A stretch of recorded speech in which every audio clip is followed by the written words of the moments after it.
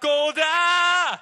Everybody say, Yatta! Thank you! Bye next time!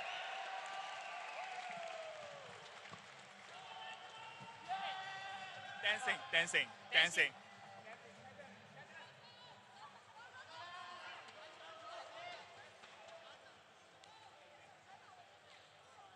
잠시. 네. 누구 있다고 해서. 돈?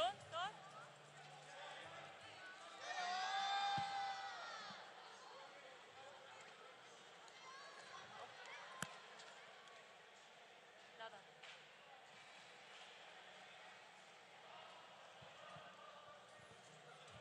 All right.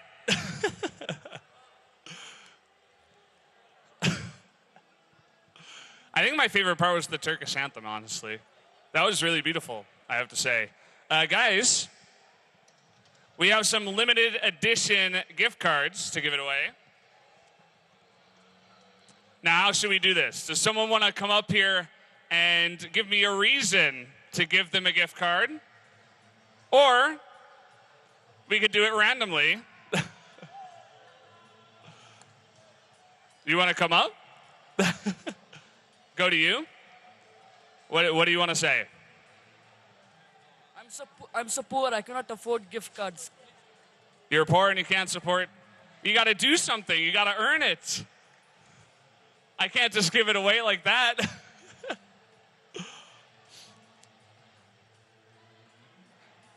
Let me go over there. We see a lot of pointing fingers. Not sure exactly what I'm heading towards, but we're coming. We're going. What's up? Oh, well, can you do that on stage? Wait. Do it on stage. Come on stage. Oh, that was the warm-up. Okay. All right, guys. For everybody who missed it, we're in for a treat.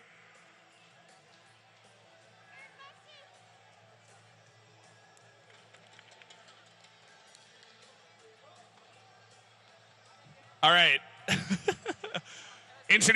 Say something.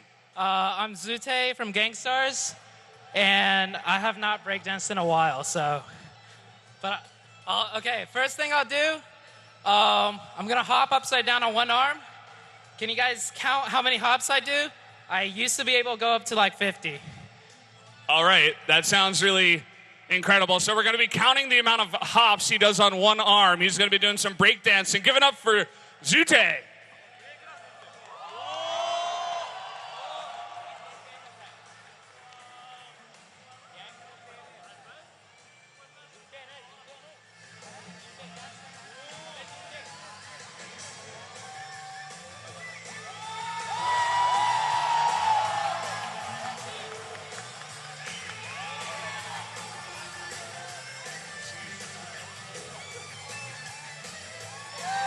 Wow.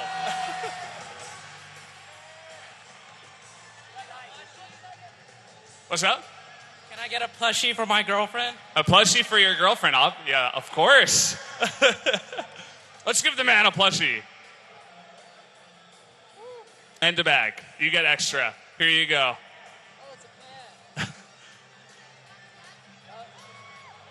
It's a pan. So we're here on PUBG Mobile's Got Talent. Anyone else has talent? Do you have talent? You caught my attention and now... Hold on. What's up? Okay, I'm sorry. Maybe next time, but it looks like the show is just about ready to get on the road. Let me just confirm 1 second. Okay, wait. Come back. Where were you? We need one more. Okay, come here. All right, what are you going to do for us? Actually, no special skills included. No special skills? But then, I really want the voucher, bro. You want the what? I really want the coupon. The coupon? Yeah, because I've been playing PUBG for a long time. I've been playing PUBG for a long time. Okay. I have like 12 accounts. All right. I have like What's your, how many accounts do you have? 12. 12 accounts. 12, 12 accounts? Yeah. So most of them I'm like level 20 and one I'm level 40. So I'm like one of them I'm level 40 and the other 11 or 10 I'm like level 20. So I really want this. I love PUBG. I love the AKM. PUBG for life. I'm a friend there, Advait. He plays PUBG too. All right. I think this guy, he's a big fan. We could give him something. What do you want? You want the red one or the silver one? The red one. Take it. Take the red one. There you go. All right. Looks like we have something more. And, oh, okay. All right. Let's start with you. Let's start with you here.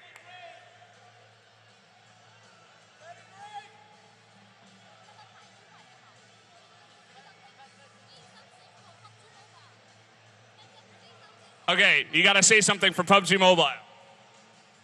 Thank you, PUBG, to come to this world and make our life nice, beautiful, exciting. We are really happy. We are proud to see you here in Dubai. We hope to see you again and again and again. And next time, I wish I will play there. Okay, maybe we'll see you next time. So, guys, I was just given a giant stack of gift cards. I guess we're going to start giving them out. You wanted one before. Now that I have 5 billion, how about I give you a couple? You want one too? Here. You too, you too. Okay. Sorry, here, take this.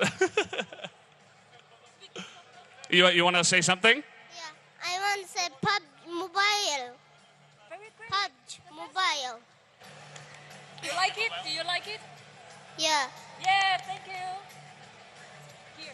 He likes PUBG Mobile. That's pretty cool. Don't we all? All right, I'm a singer, another singer. Okay, yeah, sure. Come on up. It's player showtime from GG Gamers. Give it up for... It's too late now.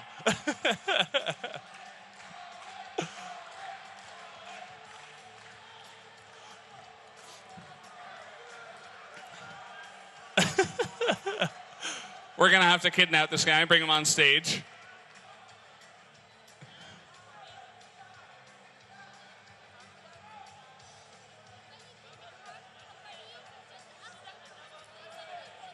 Okay, okay. I think we're almost done. 지금까지 이벤트 함께 해주셔서 감사합니다. 곧 찾아뵙겠습니다. Okay. So, unfortunately, I know a lot of people want to do stuff right now, but it looks like we're just about ready to jump into it. So thank you for dealing with this for this entire time and having the events with us for this entire time. But up until now, it's been fun. We're going to go to a break soon. Oh, okay, so we're... Oh, a break. Okay, so we are going to go to a break. So thank you, guys. We'll be back in just a bit. Stay tuned.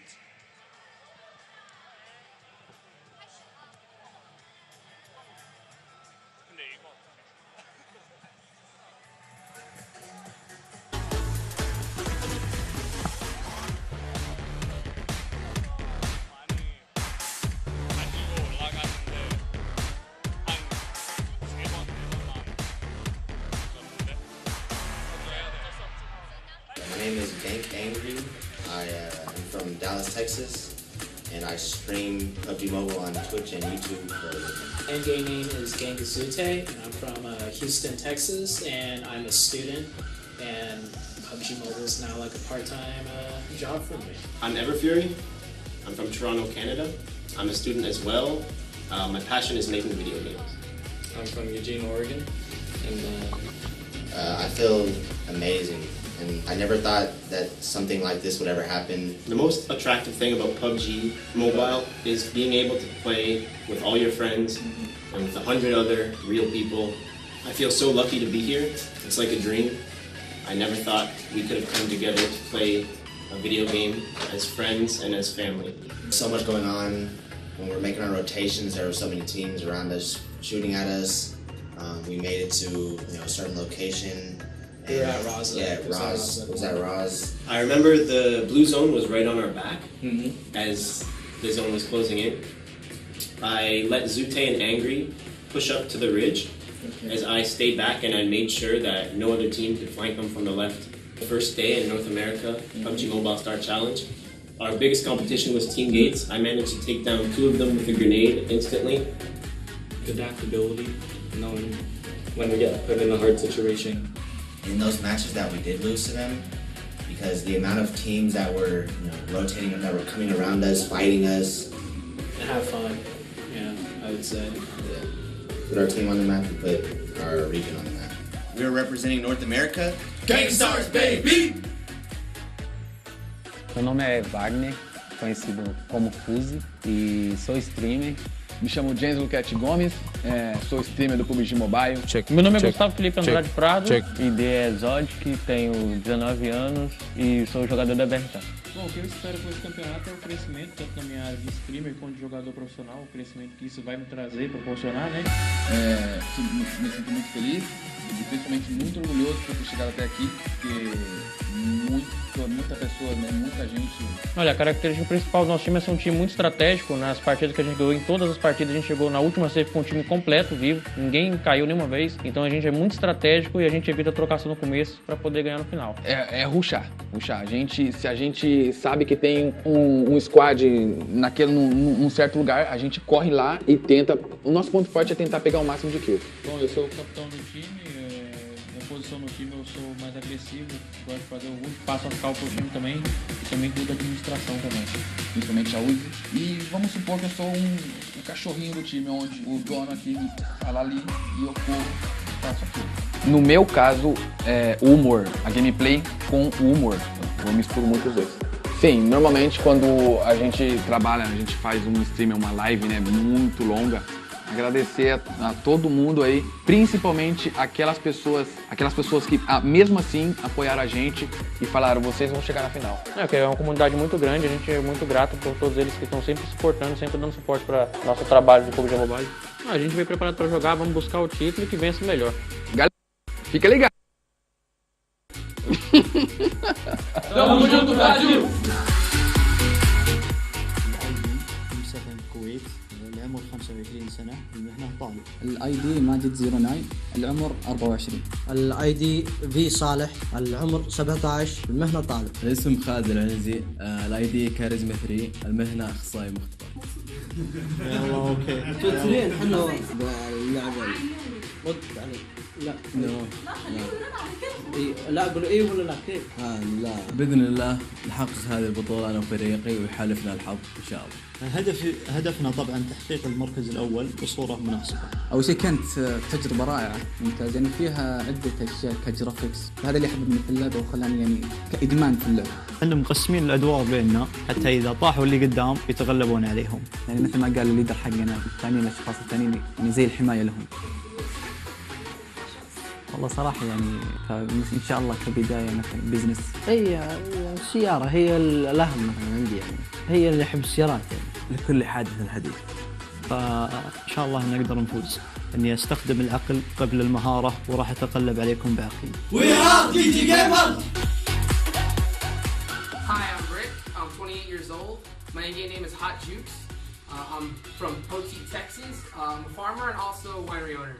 Hi, I'm Jonathan, aka Outsider 9K. I am 23. I'm from California. Hi, my name is Jesus, aka Siga. I'm 19 years old and I'm from Redwood, California. Hi, my name is Dylan. My in-game name is Lucifer Baton, aka Lucy, is what everybody knows me by. I'm 26 years old. I'm a critical facility engineer from Northern Virginia.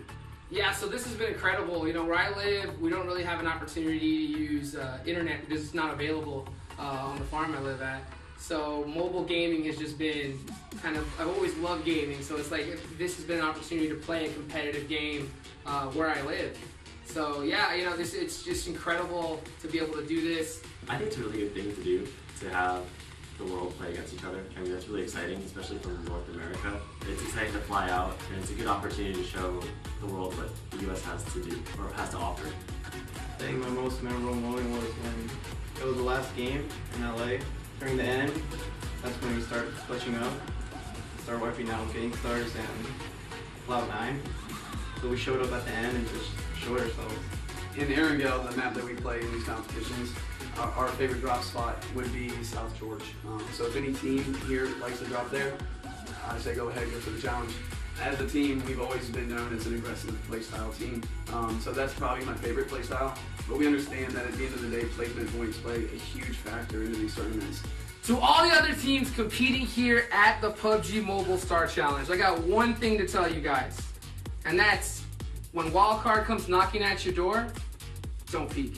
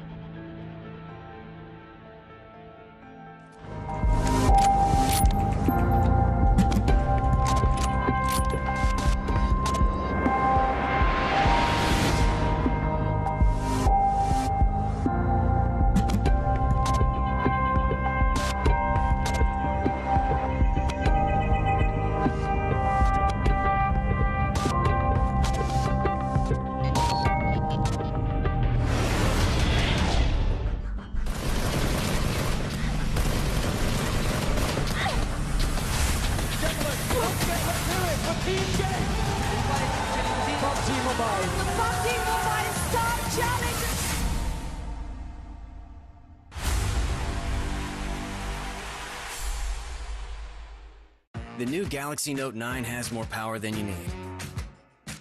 Like a remote control for a phone. Why would you... Oh, that's why.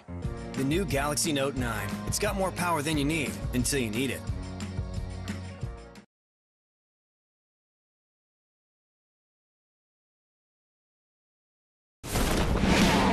After we listening to our player community, Lightspeed Studios took some time and effort to make things as flawless as possible.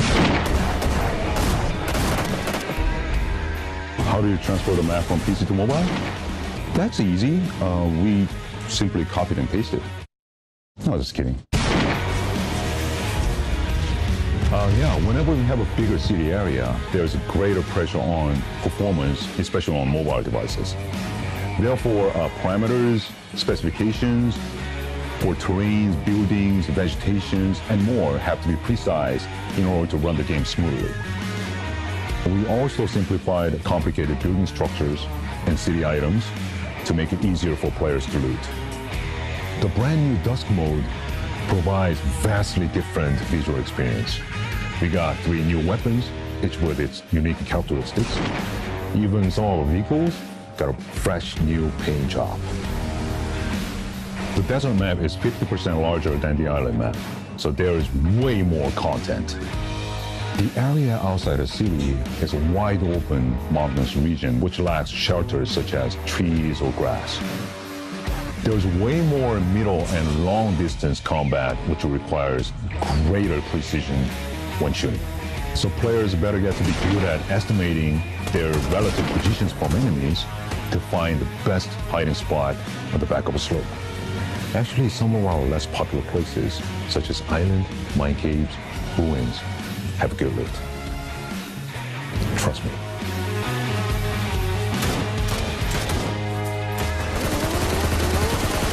This new map is awesome. So we're constantly working on stuff during the daytime, and then we stay up all night playing. Who needs sleep?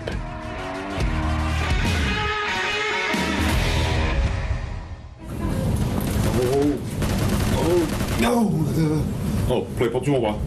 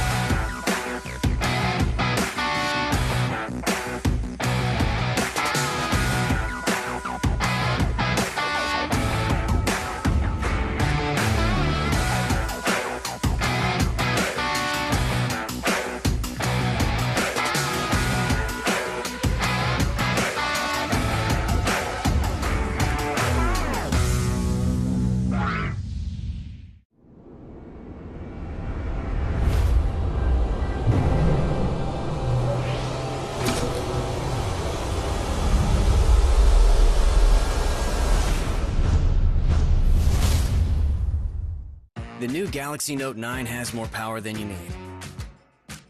Like a remote control for a phone. Why would you... Oh, that's why. The new Galaxy Note 9. It's got more power than you need until you need it.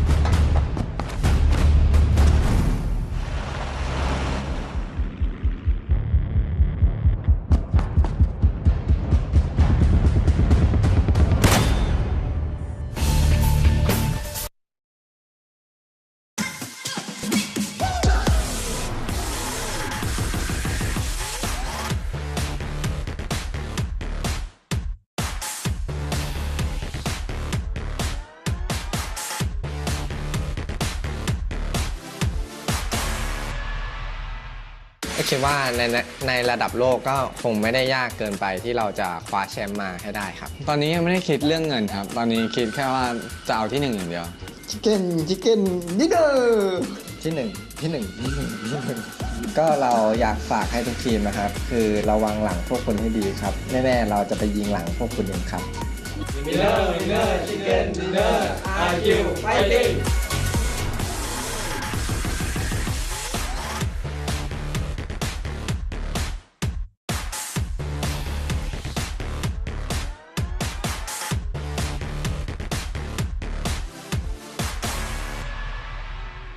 My parents was very glad and just can't say anything. They're just happy with both of us. Don't meet us in early. If you meet us in early, I will kill you all.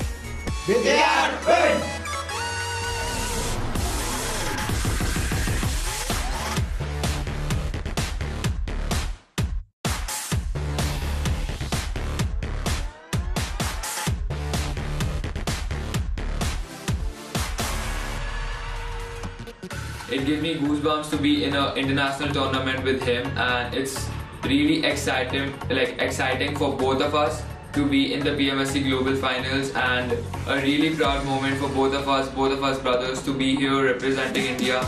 I want to thank PUBG Mobile for hosting such a big event at such a large scale. Me and my brother are very excited to face the other competitive team. So we won it in India, and we hope we won it here. So let's go, brother. Let's win this.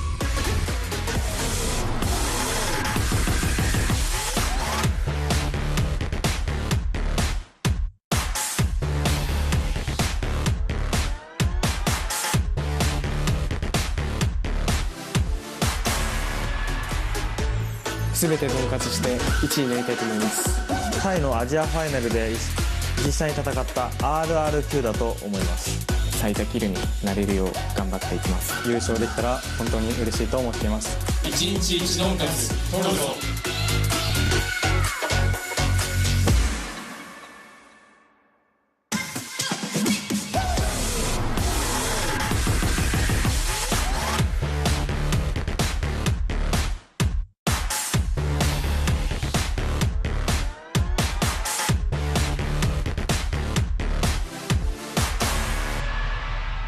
Bu aydaki hedefimiz şampiyon olmak. Also meeting all the other players is really fun. It's really professional, so it's a great experience being here. Okay guys, most of you I know very closely and I love you all, you know that. But prepare yourself. We are coming. Prepare yourselves. We are coming.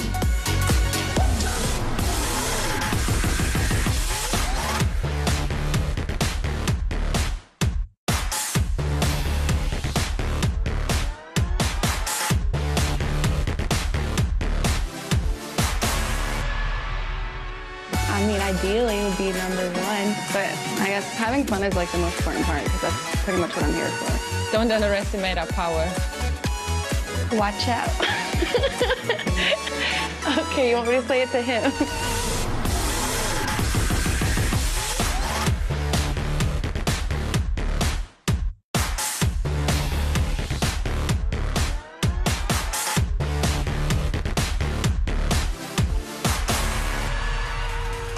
就看法就是说，既然他们会说出，但是我们是看都没有看过他们。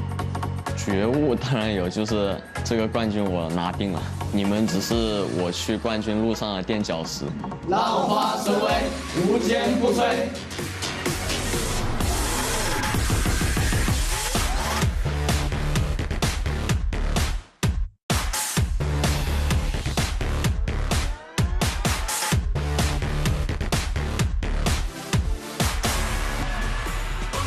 我们在之前的比赛中遇到过很多强队，然后每一个强队对于我们来说就是一座大山。我们翻过很多座山，然后你不会是我们翻过的第一座山，也不会是最后一座。你能打死我的人，但是你打不死我的灵魂。冠军，我肯定是冠军。有我们在，冠军你们别想了。集体出征 ，fighting！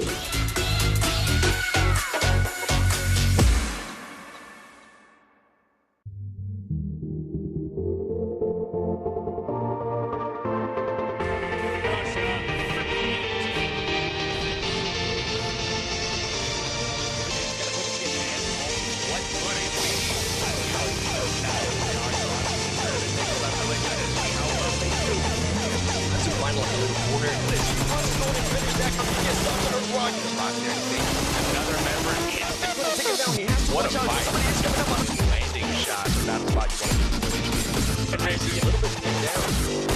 He gets caught there. Early wild card looking to get winning. Going at that great front. He jumps out and Madman being a little bit of... All right, this is going to be fourth in day. Pretty much making shit back. There, he tried to push on it before. He finds somebody in the corner. Ollie pocket against Wildcard is taking shots. DT a kind of shooting. He does get spotted. But RRQ too strong. Good dinner in a row. But check this out. You see the Samsung Galaxy up one player down. Strike it down. Ladies and gentlemen, can he clutch the skill? And he gets it. One of the players that we saw earlier. Oh! LHW right now, Lazarus left. Really trying to figure out what's going on. Look at this. RRQ season number 2. Or believe what we are watching through the tournament. Stop taking notes. Map myself. And you're just going to be able to have to go Japanese team. Close up versatile. Sella being able to go to the score. Actually gets taken out there by Rolex. Ziga's got about 1 more. There you go, ladies and gentlemen. Starts to rotate, so Gang starts that one, that fight. If you're close to this one, it's going down. He needs to go to push the action as KWC. This summer earlier, we've seen some of this. He start rotating a lot faster. Christian Lumina gets knocked down there by VTR. He is starting to push up on him. Wildcard starts to get a shot. Going down for a small left and roller from Illuminate. He starts to push up. He's going to go and try to push the action. Getting those kills. Finish him. Oh, good try. He gets finished. And Sam being able to put a Sam did some information. RRQ is jumping around. He does him. There you go. There it is. Dominant. Going on. We go to Natsu comes in. Oh, Ollie Pocket is able to take her out. Ollie needs a hit. Wow, the trick. It didn't really pay off for him. Galaxy. That might be it for the VRK team. Lucy pushing. He's going to be able to go ahead and connect some shots. He's able to go use get it out of the seat. That is it, ladies and gentlemen. Don't worry about it. Here we're going to see LHW's in Cloud9 fighting. Looking like they were in a commanding position.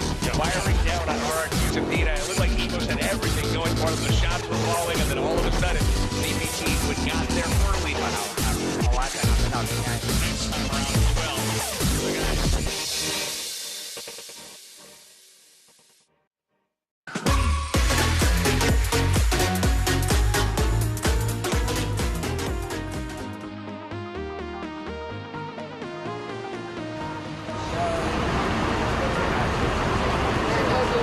PUBG!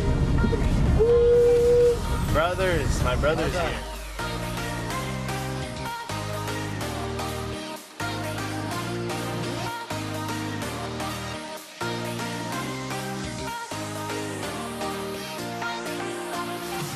Here we go. Where are my other people at?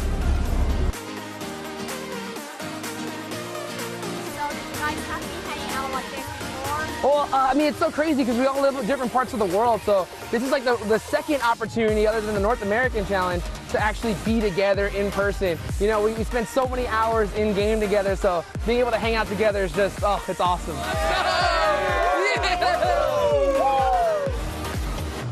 I'm excited. I'm excited.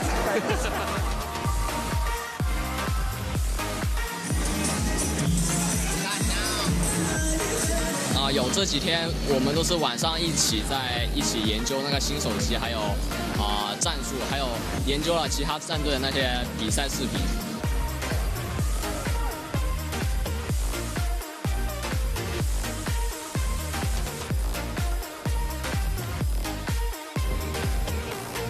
يلا كل واحد مكانه. And thankfully to PUBG Mobile, the campus championship that was held in India gave us the opportunity to come here, and we are really excited for the PMSC Global Finals, and we really hope we can win it.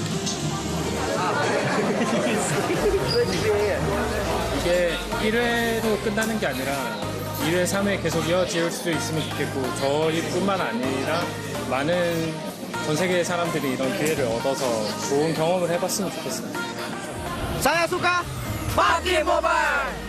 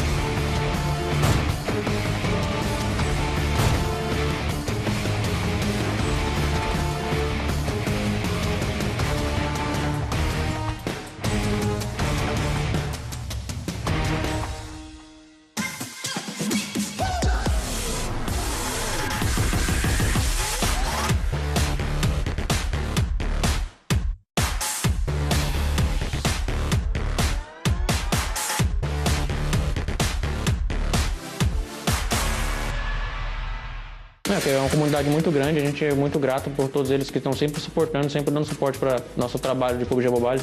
A gente veio preparado para jogar, vamos buscar o título e que vença o melhor. Galera, fica ligado, BRK chegou! Tamo junto, Brasil!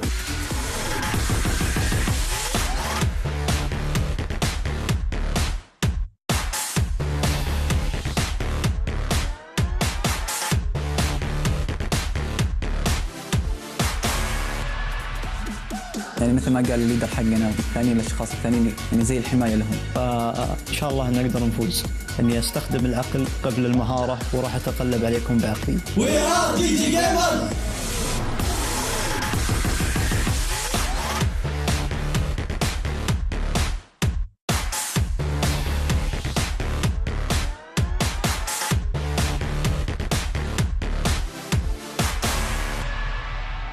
Adaptability, knowing when we get put in a hard situation.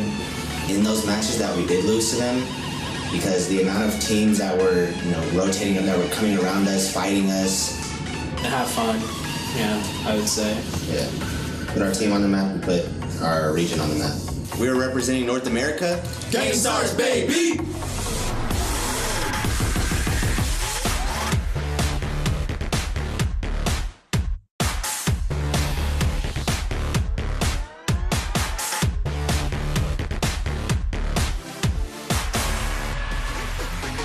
I think it's a really good thing to do, to have the world play against each other. I mean, it's really exciting, especially from North America. It's exciting to fly out, and it's a good opportunity to show the world what the U.S. has to offer. To all the other teams competing here at the PUBG Mobile Star Challenge, I got one thing to tell you guys, and that's when Wildcard comes knocking at your door, don't peek. Easy claps!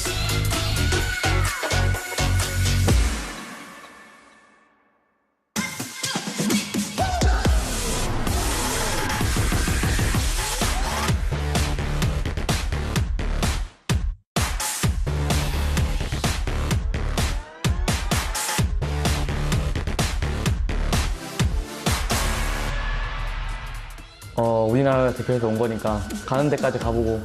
목표는 뭐 그냥 간단하게 우승입니다. 게임하면 한국, 배틀그라운드 하면 한국 아니겠습니까? 열심히 해서 1등 하겠습니다. 화이팅! 코리안 위너 치킨 디너! 얌얌얌!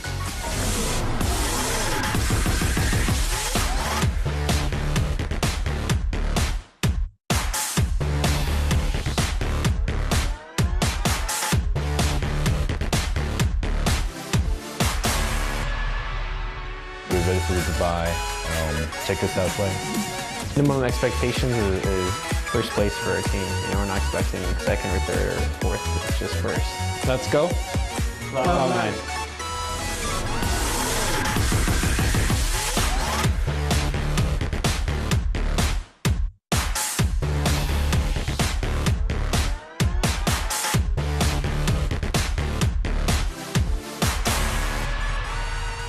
ก็ครอบครัวเขาบอกว่าให้เต็มที่ครับขอให้เราเต็มที่กับการแข่งครั้งนี้ ก็จะทำให้เต็มที่นะครับ อย่างที่ครอบครัวได้ฝากเอาไว้ครับ ก็ฝากถึงเป็นแฟนทุกคนนะครับไม่ว่าเป็นแฟนโรสอาร์คิวอะไรนะครับฝากเชียร์ด้วยครับมาแข่งครั้งนี้มาในนามทีมชาติไทยด้วยส่วนหนึ่งก็อยากให้ฝากติดตามเชียร์ทีมชาติไทยตามทีมด้วยครับจะเอาแชมป์โลกไปให้คนไทยทุกคนแน่นอนเป้าหมายของทีมผมก็คือเป็นแชมป์โลกครับ You want? Number one!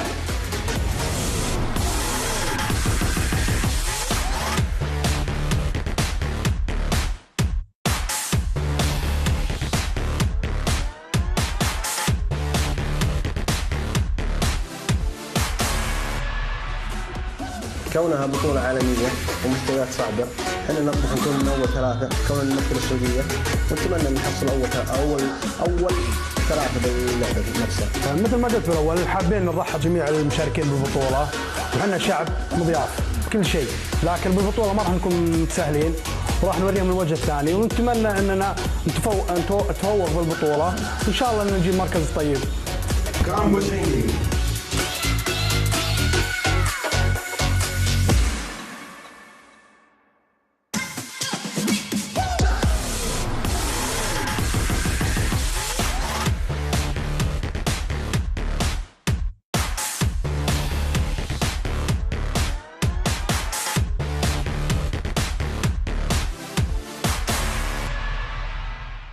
คิดว่าในระดับโลกก็คงไม่ได้ยากเกินไปที่เราจะคว้าแชมป์มาให้ได้ครับตอนนี้ยังไม่ได้คิดเรื่องเงินครับตอนนี้คิดแค่ว่าจะเอาที่1อย่างเดียวชิคเก้นดิเดอร์ที่1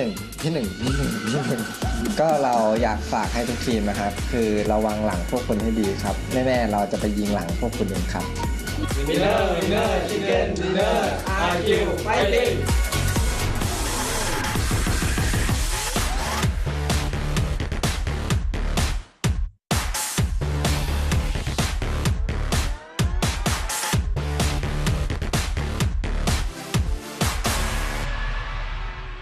My parents was very glad and just can't say anything. They're just happy with both of us. Don't meet us in early. If you meet us in early, I will kill you all.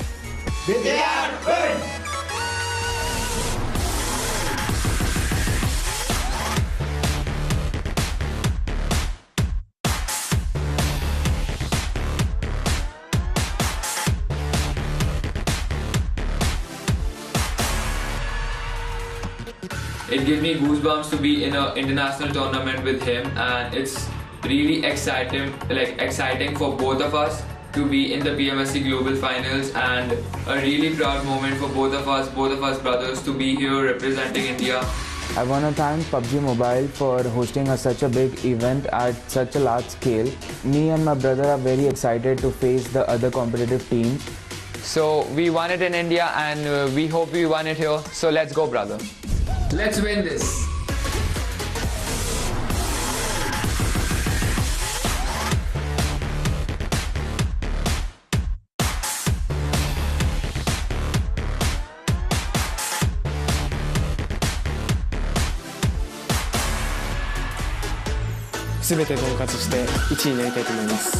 タイのアジアファイナルで実際に戦った RRQ だと思います。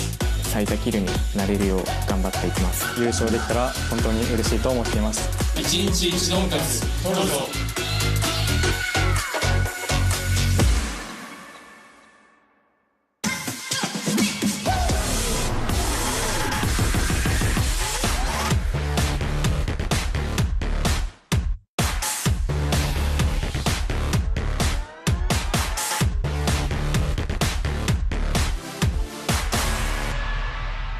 Bu aydaki hedefimiz şampiyon olmak.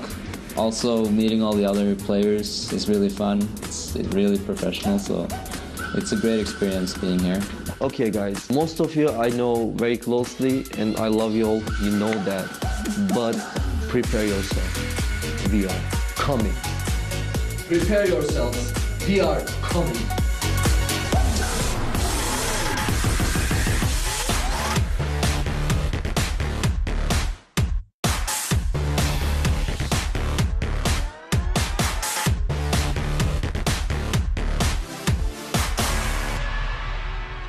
I mean, ideally it would be #1, but I guess having fun is like the most important part because that's pretty much what I'm here for. Don't underestimate our power. Watch out. Okay, you want me to say it to him?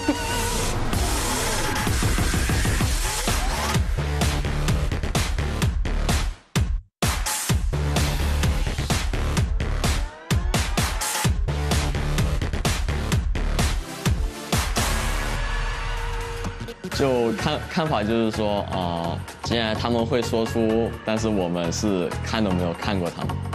觉悟当然有，就是这个冠军我拿定了，你们只是我去冠军路上的垫脚石。浪花生威，无坚不摧。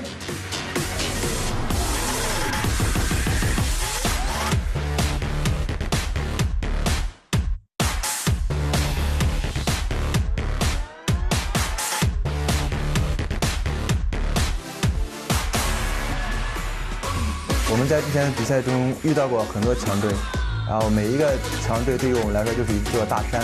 我们翻过很多座山，然后你不会是我们翻过的第一座山，也不会是最后一座。你能打死我的人，但是你打不死我的灵魂。冠军，我肯定是冠军。有我们在，冠军你们别想了。集体出征 ，Fighting！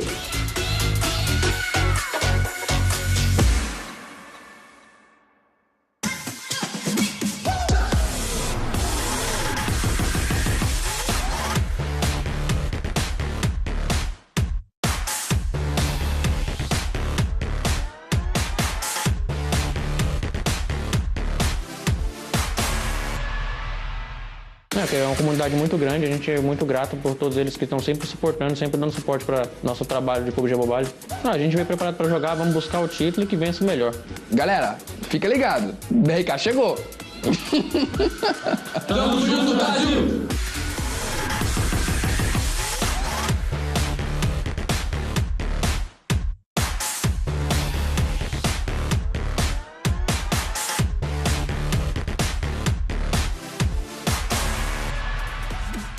يعني مثل ما قال الليدر حقنا الثاني الاشخاص الثانيين يعني زي الحمايه لهم. ان شاء الله نقدر نفوز.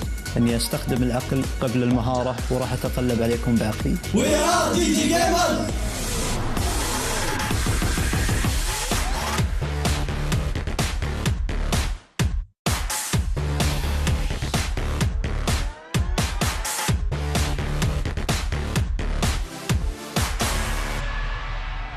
Adaptability, knowing when we get put in a hard situation.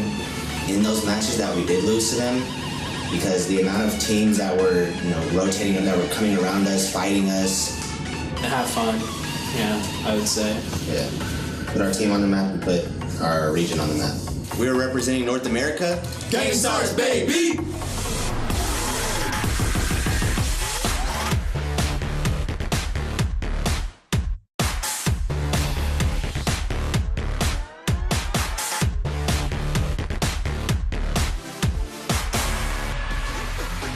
I think it's a really good thing to do, to have the world play against each other. I mean, it's really exciting, especially from North America. It's exciting to fly out, and it's a good opportunity to show the world what the US has to offer.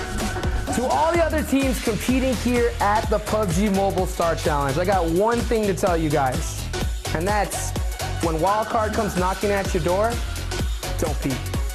Easy claps!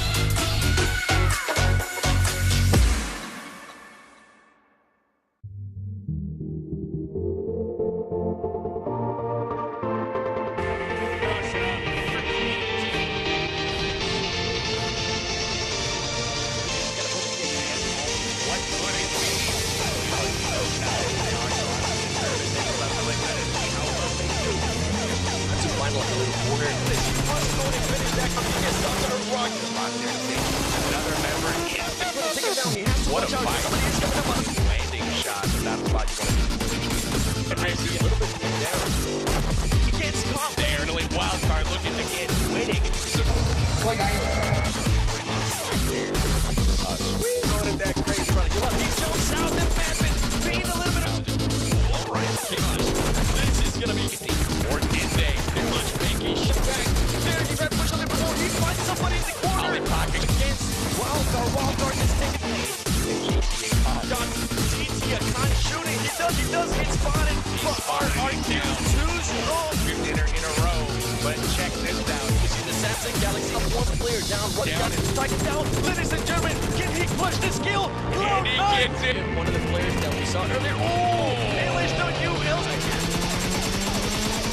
he's in the blue zone right now. Lazarus left, really trying to figure out what's going on. Look at this hard. RRQ sees him number 2. Or believe what we are watching through the tournament. Just don't take me though. I found myself, and you're just gonna be able to have to go Japanese team.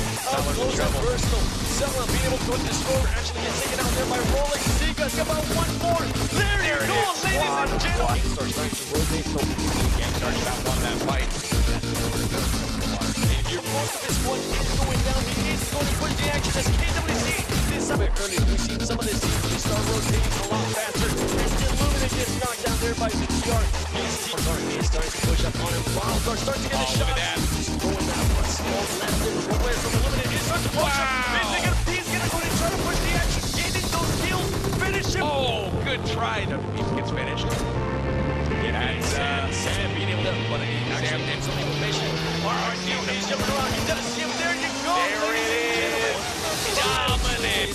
Going hard. We go to Matthew comes in. Oh, Ollie Crockett is able to take her out.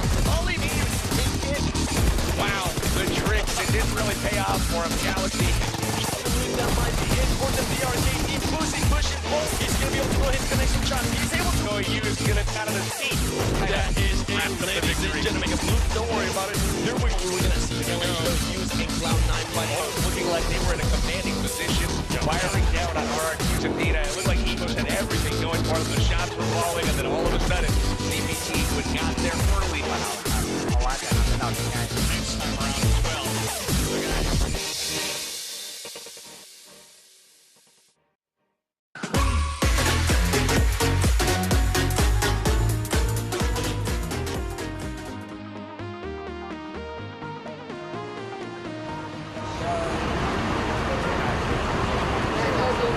PUBG!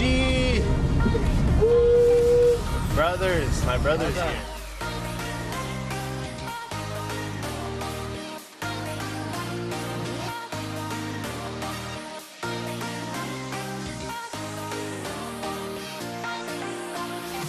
Here we go. Where are my other people at?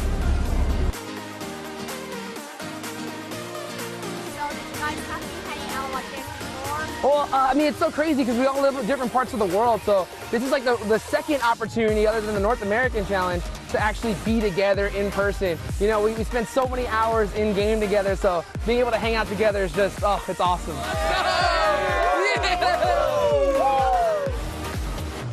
I'm excited. I'm excited.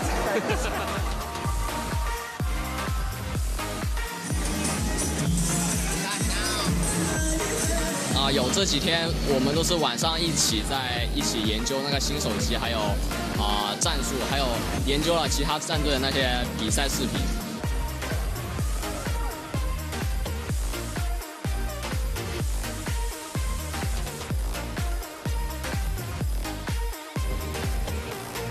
يلا يلا كل واحد مكانه كل واحد مكانه. And thankfully to PUBG Mobile, the campus championship that was held in India gave us the opportunity to come here, and we are really excited for the PMSC Global Finals, and we really hope we can win it.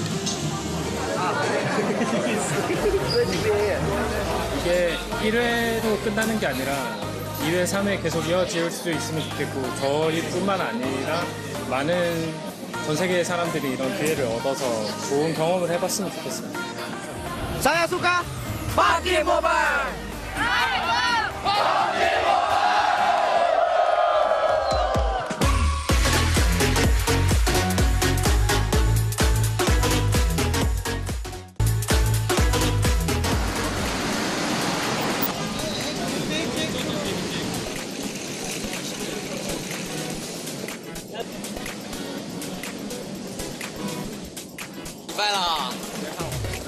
就看不是很热。我们是中国队里边最帅的，所以我们用那个。到这边心情感觉很不错啊，然后感觉这边天气跟国内都差不多。 좋은 성적 꼭 거둘 수 있도록 최선을 다하겠습니다. 또 UGT加油! 대한민국 화이팅!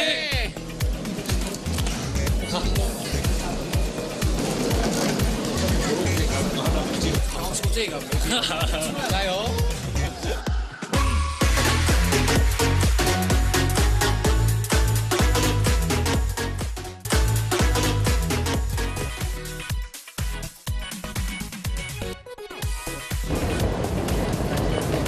Actually, we'll practice more and more because we know that we are competing with most competitive teams. So we'll practice, we'll improve our skills more, and let's see. Merak ediyorum. Özellikle yemeklerini. Hayatımda hiç deve eti yemedim. Deve eti yemek istiyorum. The terrifying nightmares. Team Hyro. Fighting.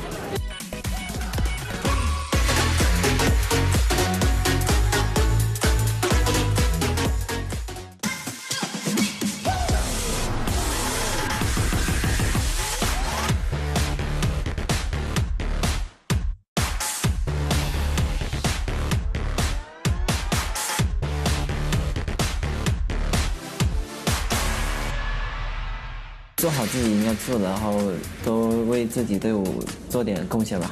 打好自己的，然后就多跟队友沟通，然后尽力吃鸡。CBT 加油！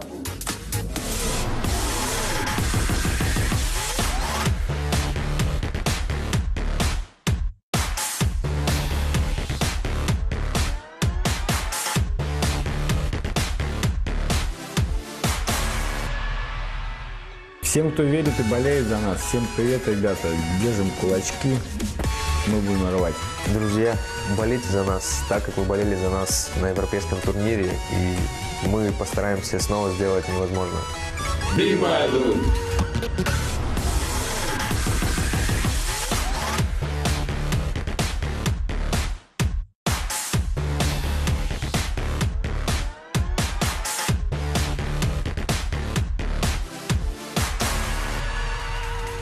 ก็ถ้าชนะได้อันดับหนึ่งนะครับก็ส่วนหนึ่งก็จะเอาไปให้แม่ครับผมแล้วก็เก็บไว้เป็นค่าทุนการศึกษาของเราด้วยกระโดดลืมตัวเพียงโทรศัพท์อะไรอย่างนี้ก็ได้อะไรอย่างนี้กระโดดแบบดีใจว่าได้แชมป์อะไรอย่างนี้ Illuminate PMSC Filter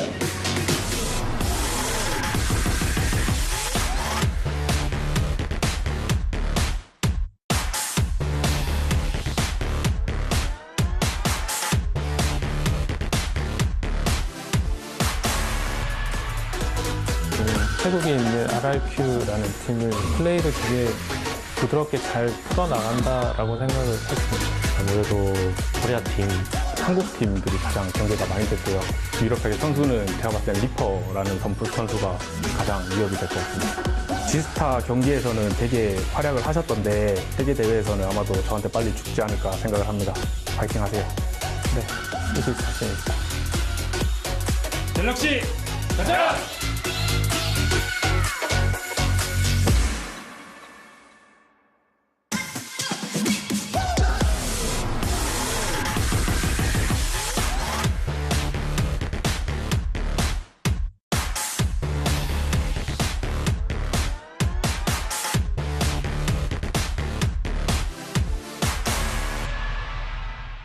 É uma comunidade muito grande, a gente é muito grato por todos eles que estão sempre suportando, sempre dando suporte para nosso trabalho de PUBG Mobile. A gente vem preparado para jogar, vamos buscar o título e que vença o melhor. Galera, fica ligado, BRK chegou! Tamo junto, Brasil!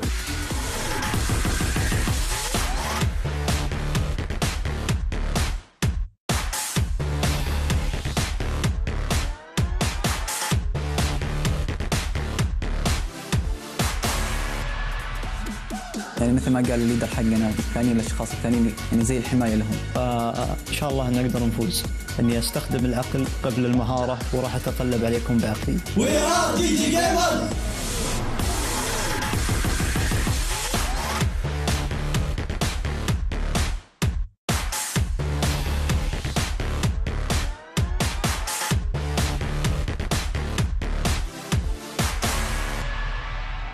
Adaptability, knowing when you get put in a hard situation. In those matches that we did lose to them, because the amount of teams that were, rotating them, that were coming around us, fighting us. Have fun, yeah, I would say. Yeah, put our team on the map and put our region on the map. We're representing North America. Gang Stars, baby!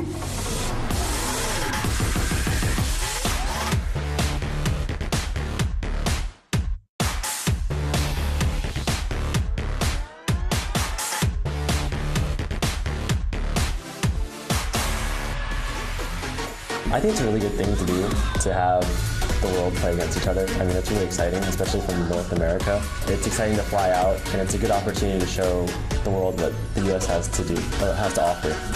To all the other teams competing here at the PUBG Mobile Star Challenge, I got one thing to tell you guys, and that's when wildcard comes knocking at your door, don't peek. Easy claps.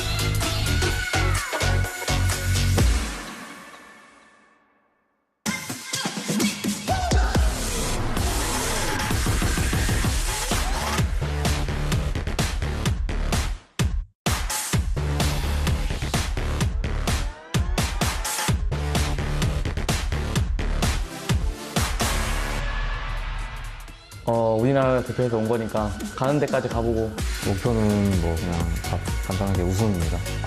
게임하면 한국, 배틀그라운드 하면 한국 아니겠습니까? 열심히 해서 1등 하겠습니다. 화이팅! 코리안 위너 치킨 디너 얌얌얌!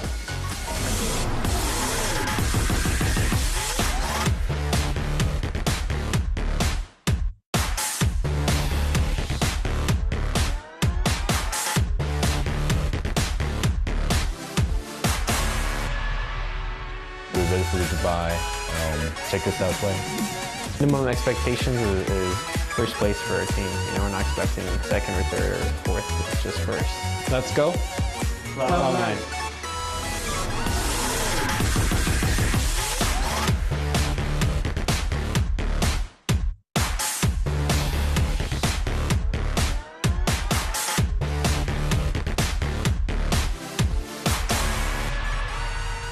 ก็ครอบครัวเขาบอกว่าให้เต็มที่ครับขอให้เราเต็มที่กับการแข่งขันครั้งนี้ ก็จะทำให้เต็มที่นะครับ อย่างที่ครอบครัวได้ฝากเอาไว้ครับ ก็ฝากถึงเป็นแฟนทุกคนนะครับไม่ว่าเป็นแฟนโรสอาร์คิวอะไรครับฝากเชียร์ด้วยครับมาแข่งครั้งนี้มาในนามทีมชาติไทยด้วยส่วนหนึ่งก็อยากให้ฝากติดตามเชียร์ทีมชาติไทยตามทีมด้วยครับจะเอาแชมป์โลกไปให้คนไทยทุกคนแน่นอนเป้าหมายของทีมผมก็คือเป็นแชมป์โลกครับ Number one.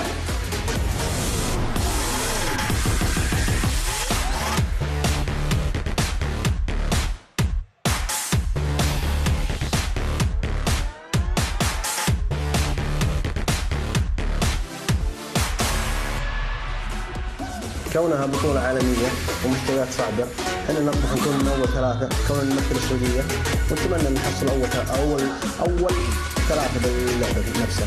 مثل ما قلت بالأول حابين نرحب جميع المشاركين بالبطولة، احنا شعب مضياف كل شيء، لكن بالبطولة ما راح نكون متساهلين وراح نوريهم الوجه الثاني ونتمنى أننا نتفوق بالبطولة وإن شاء الله نجيب مركز طيب. كرام مشرقين.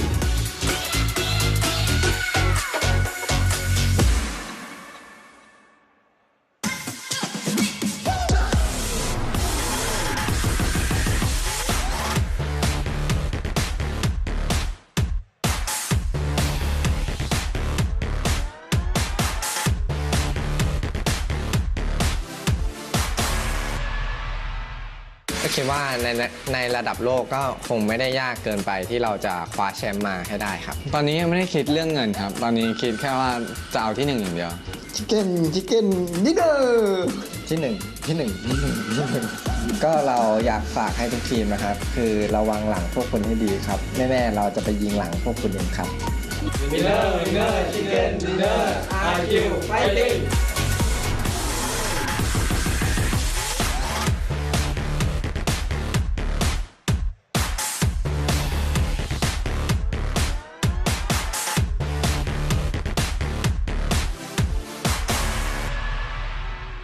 My parents was very glad and just can't say anything. They're just happy with both of us. Don't meet us in early. If you meet us in early, I will kill you all.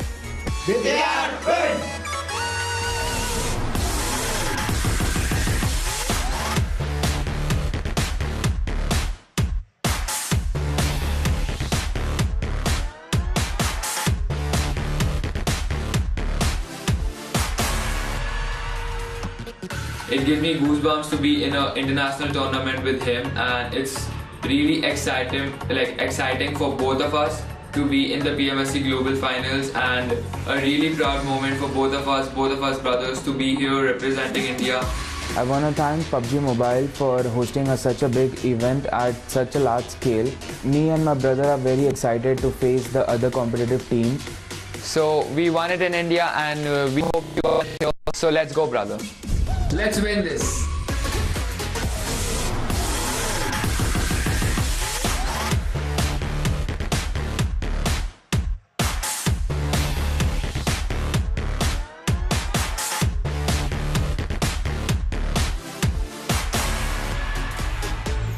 Everything 全て分割して1位になりたいと思います。タイのアジアファイナルで実際に戦った RRQ だと思います。最多キルになれるよう頑張っていきます。優勝できたら本当に嬉しいと思っています。1日1ドンカツどうぞ。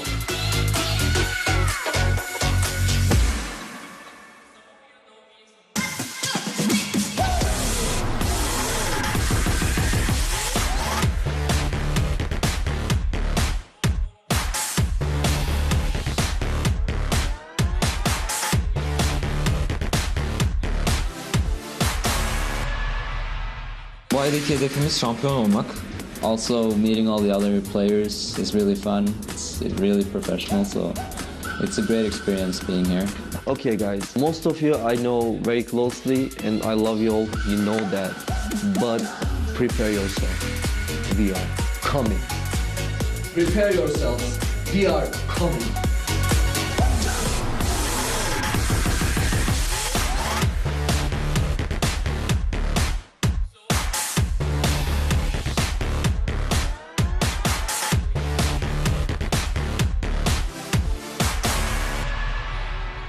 I mean, ideally it would be number one, but I guess having fun is like the most important part because that's pretty much what I'm here for. Don't underestimate our power. Watch out. Okay, you want me to say it to him?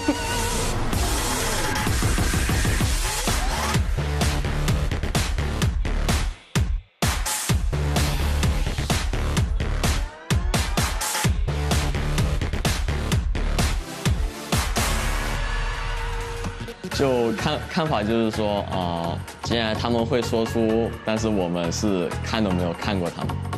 觉悟当然有，就是这个冠军我拿定了，你们只是我去冠军路上的垫脚石。浪花生威，无坚不摧。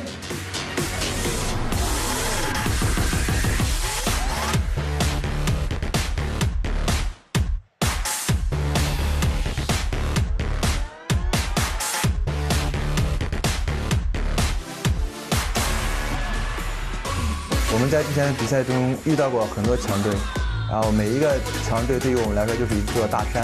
我们翻过很多座山，然后你不会是我们翻过的第一座山，也不会是最后一座。你能打死我的人，但是你打不死我的灵魂。冠军，我肯定是冠军。有我们在，冠军你们别想了。机器出征 ，fighting！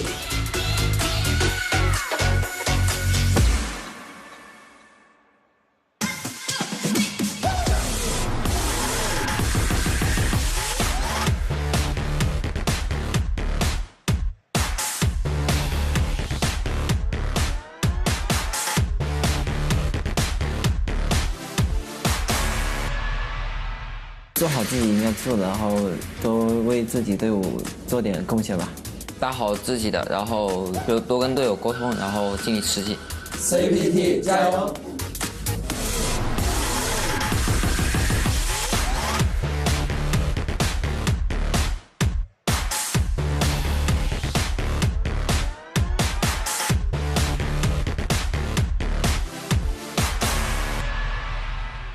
Всем, кто верит и болеет за нас, всем привет, ребята. Держим кулачки, мы будем рвать. Друзья, болейте за нас, так как вы болели за нас на европейском турнире, и мы постараемся снова сделать невозможное. Be my dude.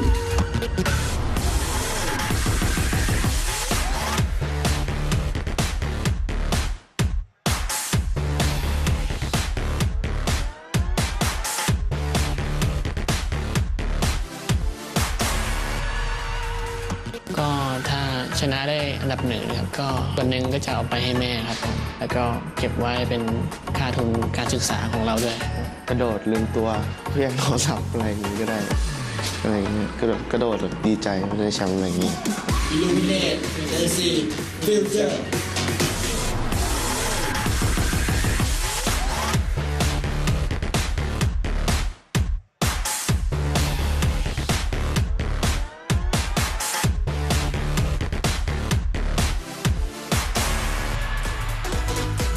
태국이 이제 RRQ라는 팀을 플레이를 되게 부드럽게 잘 풀어나간다라고 생각을 했습니다. 아무래도 코리아 팀, 한국 팀들이 가장 경계가 많이 됐고요. 유럽의 선수는 제가 봤을 땐 리퍼라는 덤프 선수가 가장 위협이 될 것 같습니다. 지스타 경기에서는 되게 활약을 하셨던데 세계 대회에서는 아마도 저한테 빨리 죽지 않을까 생각을 합니다. 파이팅 하세요. 네, 이길 자신 있습니다. 갤럭시 가자!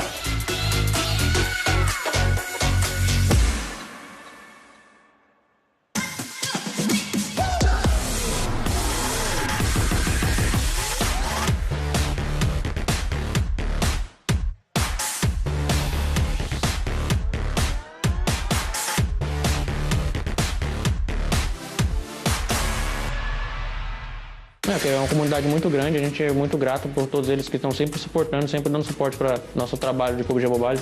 A gente veio preparado para jogar, vamos buscar o título e que vença o melhor. Galera, fica ligado, BRK chegou! Tamo junto, Brasil!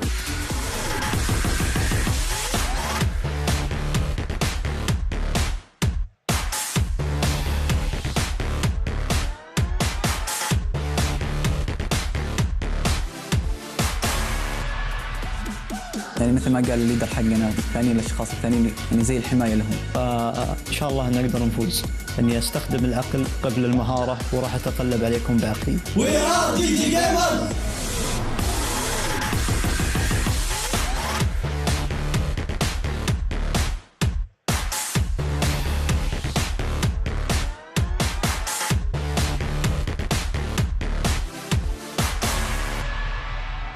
Adaptability, knowing when we get put in a hard situation. In those matches that we did lose to them, because the amount of teams that were, rotating, that were coming around us, fighting us. And have fun, yeah, I would say. Yeah, put our team on the map and put our region on the map. We were representing North America. Game Stars, baby!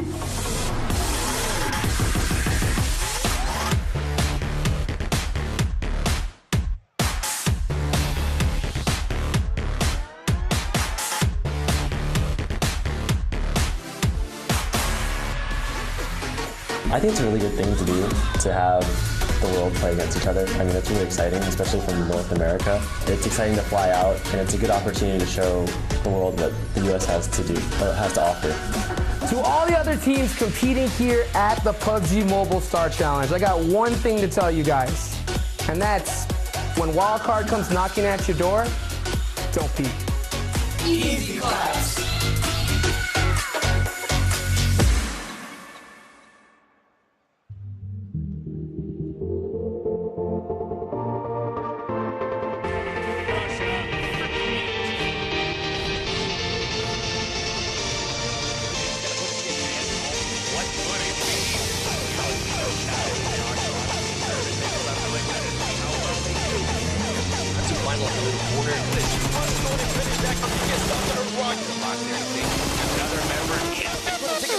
What a fight.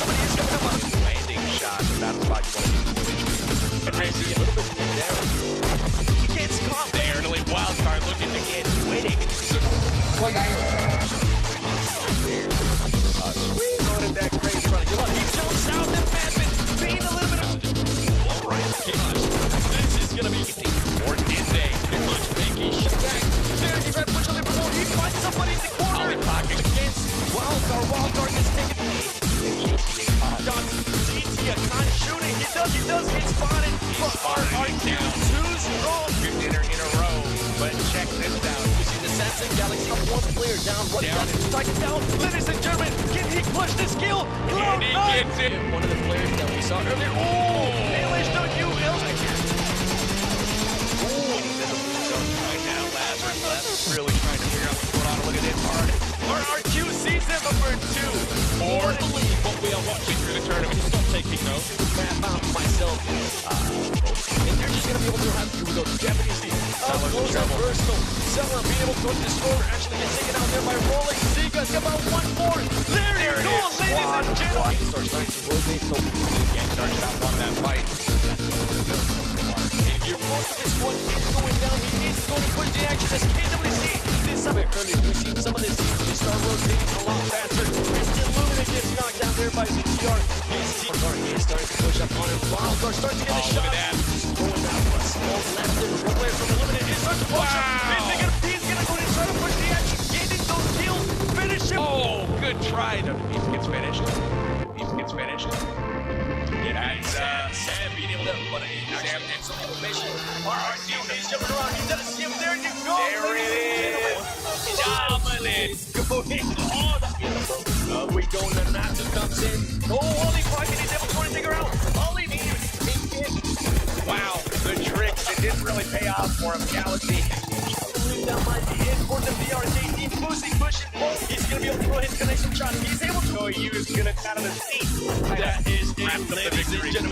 Don't worry about it. Here we're going to see using Cloud9 fighting, looking like they were in a commanding position, firing down on RRQs and Nina. It looked like Evos had everything going for them. The shots were falling, and then all of a sudden, CPT got there early. Next time around as well.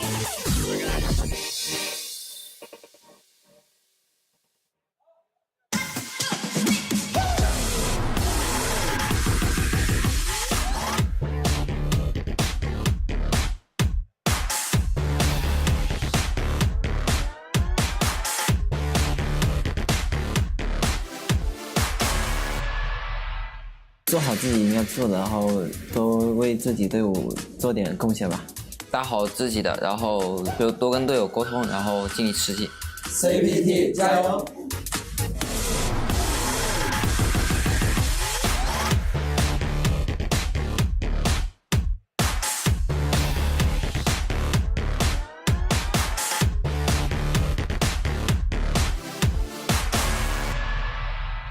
！Всем, кто верит и болеет за нас, всем привет, ребята. Держим кулачки, мы будем рвать. Друзья, болейте за нас так, как вы болели за нас на европейском турнире, и мы постараемся снова сделать невозможное. Be my dude.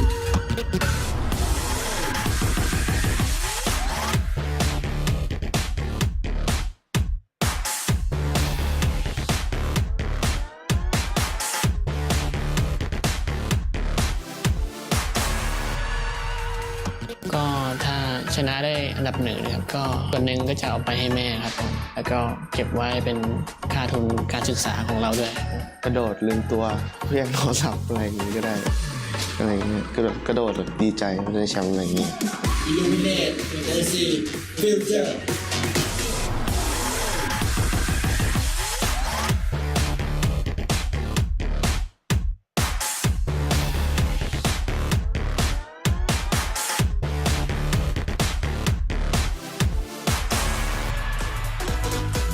태국에 있는 RRQ라는 팀은 플레이를 되게 부드럽게 잘 풀어나간다라고 생각을 했습니다. 아무래도 코리아 팀, 한국 팀들이 가장 경계가 많이 됐고요. 유럽 세계 선수는 제가 봤을 땐 리퍼라는 선수가 가장 위협이 될 것 같습니다. 지스타 경기에서는 되게 활약을 하셨던데 세계 대회에서는 아마도 저한테 빨리 죽지 않을까 생각을 합니다. 파이팅 하세요. 네, 이길 자신 있습니다. 갤럭시 가자!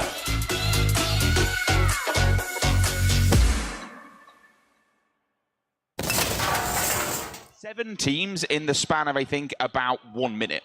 Yeah, it looks like I think we might have just seen Wildcard having some real trouble. Wait, Gangster? One of the Gangsters just got found by FP. Wait, we need to see that fight towards the north side of Roshok, because that's a really interesting one. If we're seeing Gangstars being pressured here, that could be huge. And I saw that from Solid FPS, so I'm wondering if that's a confirmed kill. Nice positioning, though, waiting for them to push out from the little hut. Any replies coming in, you can see the pressure starting to build, the SMG in hand, and now he gets his UMP out, but it's too little too late. He gets flanked, he gets downed, and his job done. Solid FPS here from up above, keeping tabs on, and Gangstars, they could be in trouble. Yeah, that would be a shocker. Solid FPS is single-handedly holding the level 3 building. He's spraying through, he's got some tags up, the second one there, but the answer back is real. Zute. That's the M4 to the face. Solid's down, but he's not out just yet. His teammates could help him out. Flip's still holding the backside here on the hangar, spraying again through the smoke. They're going off right now, Rich. Gangstars are killing everyone. Zute's got knocked, though. It's not without reply. Gangstars, confirm the kill on Solid FPS, confirm the kill on Memo. We are seeing still kills coming in. Angry is there. What are these guys doing? They're just going off on everyone right now. They're pushing their way through the northern side, and they're one of the only survivors at the moment. You can see TG still alive, still holding on, but Fire comes in, gets knocked.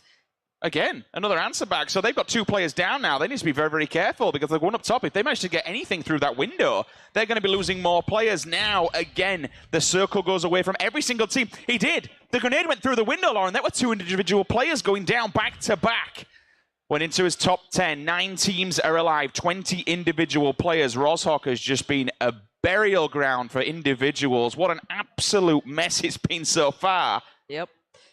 And it's only going to get worse. Still have 4 players standing. You're going to start, if you want to look at it this way, you're looking at the teams with all 4 players alive.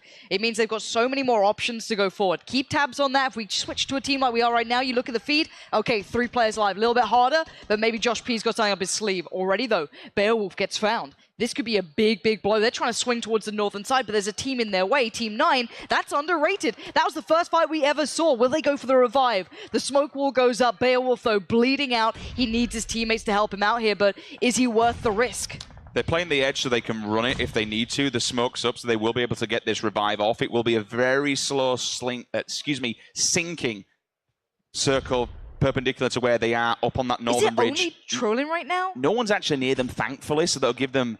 It all depends on that individual player on team number 9 that is directly in front of him, but he's been knocked again. That's the second time. Beowulf is taking fire from everywhere. This is really hard for them now to do anything about it. Holik goes down. We are seeing Beowulf being knocked time and time again. This guy is struggling now. Angry fights back, though. Trolling goes down. I think that's the last remaining member from Underrated. And where is this coming from? They're catching everyone. Until then, there's a reply.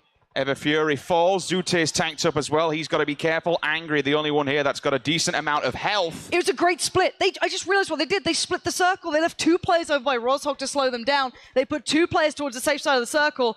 That's so smart from them. It was a good trade. They lost 1 individual player and they managed to stop an entire team flanking them from behind, which gives Zute and Angry the time they need to get back. 3 teams, Rich. But there's a team right in front of them, Lauren. Team 17. Yeah, Derek's killers are still alive and kicking. Zute gets tagged up, gets knocked. It's not over yet. You can see Angry putting up numbers, trying to stay alive. Can he do enough, though? He's bought a bit of time. Going to try and get the revive here. It's 2 teams. It's them against the others now. Nerve is there. Gets tagged. Going to try and do the dance, but he can't do it. What on earth was that from Gangstars? What a bit of play. They just played their heart out. Kill, they'll keep on going. Carnage sees them as well. But they're not out of this circle. This is going to be so damn hard to make it through. Oh, solid FPS. That's the man you want to be seeing. He could be the detriment to all of this. Although the return fire does come in, they are not out of the woods yet. The blue is on their back. They've got to keep moving. The Gangstars have fire from every single position coming towards them. There's so few left alive. Angry's taking a wide flank here. His teammates have completely fallen, so he's going to have to run left. You can see him, he's just keeping on going. He don't want to get involved in this. He just wants to take it as wide as humanly possible. He's now outside in the blue. I think it's just him. I think it's just Angry. Start to do a fair amount of damage as well, Lawrence. He needs to be very careful. But there was another fight coming in. There's a third party. And when we say third party, it means another team might actually help you out in a weird way by taking a fight on who was engaging on you. Carnage, though, you can see him on the prowl. He wants this. It's a little bit of border patrol, but I do believe we have a listening with the team over on Team Gates. Let's dive on into communication and hear how things are going. Yeah, that's why I'm looking. Could come back. Yeah, I'm coming. Yeah. I got Grimes Knight Northwest. Let's wait here until. We got 50 seconds, guys. We gotta rotate in. Not right now. Can anybody join me to fight? We'll do the smoke west. Smoke in front of me, northwest. Yeah. Northwest. You join me at 5-5. There's a guy here. In the car. He's in the car. It's me. No, northwest, dude. He's leaving. It's one shot, bro. It's one shot. Let's go. One shot. Just push up. He got killed. Wait, one car. Let's go.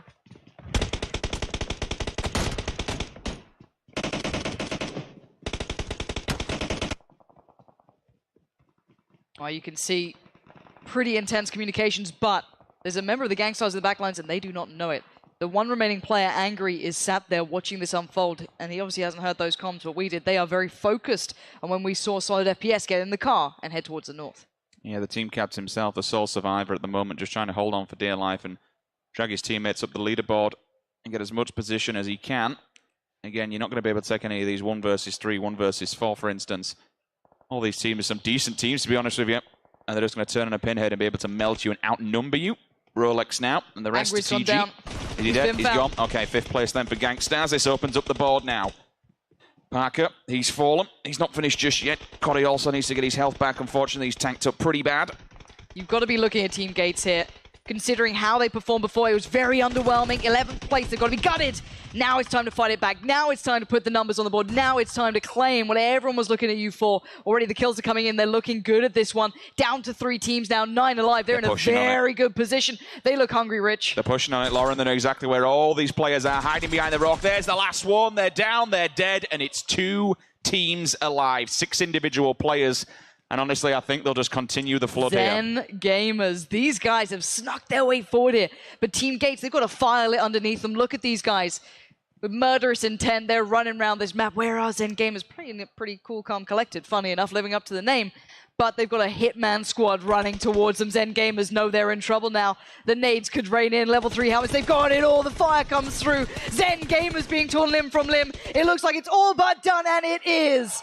Team Gates with an excellent performance. That is how you recover in Game 2.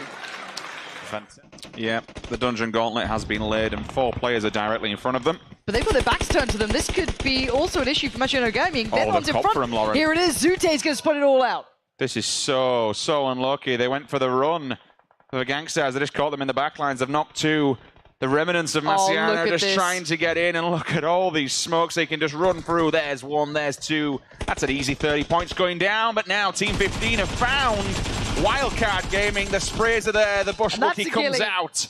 That's a Silence 24 on the back as well. He'll be rocking level 3s. Gangsters have made it in there. I've absolutely no idea how. I don't know how they're alive. I don't know how they're standing, but they are angry.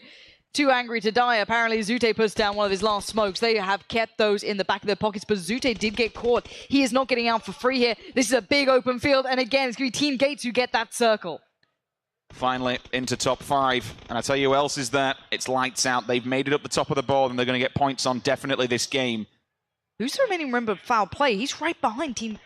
Wow, that could be interesting. Yeah, look at this. This final player, I think, for Foul Play, he's the last man standing. He's playing the long con here. He's going to try and wait that out, and he could potentially ruin Team Gates. But still, oh, that nade just close enough. Put down your energy drink and get that revive going. Angry's coming back to help him out. Gangstars are not out of trouble just yet. They don't have a lot of time either, Lauren, and they've got to absolutely move as quickly as possible. That's either the 2nd, 3rd, or maybe even the 4th knock that these 3 players have done. I'll tell you what, they might be working on the edge of their life, but they're doing it so well. To stay alive and keep these players up is absolutely fantastic work. Rolex using the dash here for some cover. If Gangsters decide to go on the back way, unfortunately, they're going to be in all kinds of trouble. Wildcard Gaming is still into this, and keep in mind, they're in 3rd position currently. This could be a huge pickup for them as well, if they can try and make this work. We basically have the top 3 fighting it out at the moment. We have Gangstars still in this. We have Team Gates in this. Beowulf trying to spray in with that mini, get that damage on towards the car, but you can see Team Gates hit the deck. They do not want to move. They're in the circle. They're feeling good about it. Here come those smokes, and here come the pushes. Still 5 teams, though. There's a lot of individuals still alive. Zute's just come down. That might be his 4th knock, so you wouldn't expect him to be any more inside this one. Rolex, he takes the peak.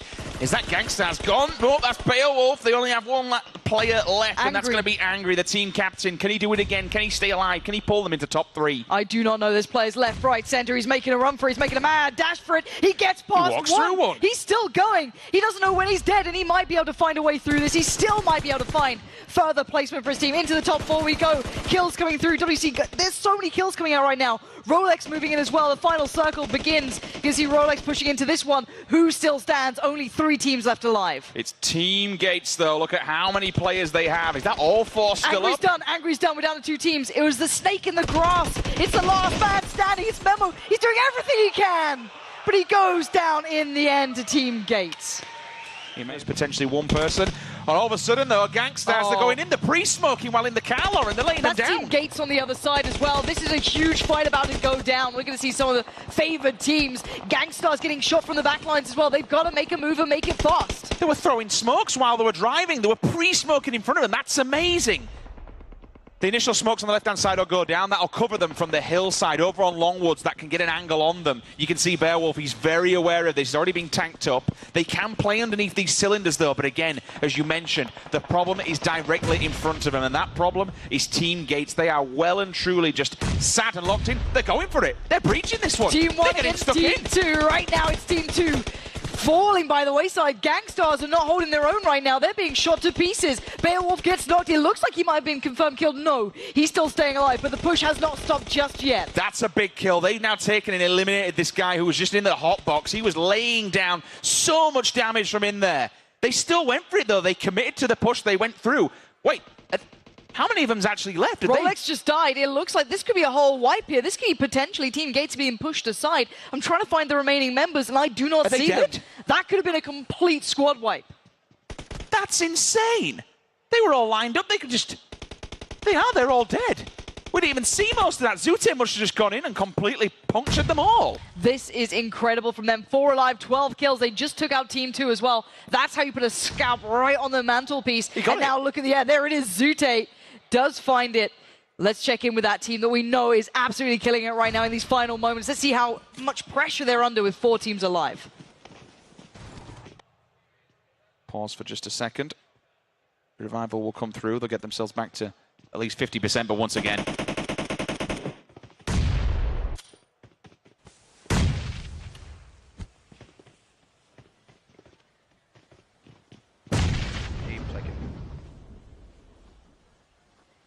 Yeah, so there's like at least 2 people in here. Northwest, yep. They've got smokes all up over there. I'm going to put a couple of smokes up just so we can keep safe. Got it. We need to push onto the back wall corner over there north. There's a shack. Oh, behind me. Behind. I got him. I got a view. That's him. I can cover. Can you guys get to the shack over there, marking it? Right there. Get to that shack. We got the game if we do that. Shack. Still calm, still calling out very precise locations. You heard towards the south, that's Dragoon down there. He's a solo man, the last man remaining for his team. Towards the north, still 2 teams there. Fatboy and Parker up there. You got Bang, Derek G, and Nerve. But it's going to be the Gangstars taking these fights. You can see Parker already being found by 1. He goes down. It's going to be a very swift push coming in from Derek G. The death squad is here, and they're confirming all these kills. Never Fury just on the back. He's going to see who's left, and it's as simple as that. 2 wins in the bag. My word, the Gangstars.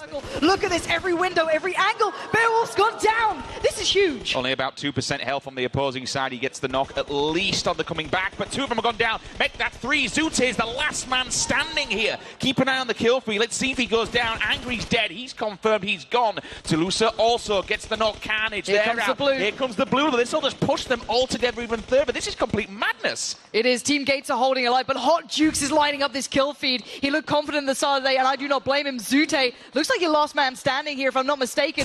That is heavy losses coming through, and now with 7 teams remaining and 16 players, these guys are going absolutely wild. Beowulf confirmed down. This looks huge right now. Alchemy trying to find his next potential victim with that DP. Cotter also gets put in the ground. Claire, he's gone. DP onto him. G25. Night Owl, that's the G25, they're moving in. G25 are pushing in towards Hot Jukes and the rest of Wildcard Gaming, and they're doing the job. This is huge from Wildcard. They've just been taken down. Wait, no, Outsider's still alive. He's trying to hold on to this one. I think it's all on him right now. Literally, that's it. And the Zute is just sitting here while the rest of everyone else around him is dying. He's just working his team all the way up the leaderboard. Outsider's down, so is that...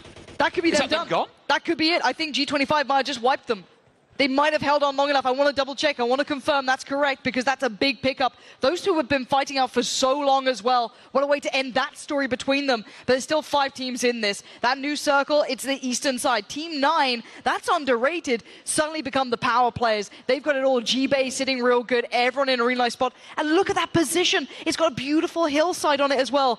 All the other players have to, again, pick themselves up and run into this situation. They're not in the safety yet. They're not in that new circle. The cover that we're looking at is no longer safe. All of these teams on your screen are going to have to pick themselves up and run across the open field towards these guys on the other side. Trolling did say, you know, coming into this, we're going to live up to his name, which is underrated. And honestly, with this game number 1, they might just do that. They've got 4 players alive. They're also inside the circle. Everyone else has to run to them. All the smokes are going up. But really, after that, where can you hide? It's an open field. This is going to be an absolute disaster. Marciano Gaming still have a lot of numbers in this one. Rolex starts to make the move. He's your last man standing. Zute in the same position. A lot of the big teams now making the move. The smokes go up, but G-Bay's waiting on the other side. M4 in hand. Alchemy prepares himself. They're all going to make the mad dash. Who's going to survive? It looks like Zute goes down. It's 3 teams remaining. Everything is just going off. Alchemy drops down. You can see on the opposing side. 2 teams. That's literally it. M4 in hand. ACOG spray down comes through. Just trying to find him through the smoke. The rest of his team's forced to move up. They have to help him out here. It's a 4 versus 3 scenario. This should be theirs. They have the numbers advantage and they know exactly where they are. They can just box them in. They can come in for a complete pincer. They could do. G-Bay wants to do exactly that. Going to try and make the play around the side. But Marciano Gaming still holding the line, but not well enough. It's G-Bay to close it down. And what a performance from Underrated. This is going to be an absolute brutal battle. individually skilled players that are going to have to really, really fight tooth and nail to get the hell into this circle. It's a mirrored situation. You've got Team Gates with 3, you've got Gangstars with 3. Pick whichever team you want right now. I want to know who you guys are supporting at home. Put it in chat. I want to hear from you, because Gangstars, they need to make their move and make it fast. Beowulf leads the charge. G-Bay feels the fury from him, as Gangstars now need to prepare themselves. Do they have the smokes? Do they have the skill available? Because it looks like on the other side, Team Gates, they've prepared themselves. They've got the angles, they've got the position, but there's still 2 other teams who could spoil all of this. Hotted just chilling in a little shack, hoping and praying that he can make his way all the way up here in the kill feed. The random nades are going to go through. They're looking for these knocks. They're looking for the picks. You've still got Underrated up there as well. They're still holding on. But they look could at be the spoilers. smokes, Lauren. Oh, That's here all comes the push. Gangstars have. This is it. They only have the smoke to defend them. As soon as this goes and dissipates, it's the blue that's directly behind them. The random nade finally found a target. That's incredible. They're actually doing this. Beowulf up close to Percy's trying so hard. He gets knocked. G-Bay finds him. The nade comes through. It's Team Gates holding on. This surely is their moment right now. Down to 3 teams now. Gangstars have just completely been destroyed, it looks like. It is only 3 teams. We've got Hotted. We have Underrated. We have Team Gates. And it's now down to 2. Team Gates are on a tear. All 2 players. This is it. Samuel finds G-Bay looking for another one on the backside. He needs to get the call here. Rolex goes down. It's a one-on-one. He can give him the information though, Lauren. That's the thing. It's a one-on-one. Alchemy up against Samuel. He might have the information, but who's got the nades? Who's got the smokes? Who wants this the most? Alchemy hits the sniffer deck. dog. Alchemy so now we'll just give him down. that info. But it doesn't matter, you had to do that. There's nothing else he could have done. Alchemy now just needs to play this out as best he can. He's not got any armor. He has nothing to work with, just the gun at his side. On the side, Samuel lays down those nades, but he takes a peek. Oh, under the car! Alchemy, 1 shot would have had it. He's doing so well from the Samuel, has to back away. Alchemy given a chance. But third person, he can see this. Alchemy now creeps his way forward, only 13 bullets in the clip. He's looking for that chance. That final circle is not with him. He's only got 10 seconds. Alchemy needs to make his move. 6 kills for Samuel. This guy's been going off the entire game. And now Alchemy works his way forward, but the blue is moving. He doesn't have the time. Samuel takes a shot, tries to bait him out. He might have just done that. Alchemy, is this all he's got? He's got 1 nade. This could be his 1 chance to get this done. Alchemy, how good is your arm right now? He's going to put the nade in. Samuel, is he going to be on the receiving end of it? Samuel's got to move. He's out now. He's in the open. He's looking for this fight. Alchemy, 13 bullets in this. That's all he's got left as the blue edges him closer. It's going to be pushing him further and further forward. He knows what he has to do now. Samuel just waits on the other side, peeks out. Alchemy, he did everything he could, but it's Samuel to close it down for Team Gates. What a fantastic end. He's the problem. He's the man with the level 3 gear. The AWM, the silenced AWM at that. He's seen them over in the field. Mimo again, another knock, time and time again. He's such a problematic player, but here comes the bullets from upside on the hill. That was a player's POV we were just watching, Lauren. Wildcard Gaming might have just given Gangstars the room that they needed. They do not have the room they need. They still have to run the gauntlet themselves. Even though they got away from 1 team, there's still plenty keeping eyes on this. And 10 seconds until that circle starts to move. Every single team has to now run further forward. The first men to step in that direction was Gangstars. They're going to hit the deck, trying to avoid it. Wildcard still going off. They're in the great position up towards the northern side. All those southern teams now need to find a way through. Hot Jukes just knocked a member of Gangstars. Exactly what they needed. The next people below them were Marciano. They've gone. They were dead ages ago. They want to make their way up this leaderboard, maybe even get Alchemy to the likes of top 3. Get ahead of that blue. You've got to keep running, Alchemy. You cannot stop for a second. You might see that being an issue. But Wildcard, in the meantime, finding Zute. Beowulf's going down. Alchemy's still alive and running, trying to get in here. They're doing everything they can for Underrated. They're pushing it as much as they can. They're doing everything to stay in this. I have absolutely no idea how he's alive. His teammates are to his left-hand side as well. He's going to hit the deck. Hot Jukes and Trolling there outside. They're just going to be spraying through the field. Trolling with the DP. Tax people up. Outsider comes in. Finds Thunder. Hot Jukes with the M24. Does he see the snakes in the grass? Can he land these shots? He's got 3 of his teammates alive. So for now, they're in a good position. They're at the top end of the circle. No one is near them. Everyone else lingering around that southern bank. Saying that, Team 12, foul play. they managed to skirt the edge of the circle here and make it towards them. Yeah, and they have an AWM and an M24. They've got M249, excuse me. They've got some big weaponry, but Wildcard still going off. They're going to find G-Bay. This is them going off right now. This is their game. They're denying the team below them, keep in mind. This is going to be the Wildcard holding on to this against Underrated, who are hot on their heels on that scoreboard. They want that place in Dubai, and this is how they really start securing it.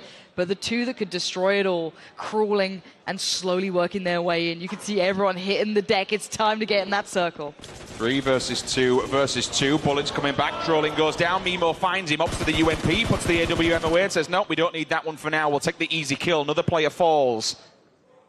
And the rest of the teammates around him, they're all just laying in the grass. You said it perfectly, Lauren. This is huge. This is a massive, massive win for Wildcard if they get it. He gets the tab off.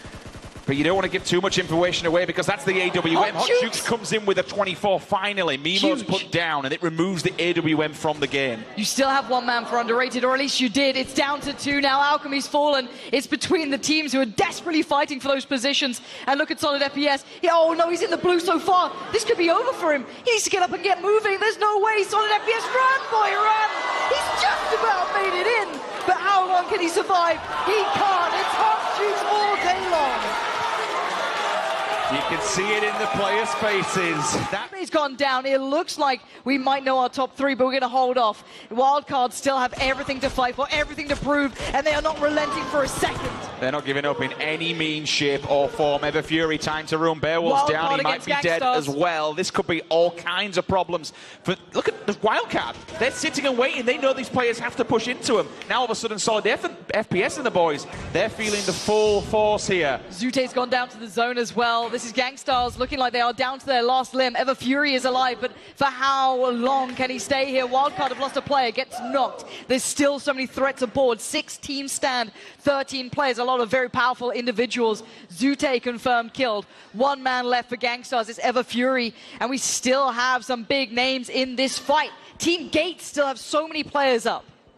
Mr. Flips down. That's Rolex with another 15 points for his team. Team Gates still racking them up on the side. Ever Fury, though. Remember, first place from this takes away $20,000. Gates are top of the board at the moment. What can Fury do on his own? Solid FPS spots 1. Easy kill for him. That should be a nice cleanup and 15 points in the bag. That'll Ever keep Fury pushing. just went down. Oh, that's that's potentially second place there for Gangstars. We'll see.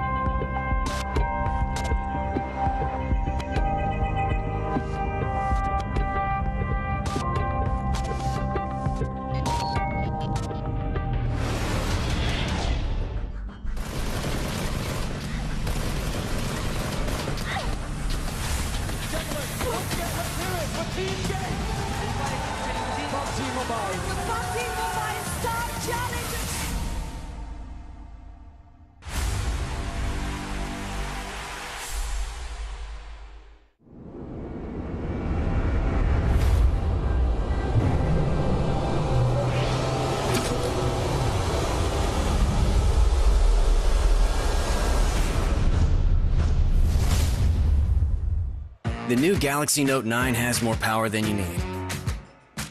Like a remote control for a phone. Why would you... Oh, that's why. The new Galaxy Note 9. It's got more power than you need until you need it.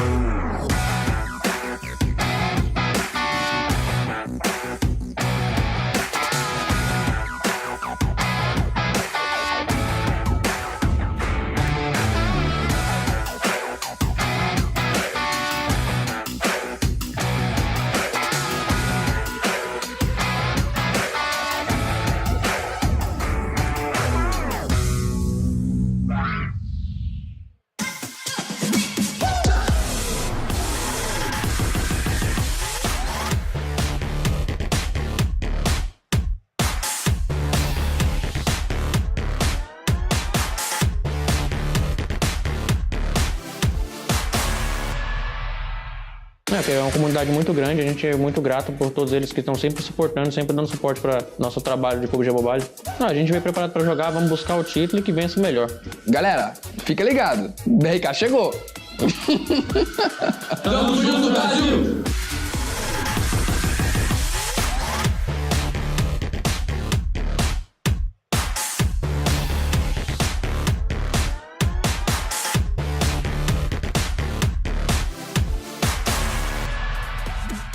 يعني مثل ما قال الليدر حقنا الثاني الاشخاص الثانيين يعني زي الحمايه لهم. فان شاء الله نقدر نفوز. اني استخدم العقل قبل المهاره وراح اتقلب عليكم بعقلي. We are PUBG gamers.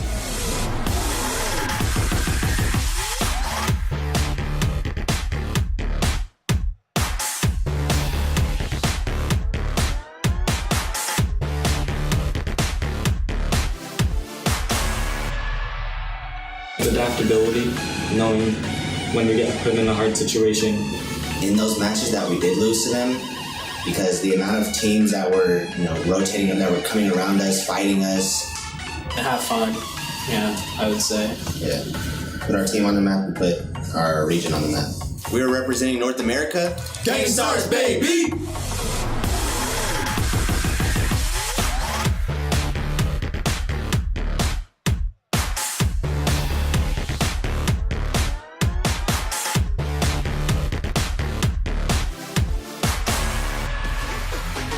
I think it's a really good thing to do, to have the world play against each other. I mean, it's really exciting, especially from North America. It's exciting to fly out, and it's a good opportunity to show the world what the US has to do, or has to offer. To all the other teams competing here at the PUBG Mobile Star Challenge, I got one thing to tell you guys, and that's when wildcard comes knocking at your door, don't peek. Easy claps.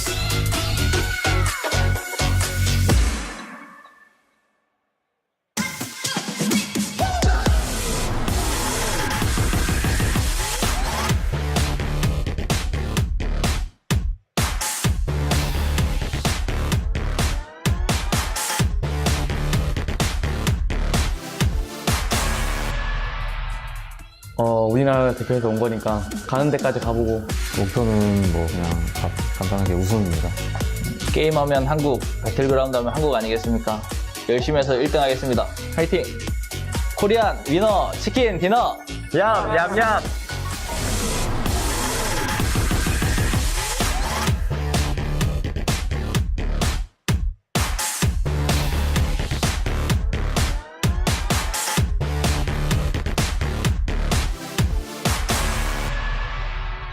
Ready for Dubai. Check this out, play.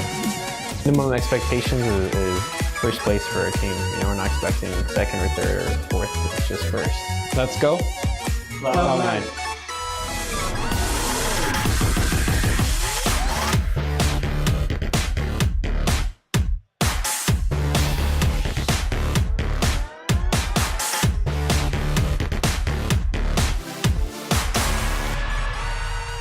ก็ครอบครัวเขาบอกว่าให้เต็มที่ครับขอให้เราเต็มที่กับการแข่งครั้งนี้ก็จะทำให้เต็มที่นะครับอย่างที่ครอบครัวได้ฝากเอาไว้ครับก็ฝากถึงเป็นแฟนทุกคนนะครับไม่ว่าเป็นแฟนโรสอาร์คิวอะไรครับฝากเชียร์ด้วยครับมาแข่งครั้งนี้มาในนามทีมชาติไทยด้วยส่วนหนึ่งก็อยากให้ฝากติดตามเชียร์ทีมชาติไทย3ทีมด้วยครับจะเอาแชมป์โลกไปให้คนไทยทุกคนแน่นอนเป้าหมายของทีมผมก็คือเป็นแชมป์โลกครับ Team what?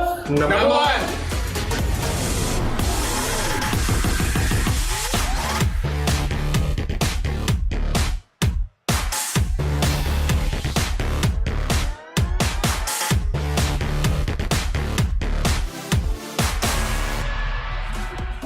كونها بطولة عالمية ومستويات صعبة، احنا نطمح نكون من أول ثلاثة كون نمثل ومستويات صعبة، احنا نطمح نكون من أول ثلاثة كون نمثل السعودية، ونتمنى نحصل أول ثلاثة باللعبة نفسها. مثل ما قلت بالأول حابين نرحب جميع المشاركين بالبطولة، وحنا شعب مضياف بكل شيء، لكن بالبطولة ما راح نكون سهلين وراح نوريهم الوجه الثاني، ونتمنى أننا نتفوق بالبطولة وإن شاء الله نجيب مركز طيب.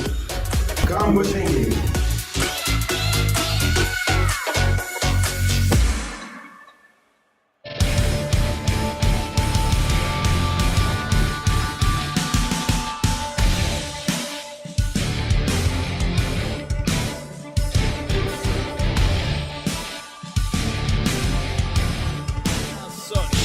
It's all fixed up. There we go. My name is Kyle Lars, your host here at the desk, and alongside me I have Powerbank as well as 7 Gaming, bringing you all of the games and action here for the final day here of the tournament. Gentlemen, it's been a while, but we're back, and we had a lot of stuff going on whilst we were done. Indeed, we did here at the studio. You guys may have gotten a break at home, but we were here busy having a ball. Oh my goodness. If you guys want to catch up on the behind the scenes, follow us on social media. You can find me at Powerbank Gaming everywhere. At the 7WG on Instagram. These guys. Anyway. We got to see people breakdancing, so definitely go ahead and check that out. Yeah, I guess PUBG Mobile got talent. But for now, we're going to be getting into our game here very, very shortly, and we're going to be going back to Erangel, and we're going to update you and get you back up to speed with everything that has been going on with the tournament so far. So far, RRQ sits very firmly at the top, China just slightly behind, and overall, all of those teams at the very top have been looking phenomenal throughout the last 2 days. Very solid, very consistent, finishing in the top spot pretty much each and every game. Very, very few flaws in their game plans, and we'll have to see if they do the same moving forward here. Yeah, pretty much from yesterday, CPT was kind of like the note that I ended on, and also started earlier in the day. We saw them win the exhibition match, and I want to see how if they still got that little momentum, or if it might have faded just from waiting some time there. Definitely, actually getting those not back-to-back chicken dinners, but 2 chicken dinners, because basically RRQ has kind of basically stolen every other one. They've done well for themselves in its entirety, but CPT in second place right now, looking to basically secure that spot, which is very, very important for them. But thank you very much, gentlemen. It is time to jump into match number 9 here to figure out who our world champion is going to be. PB7, take it away. Let's do this, baby. And as you say, round 9 of day number 3. We will crown our champion here today, ladies and gentlemen. And it's going to be interesting, PB. As you know, we saw some squads there starting off a little bit hot earlier on that exhibition match. Can they go ahead and continue that momentum, or are they going to be a little bit slowed down? What do you think is going to go ahead and happen here? Actually, first of all, let's go ahead and watch this playing combine drop that sweet, sweet Samsung Galaxy Note 9. That's right, 7 into the studio she comes in all her glory, dropping the Samsung Galaxy Note 9 right out the back end there. Round 9, we are ready to rock and roll. We definitely are, and just to remind you once again, our RQ Athena are sitting comfortably in the first place. It is going to go ahead and pretty much, it might come down to second place with CPT, GTW, and LHW just being pretty much within less than 100 points away from each other for that second spot. That's right. Talking a little bit about the playing path here. Coming in from the southeastern part, just south of Milton Power, north of Noye. This is going to go up to the top center portion of the map. So you're going to have a very skewed playing path, something that I've been wanting to see. This is going to force some teams to take drives on over to South George, over to Primorsk, over to Quarry potentially, and you're going to see some teams potentially be clashing for cars here on the road. Yeah, and just to remind you what this is going to go ahead and be third-person perspective view, which means that we might see a little bit more snakes. We saw a little bit happening in Sandhawk, and this map here is going to go ahead and be interesting as we do see CPT going to military base where they've been going to, and LHW going as well to Novo. I don't know where GTW is headed, but they had some fun jumping out of the plane, zinging across the map like that. But it looks like we've got Torty and Big Russian Bot here dropping down, grabbing a buggy right off the bat here. Going to grab that and hopefully head on. Oh, look at this. This looks like they've got some company here. Into the building he goes. He sees that somebody else got the car. He's immediately going to grab a weapon. Will he pop back outside and try to catch that buggy? Definitely lucky there. He's going to have the Mini 14. He's going to be able to go ahead and spot the other 3 players. Is he going to be able to capitalize here? Is he going to go ahead and try to push the action? Actually, he's going to go ahead and just try to run away from this, and he might just get spotted as he might be running. Keep in mind, if he gets spotted at any moment, this out in the open, it is going to be deadly for him. Luckily for him, one of his players, they bring a motorcycle, and he's going to try to get away. Actually, he left him. Well, you know how it is in those 3-wheelers. You can't really stop. You're driving, and they just don't want to stop. They keep rolling, and it looks like Bro RC here getting shots off. Luxy and Zuxy teaming up, doing things, thinking alike, as they often do. And look at that, Mini taking down 40 early. Big Russian Bot suffering their first casualty early. Picked up just in time. He gets the revive off. Holy cow.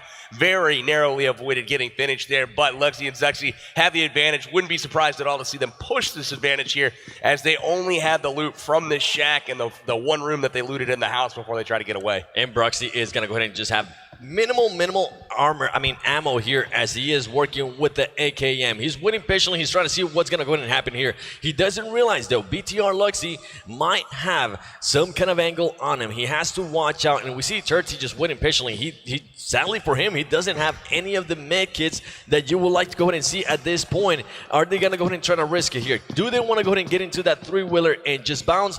But the problem is that if they try to do that, that three-wheeler is fully exposed. As we see GG here against Hero. There is some motorcycles too. Hero see that his teammate goes down. He's going to go ahead and just go away and says, bye, Felicia. I ain't coming back to get you. I'm so sorry, buddy. I'm not going to have enough armor, or if not anything, to go ahead and just try to revive you there. He's in a really tough spot there. I think they're leaving him for dead, and unfortunately, Torty is in a situation very similar at the moment. There he goes, and our first player is eliminated. That's Doc from Hero. He's our bolt action specialist from the European team, and it looks like Salah is going to get the first kill for the GG Gamers of Kuwait. GG Gamers starting hot a little bit there. Sadly for them, they weren't able to go ahead and get all the action. And look at this, Torty now getting on that three-wheeler. They're waiting so patiently. They're going to go ahead and get out of here, but they have to watch out. One of the players is pretty much just one shot. Luckily for them, Fashid there pretty much just tried to distract them and waited a little bit. Absolutely. Really nice play there by Torty, waiting in the shack until their team came by to pick them up to get out of there. Really, really surprised that BTR didn't push that advantage there. Really, no guns, no armor, no meds, and they should have known that based off of where they landed, where they looted. The other team had literally one-story house between the two of them. And, you know, obviously with one of them almost knocked already, or almost finished already, rather, they could have easily pushed that, gotten the finish. No meds at all to his Now it just comes down to using that ledge right there. Is he going to go ahead and be able to spot him? He is jumping around and moving back and forth, trying to make, pretty much, it looks like he's trying to make himself a target, baiting them a little bit. He is able to, and he gets those shots with the Mini 14. He's going to go ahead and knock him down. Holy cow, Zuxy with the iron sight. Mini 14 knock from range. Really beautiful stuff there from him, and now Torty is in a world of hurt. No meds between them, and now we've got one guy with about 10 HP, and the other is completely down on the field. And something to point out there, one of the players from Big Russian Bot actually jumped out a little bit too early there from the car, and he, in a way, run himself over, and now he is down himself. So big, pretty much hits right there for Big Russian Bot as they are trying to find their way here with very little to work with. They don't have health, they don't have the guns. They are just pretty much trying to back up, regroup, find everything that they can, and try to see if they can get some positioning in this game. Big Russian Bot started out the tournament pretty strong, finishing 5th and 6th on day 1, but on day 2 having some struggles. 16th place 3 different times on day 2, and it looks like they're headed for even worse here on day 3 to start things off in game 9. As we're able to see there, the map brought to you by Samsung Galaxy Note 9, the PUBG Mobile Star Challenge Global Finals 2018 happening in Dubai right now. You're watching at home, and we have a lot of people here in the arena as well. As we see, Hero took a little bit of a hit there earlier. Once again, it seems like some of these teams might have not been expecting certain drops. They were trying to move away from it. They might have landed next to some other teams that they were not expecting to be there, which is interesting because in a way, LHW and CBT, as we saw from the get-go, they are currently being able to go ahead and just loot up as much as they can comfortably in Novo and military base. I'm really surprised that no other team has decided they want to challenge those areas at all. I mean, those are really good loot locations, and they've been freely handed to 2 of the top 3 teams so far this tournament, and they continue to let them do whatever they want in the early game. CPT not being challenged, winning multiple chicken dinners now, and you know, they're holding a firm grasp on 2nd place, and they're going to continue to move up the rankings if nobody's challenged them at all early. They definitely are. As we see Wildcard just passing by Team Galaxy, our boy Hot Jukes is back. He is feeling better, and he is trying to bring that momentum with him to see if maybe Wildcard can go ahead and just claim, if possible, just a top 7 spot. They are currently sitting at 13th spot, so we'll go ahead and see what happens here. And once again, Cloud9 is currently 14th spot. They have not had the best tournament. Honestly, they have been quite a disappointment, but hopefully they can go ahead and pick it up here on day number 3, get some more kills to their name, and add a lot of points to their leaderboard. Katarina Suki from Full Send driving in the buggy. She's had some fun with the buggy so far here in Dubai.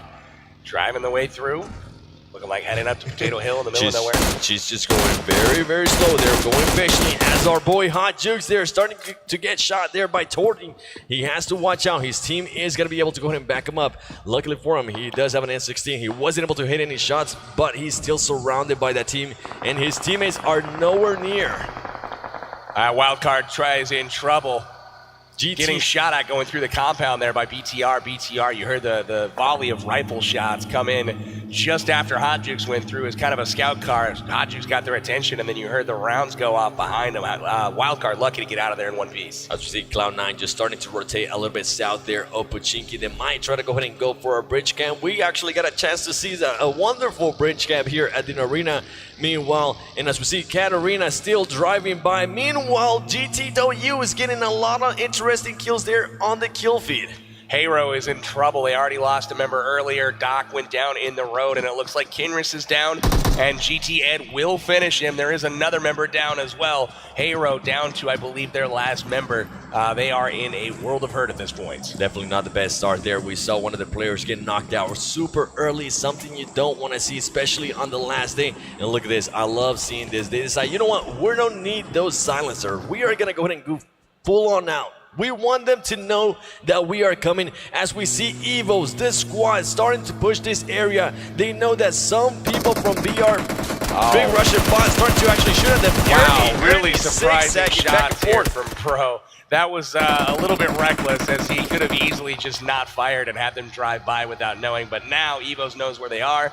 It looks like they're going to continue. They do have a goal in mind. They're going to drive to a location here and prioritize their position over getting frags. And something to point out there as well, as Evos was driving by, we did see a flare gun towards Pochinki. So they might have been just, you know what, they might have seen that, say, do we really want to go get that loot? And then they started getting shots, say, you know what, let's go ahead and rethink this. Let's go ahead and reposition ourselves. Check that out, CPT right in the middle of the zone. They did loot up the military base island down below in the south. They've already made their way across. They've already rotated central to the circle. They are one of the first teams to rotate in, and they have called in an airdrop here that they will be picking up out on the mountainside right now. So really good rotation from them. Got great position, some great berms to work with here in a small compound, and they're also going to have, it looks like an M249 and an MK14 to work with. So they're going to be somebody to be feared. We have seen the M249 being used a little bit in this tournament. We have seen it used a lot before in the NA finals, and cars, boats, and just about everything was getting blown up. Are we going to go ahead and see the same as we saw in day one? A lot of cars getting blown up, and you don't actually start seeing that anymore after day one. People might have learned their lesson, but who knows? It is day 3. Anything can happen here, as we've seen Arab Madness just waiting patiently in the compound as Full Send is very close by. I love the defensive positions that Full Send's taking up here. Fandy and Exclusive kind of crouched in corners, guarding those doors just in case somebody darts in through the window at any point in time. So they are ready to rock at this point. And we have kind of seen that play style work for them, right? The only problem is that when they get the knocks, they're not able to necessarily get the finish, or if they do get the finish, they don't move. That's which in terms is gonna go ahead and it is gonna go ahead and just pretty much leave them exposed as they know their position. So usually what you want to go ahead and do is, if you knock somebody down, just start moving a little bit. If not, they're gonna come back and just bite you in the butt. Look at the tactics of Evos here. They are literally just headhunting. They're trying to find people, trying to get shots on them. 3 different cars, and look at this. They're hunting people down for kills, knowing they need to move up the leaderboard and get frags. And Ernie, look at that. Pro and Torty getting rocked out of the buggy. Both of them getting finished in the disrespect, running them over. That's beautifully done by Bull Shark. Bull Shark just seeing that. He sees other players. He has to watch out because Ernie's knocked. CPT is very close by. He needs to be careful with that. Evo still pushing the action. Here we go, ladies and gentlemen. Evo is being able to go and destroy a player there from KWCD. There is another player from KWCD close by. He is using that third party to his advantage. Is he going to be able to knock down Bullshark? He misses those shots. He lays down. Great as JC is trying to just knock him out. They know his position. Justice from KWC, he needs to go ahead and move out of there. If not, he is going to go ahead and start getting just ambushed from every single angle. Holding the upstairs, June and Long there, making sure that they don't let Evos up the stairs easily. They do have a player next door as well, Justice, rotating around, finally getting out of the shack, was in a great bit of danger there, but he was able to get an escape off an awesome prone there to dodge some shots, and it looks like he's going to go try to cover the flank here for the Korea Winter Chicken Dinner team. And luckily for KWDC, they weren't cleared there by Evos. They were able to go ahead and start repositioning, and now more than likely, he's going to be able to go ahead and tell his teammates, Justice is going to tell his teammates, hey, they're going to start pushing up, and that's just exactly what happens.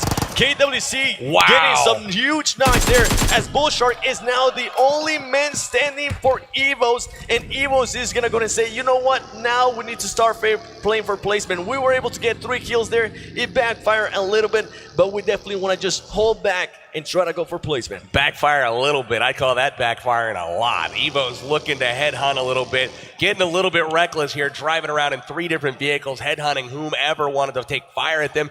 Korea Winter Chicken Dinner did just that, knocking out Ernie very early in that fight, and then coming up with a very clutch nade there on X, knocking him out, and then getting 3 kills to their name. Looks like they're going to have 1 member escape here, and that's a very creative park job out in the middle of the field here by JCC. It happens as they see Cloud9 and Carnage pass by. Are they going to go ahead and just try to hunt them down? They know all these teams. Illuminate currently sitting in 5th spot. They could try to go ahead and push for that 2nd and 3rd spot, but they need the position. They need pretty much the placement here and also the kills. And look at this. Cloud9 taking care of that hill, saying, back up a little bit. This is going to be ours for a while, at least until the next safe zone. I was unable to see if that was the same crate that CPT called in, but they are surrounding a supply drop right now, and that could be their loot. We'll have to wait and see. It looks like they are driving away.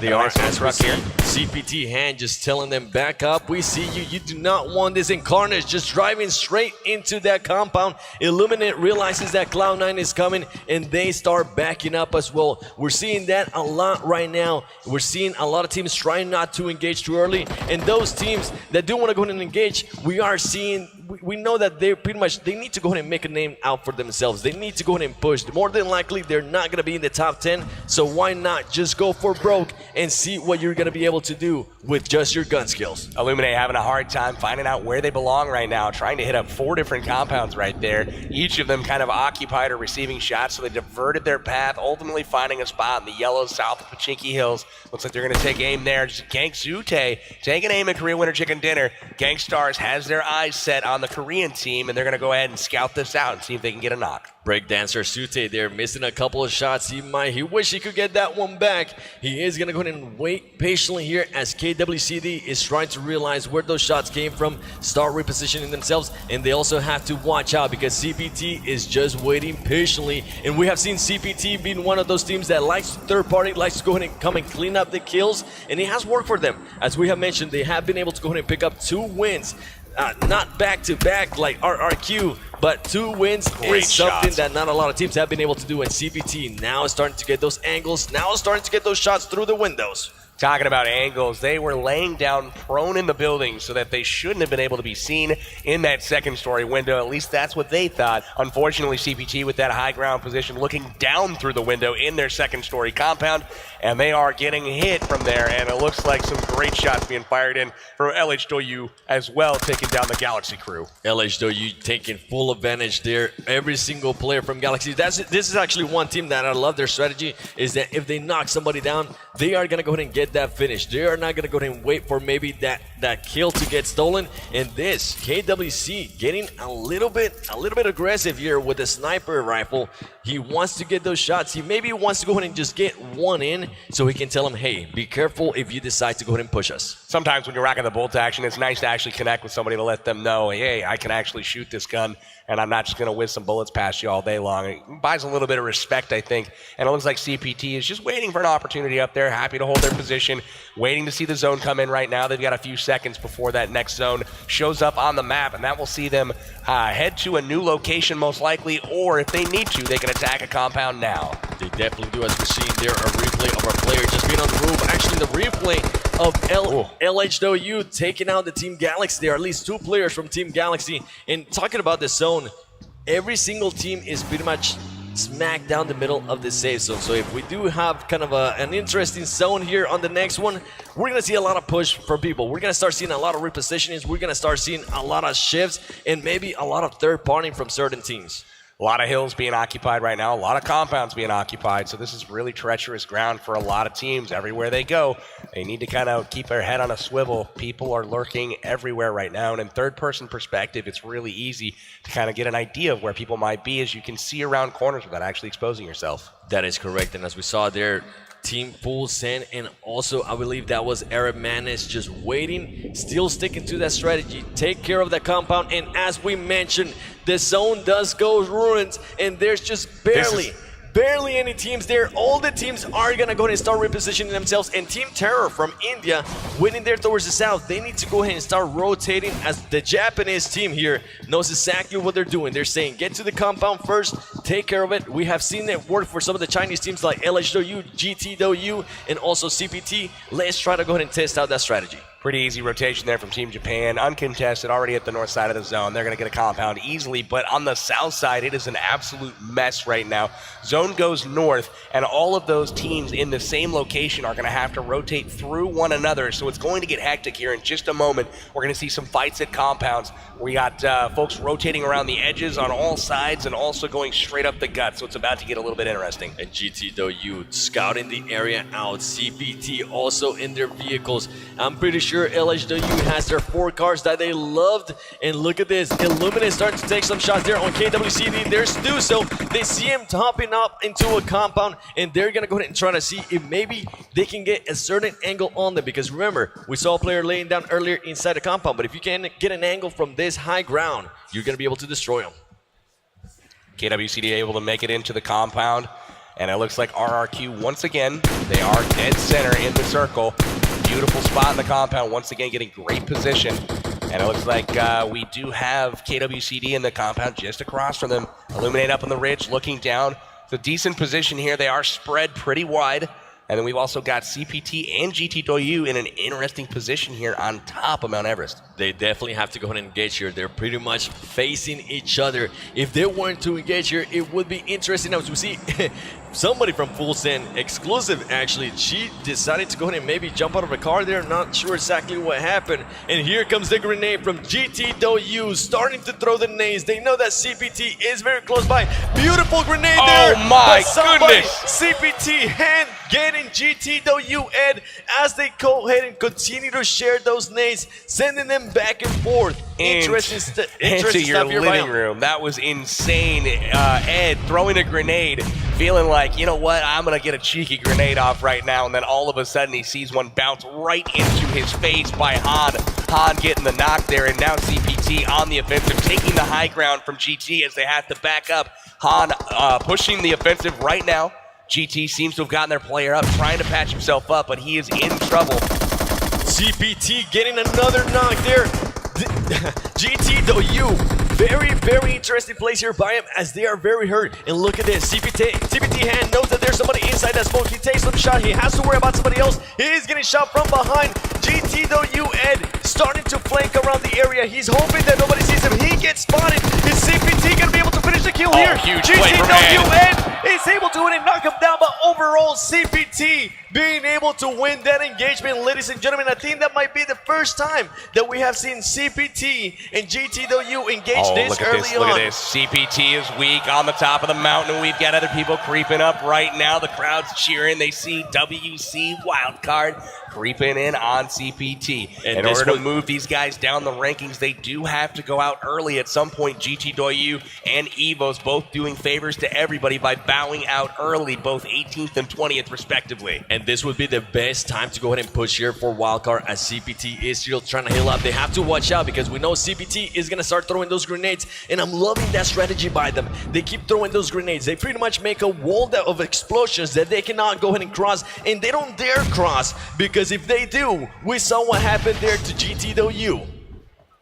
Look at Wildcard just waiting patiently. They're trying to figure out what is going to go ahead and be their play here. They're throwing smokes. Something that I would like to go ahead and start seeing from these American teams is also starting to use this grenade strategies. Look at them. So many grenades that CPT has. CPT Lucifer gets spotted. Luckily for him, CPT 7 misses some shots. 17 actually misses some shots. And CPT says, you know what, let's go ahead and start backing up. And I think Wildcard is going to go ahead and do the exact same thing. Yeah, Han's covering him as they retreat here. Han is really, really standing out today as a player to be watched. Really executing well on his shooting, on his grenading, or just an outstanding player overall. We shift our attention now to the Gatka Trenches C9 hold up here. Looking at, I believe that was BTR here close by, and they also have Gangstars in the proximity just inside the zone. And they have to watch out. BTR knowing that there might be some teams nearby. And look at this. Interesting place by BRK. They are still at the location where they usually landed. They might be trying to go for placement here, as they have been getting knocked super early. In round 8, they got knocked at 19th place. That's just something you don't want to see, but they have to watch out because LHW is very close by. If they take maybe a little bit too long to go ahead and rotate, they're going to go ahead and encounter LHW. And as we notice, LHW is just stupendous on their gun skills, and they might be able to go ahead and just out-aim them, out-shoot them, and out-strategize them. So you're telling me that nobody wants that open field right in the middle of the zone with no cover? I mean, there's nobody there right now, everyone out on the flank. Kind of interesting, but obviously a little bit to be expected here. You see the ground that we're looking at right in front of Zuxi. Wide open, not a lot of cover. The grass really isn't super reliable, so the actual playable area right now that is safe is in a bunch of little compounds, as we're seeing from above right now. LHW pushing their way into the zone, going up against Terror. We'll see if Terror can get off some great shots. They've had some good initial aims so far this tournament, getting some great knocks. They've just failed to actually press their advantage when they've had the opportunity. So we'll see if they, again, can get some initial shots off of here and get some knocks. And we have definitely seen that from them, just being too cautious, being too careful. And right here, now they're starting to push back towards the compound as they're starting to get their party. Sute spraying that M4, seeing if anything hits, and this man is level 3 out of his mind. Level 3 backpack, level 3 helmet, and level 3 armor.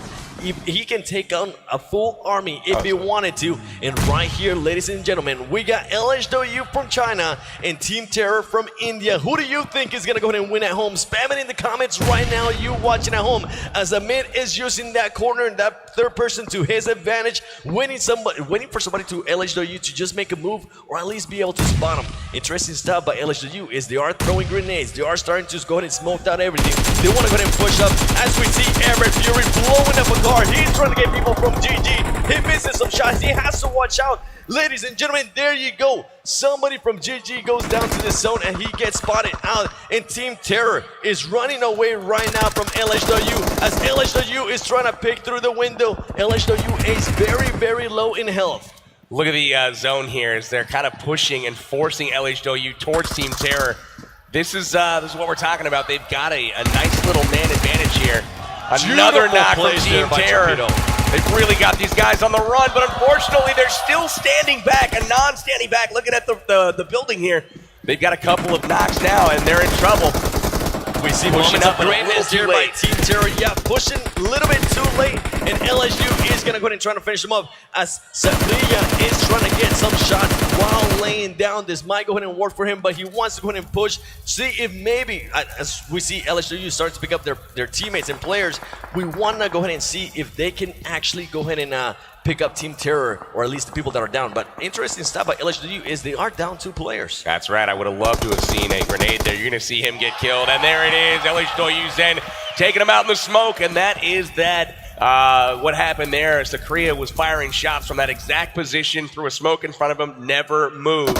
And he got pre-fired there by the other team. LHW coming out on top. In other action, CPT moved away from the mountaintop as we saw. Evil's Bull Shark knocking down 2 people there from BRK. Is he going to be able to get the 3? He does get the 3. He needs 1 more to go ahead and be able to sweep this squad. Evil's Bull Shark, very low in health. He wants his extra kills. Remember, Evil's did get knocked down. He is the last one alive for his team. He's playing this so careful. Baraka being the only one alive. Here we go. The smoke is going to go ahead and go away. Evil's gets another knock. Is he going to go ahead and get the finish in Baraka? Evil's Bull Shark gets the sweep there. Wonderful plays by that man as he wipes the whole squad by himself against the zone. That was absolutely huge play there from Evo's Bull Shark, just outclassing his competition, going 1v4 right in the face of danger. Nothing phased him, just calmly came up, didn't even take any pressure, and was able to get the squad wipe all alone. We've got Korea winner Chicken Dinner Justice kind of hanging out. BTR as well, getting some shots in on Gangstars here. He's got squads on all sides of him, and this is starting to get a little bit messy. You can see the mini-map, multiple squads moving in on this location. You got Cloud9 moving in. We've got BTR there. We've also got Korea winner Chicken Dinner. Grenades starting to fly everywhere. King's getting the knock on Sam. Zute getting knocked by Kodo. We've got a three-way engagement going on. BTR taking down Sam. Oh, this is trouble for Cloud9. Cloud9 there getting just swiped as there was too many teams nearby. That man hit the scarecrow right there. Actually, I've done that a couple times. You get a little bit distracted, and this man, KWC, this needs to go ahead and heal up. Can he go ahead and get that heal? As we see Wildcard and Evo's Bull Shark very close by. They need to go ahead and just blow up the vehicle, and Evo's Bull Shark is not going to have any choice. He might actually get killed. He's very close to that vehicle. He has to be careful. That's going to go down. Somebody's going to take that man out. Holy cow. So we had Cloud9 go out again early. We had Galaxy go out. It looks like Korea winner Chicken Dinner down to 2 players at this point. BTR still hanging in with 4. We've got LH Doyu Zen taking down Illuminate's Echo Gen. So we have all kinds of action. Multiple squads fighting each other. And check that safe zone on the minimap. It has moved again, and these guys have got to finish these fights in a hurry. Interesting plays there by BTR as they know that they are surrounded. They know they're going to have to go ahead and move now as they are 156 meters away from the zone. And look at this, CPT is going to go ahead and engage against Evos. Evos just fully outnumbered there as CPT takes out Evos. Remember, Evos Bull Shark being able to go ahead and take a full sweep and destroy the Brazilian team, BRK, telling them, obrigado, see you in the next one. I love what they did with those cars there. They took advantage of the car that Evos was behind, already exploded, so they don't have to worry about any explosions. Pulled up 2 of their own, and now they have a barricade inside the zone, right on the edge, so they've got some good cover here. KWCD June getting taken down. Now they're just down to Long here as he tries to make do with an AK. Take some shots here. Zone coming in. BTR in trouble. Long in trouble. Korea winner Chicken Dinner eliminated. We're down to 5 teams, ladies and gentlemen. The top 5. We do have 2 North American teams in this one, 2 Chinese teams, and it looks like we also have Illuminate in from Thailand. Can some of the North American teams clutch this win, the first win for North America, or is it going to go ahead and be the Chinese teams once again?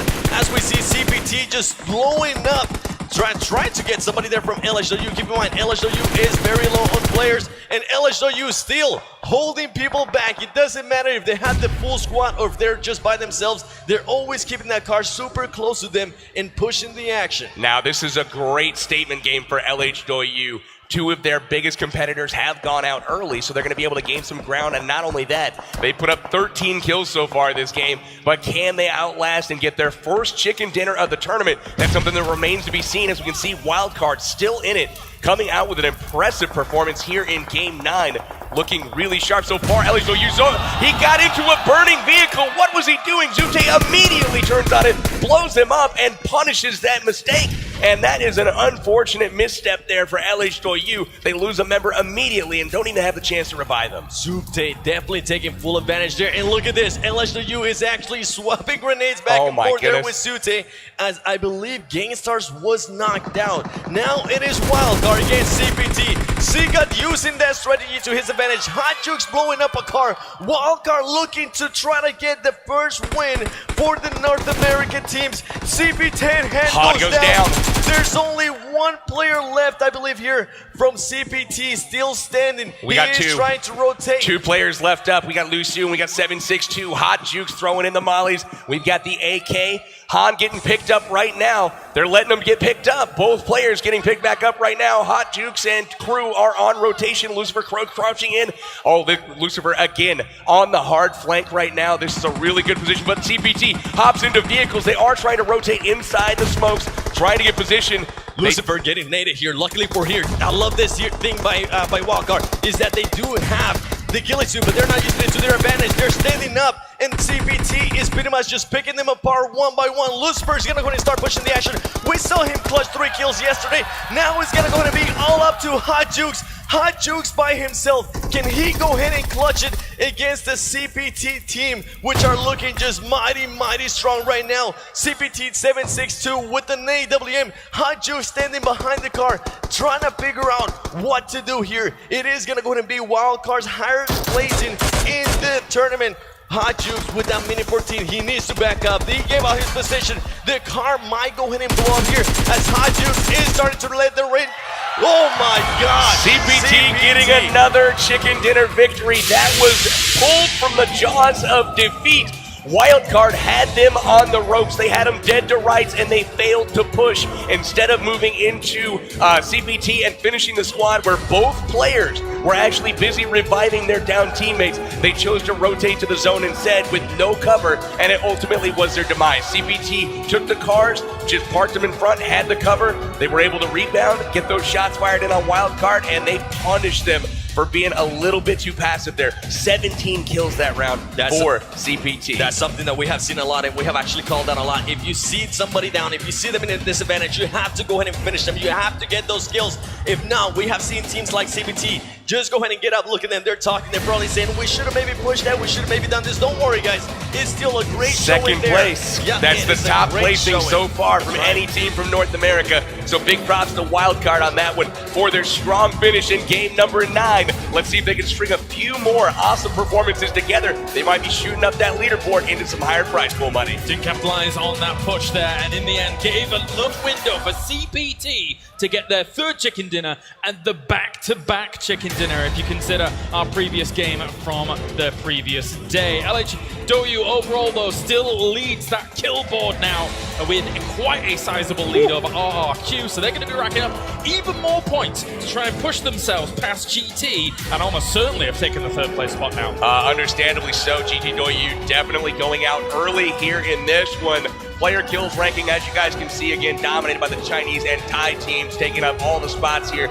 But as we talked about a little bit earlier, GT Doyu going out very early in that game. That's going to allow a big mover potential for both CPT and LH Doyu, as well as everybody behind them to potentially catch up just a little bit. When we take a look here at the player statistics, CPT 17, as well as Hot Jukes from Wildcard. Again, the kill disparity there widely in CPT's favor. The more impressive team here, CPT for sure. But Wildcard getting that second place finish. I'm just so surprised there that CPT was able to come back after having 2 players down and Wildcard having all the players standing. Wildcard just deciding not to push the action, and CPT now having 755 points. Look at that! Look at that on the leaderboard there. You see Gangstars creeping up to third. LH Doyu in second place, ahead of Wildcard, who finished second only on the strength of 2 kills. The most important thing to take away from that was 755 points going to CPT, whereas only 200 points going to RRQ. So that means now RRQ, yes, still vastly in the lead, but CPT gained 500 points ground on that previous 1,000 plus point lead that they had before. They had a 1,270 point lead going into today, and that has been drastically cut, as you can see here on the total scoreboard. We are now down to just 715 points separating our top teams. If RRQ Athena can go ahead and continue this trend where they're just not able to go ahead and get the wins, and CPT go ahead and continues to get those wins back to back and also get the kills, I don't know, guys. We might see a very close finish here, not just for second place or third place, but for first place in those sweet $200,000. The fat lady has not sung you just yet. Indeed. CPT is making sure of it. The pundits overall, I think, looked at that, how it was playing out, and we thought to ourselves that RRQ, very vastly in the lead, almost impossible to be able to catch up. However, even just this one game alone has made it unsure. There is the potential that they do not win. There's that glimmer of hope, and this is exactly what the competition needed to happen. They needed a poor finish from RRQ. It wasn't a poor finish, but it wasn't a it wasn't a commanding finish like they've had in every single game so far. They finished a little bit lower down. They didn't get a lot of kills. CPT put up a ton of kills, also wrapped up another chicken dinner. And just pretty much going back to RRQ, we have seen them start a little bit slow there, especially on day 1. Day 2, obviously, we know this story. They just dominated, but what's going to go ahead and happen now? How are they going to go ahead and react to this? And CPT, we have seen it now. We have seen it firsthand. They can go ahead and continue that momentum, just getting those kills, getting those wins. If they go ahead and continue this trend where they're able to go ahead and consistently get back-to-back wins and also get the kills, it is going to be absolutely insane. All right. Well, of course, looking at how this played out there, still plenty actually from that overall. We are just going to go to a countdown here, I believe. And then when we go back, we're going to have our second game here of the day for the main tournament.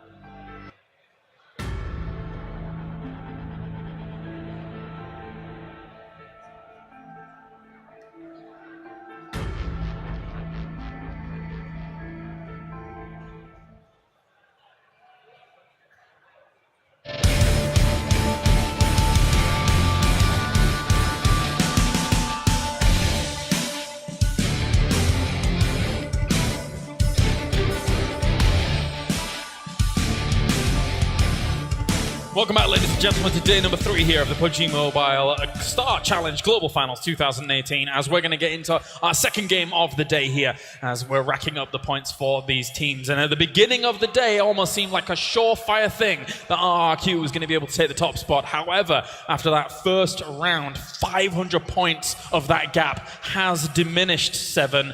RRQ's got to be a little bit scared. They definitely have to be, and they have to make sure they take note of this, right?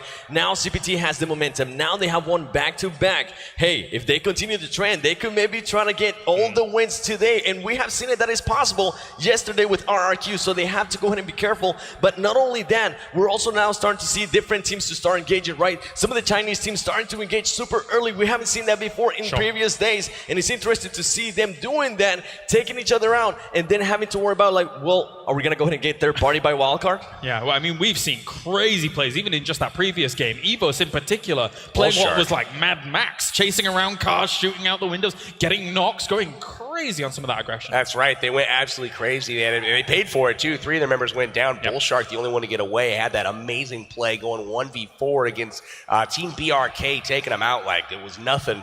No big deal at all, but like Seven was saying, some of the Chinese teams going at it a little bit early. You saw CPT, and I think it was GT Doyu. GT Doyu went out 18th this game, so they lost a lot of ground to LH Doyu, who had a ton of kills, CPT, who had a ton of kills, and a chicken dinner, and not to mention CPT won the exhibition round, so that's actually 3 chicken dinners in a row, so they're on fire right now. And something to actually go ahead and point out that I noticed is CP2 is starting to rotate a little bit earlier from that military base. Super early. We have seen them take their sweet time, but they're saying, you know what, we need to get these wins. If we second place sounds nice, it is $100,000, but $200,000 sounds a lot better. They want to go ahead and push for that first spot. I want a military circle so we can actually get that going, but for now, we are ready to get into our second game here of the day to figure out who's going to be racking up the points. Will CPT get themselves even more points? We're about to find out as we get into Erangel. PB, 7, take it away. And let us know, you currently watching at home, who do you think is going to go ahead and win this game? I don't know. I might have my money on CPT, and I'm just, I kind of want to see a very close finish there towards the end, PB. You crazy, man. RRQ Athena's not scared. You heard it in their intro videos. These guys have absolutely nothing to fear at this point in time. They did not finish that poorly. All they had to do is keep pace with CPT. At this point, finish somewhere in the realm of CPT's finishes. And as long as they're not going completely getting skunked on the kills, they should still be okay. But again, the margin has shrunk considerably. At the beginning of the day, it looked as though it was an untouchable lead for RRQ Athena. Now that is not the case, although they still have a commanding lead in first place. Thank you, PB. As we see that sweet round 10 Samsung Galaxy Note9, ladies and gentlemen, make sure you go ahead and keep an eye out as we start seeing this playing path. And once again, very generous playing path, straight down the middle for everybody. Almost every single game so far, save one, has had the playing path going directly over Pachinki.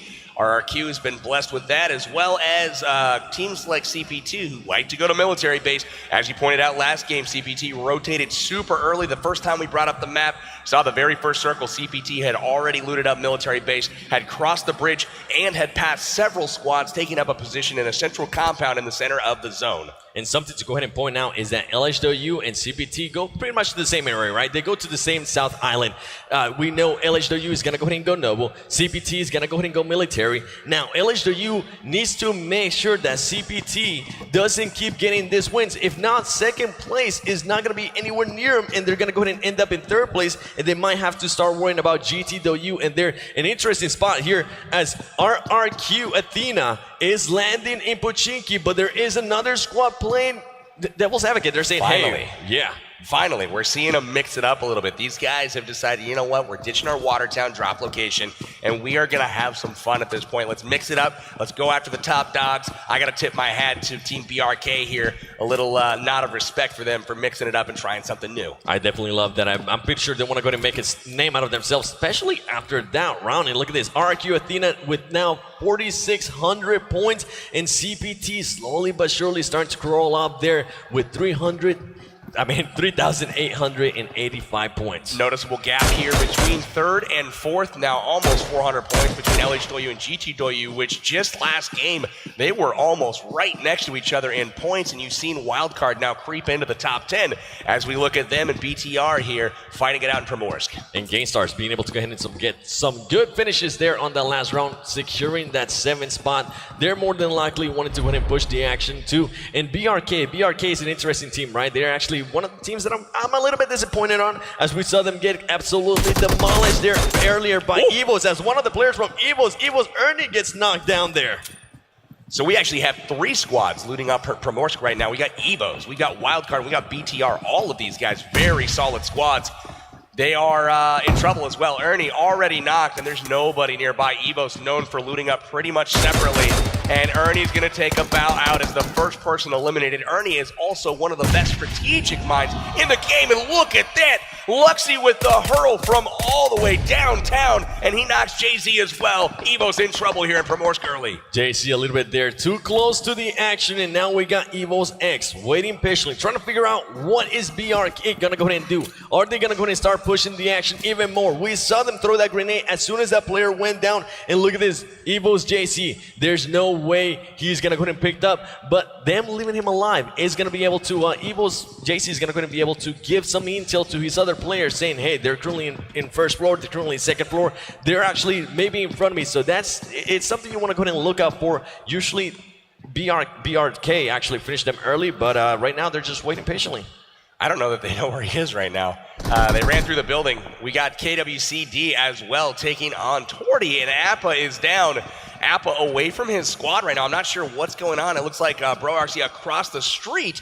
But again, Appa in trouble right now. It looks like he will be eliminated. June also knocked. They traded knocks. And it looks like just this coming in to get the finish there on Torty. And again, our second and third players off the board. JZ also goes down to Zuxi with a shotgun over in Primorsk. It was actually BTR, my apologies there, as we see KWCD now starting to clear some people out of their area. And BTR saying, hey, we're taking out some people from Evos. How about we go ahead and start looking towards Wildcard? Wildcard is starting to rotate around. We saw Hot Jukes there getting shot earlier by BTR. Something he wants to go ahead and keep in mind, because you don't want to go out this early, especially after such a great game in that last one by Wildcard. Definitely Wildcard sharing the city right now with, it looks like, BTR. And they are content to go around the outskirts, loot up as much as they can. They have the vehicle, and they are going to rotate out, it looks like, trying to avoid a fight early. Again, Wildcard currently moving into the top 10 after their second place performance last game. They are one of 2 North American teams to finish in the top 4 last time, Gainstars being the other. Really nice performances from them. Good to see them show up in third-person perspective here today in Game 1. As well as we see the map there, brought to you by Samsung Galaxy Note9. An interesting thing, actually, by CPT is none of them went, actually not the full team went military. Some of them actually decided to go ahead and rotate around. And Wildcard here, outsider 9K, being able to get some shots from the vehicle moving. They're going to go ahead and add one more kill to their tally. And now Evil's Bull Shark once Let's again, see if he can do it again. by himself. Is he going to be able to do what he did in the last round, which was squad-wide people left and right as it happened to BRK? That's right. Or is he going to just like last game when Bull Shark was hiding in the forest, he's doing it again this game. Wonder if he'll be able to go 1v4 once again. That's probably not on his agenda of things he wants to do today. I'm sure he would prefer to have his teammates rather than trying to go 1v4. They definitely will, and we're having a stand-up right now in Pochinki as BRK is looking around for RRQ Athena, but they're not being able to spot him now. BRK will love to have this engagement, will love to be able to go ahead and take out RRQ, get some confidence, and pretty much be able to show, hey, maybe we know we didn't do that good in the whole tournament overall, but we can actually go ahead and take out the top team for right now. Could be a little bit interesting. I like the crossbow in the back of one of the players here in Pochinki laying down second story, just waiting for an opportunity to embarrass somebody. Really nicely done. We did see that in North America. Shout out to Cleric Dragoon getting that Pochinki crossbow kill as well. Maybe we'll see a repeat of that here in the global final. I do remember that by Cleric Dragoon there with Winsanity. I believe it was in LA finals, in RRQ G9 just waiting. He sees that the player is nearby. More than likely, he's actually not switching around, which is interesting. He wants to be able to get an angle up at the stairs. He sees one. Is he going to be able to go ahead and finish him there? Caveira is starting to back up, gives his back to him. He wasn't able to go ahead and get all the shots that he wanted, but he needs to be careful because RRQ G9 does have an AKM waiting patiently, and Caveira deciding not to heal up, deciding to see if RRQ is going to push as Baraka now goes down for BRK. There he comes. He hears the bandage. He goes to push, and that Uzi is going to be trouble. Is he going to be able to go ahead and get this clutch right here? RRQ with the... Tries to get out the window, and he can't do it! Caveira's going to get the finish on him! Nice job to BRK! Huge plays here, ladies and gentlemen. Keep in mind, RRQ Athena is currently in first place. If for some reason BRK is able to go and clear them out, it is going to be interesting. See... Zod goes down. That is huge from G2E. Right now, RRQ is living a little bit of a nightmare, getting pressure early in their preferred drop location, and they are a man down already. This is not what they were hoping for. Oh, Fusi unable to get inside the door. He's going to get knocked from behind. Caveira, though, going to try to come to his rescue. G2E on the rooftops right now, bearing down, trying to get the finish. Clips Baraka on the ankles. Baraka able to get to safety for short. Isong pushing across the street.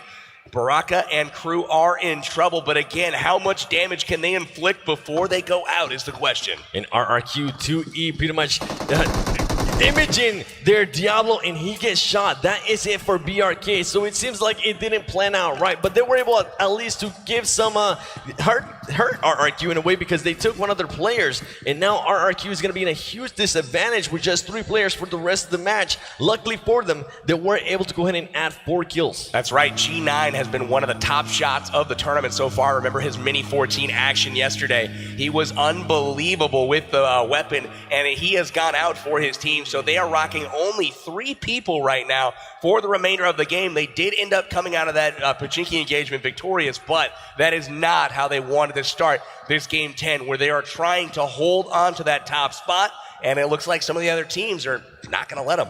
It is, and I'm actually wondering what kind of play style here Arab Madness is going to go with, because they did start the day on place 17th, and they're playing very cautious. So are they going to go ahead and just stick to that gameplay, or do they want to go ahead and push the action a little bit more? They want to get a little bit more aggressive, get the kills, or what are they trying to do here? As we do see Full Sand passing by them earlier, and CPT. Early rotations from military base, getting all the cars, all the vehicles, but they've got to watch out because Cloud9 is up on that hill, and they might start getting some shots rained down on them. Cloud9 approaching while they're split up. CPT has been divided 2-2. Looks like they are starting to group up right now, aware that they are being looked at. Han and 762 joining up with their teammates, but impressive rotation right now from CPT. Again, they looted up Military Island, but look at how far north they are. They're actually one of the northernmost teams right now, and they already looted down south. Yep, they definitely have early rotations, as we're talking about it earlier, as we see Gainstars Fyra in the backseat saying, hey, Angry, make sure I don't get shot. Start juking around a little bit. 6-act for me. Gainstars making sure they're trying to get some good rotations here. And Hero, one of the consistent teams there from day one. More than likely, they want to go ahead and continue getting consistency here. We haven't been able to see that today. Trying to figure out what they do here with the cars. Who's going to go first? There you go. They finally decide who's going to go ahead and go first. Gentleman's agreement pretty much there. Doc, you troll. When you watch this back, I just want you to know that you're a troll. Knocking your teammate out of the garage twice there while you're trying to get into there. That was pretty funny stuff. Now, the Hero's going to take position here in this compound. Good stuff. Really good compound to take. This is a very, very nice position to fight from. Lots of good sight lines in all areas here.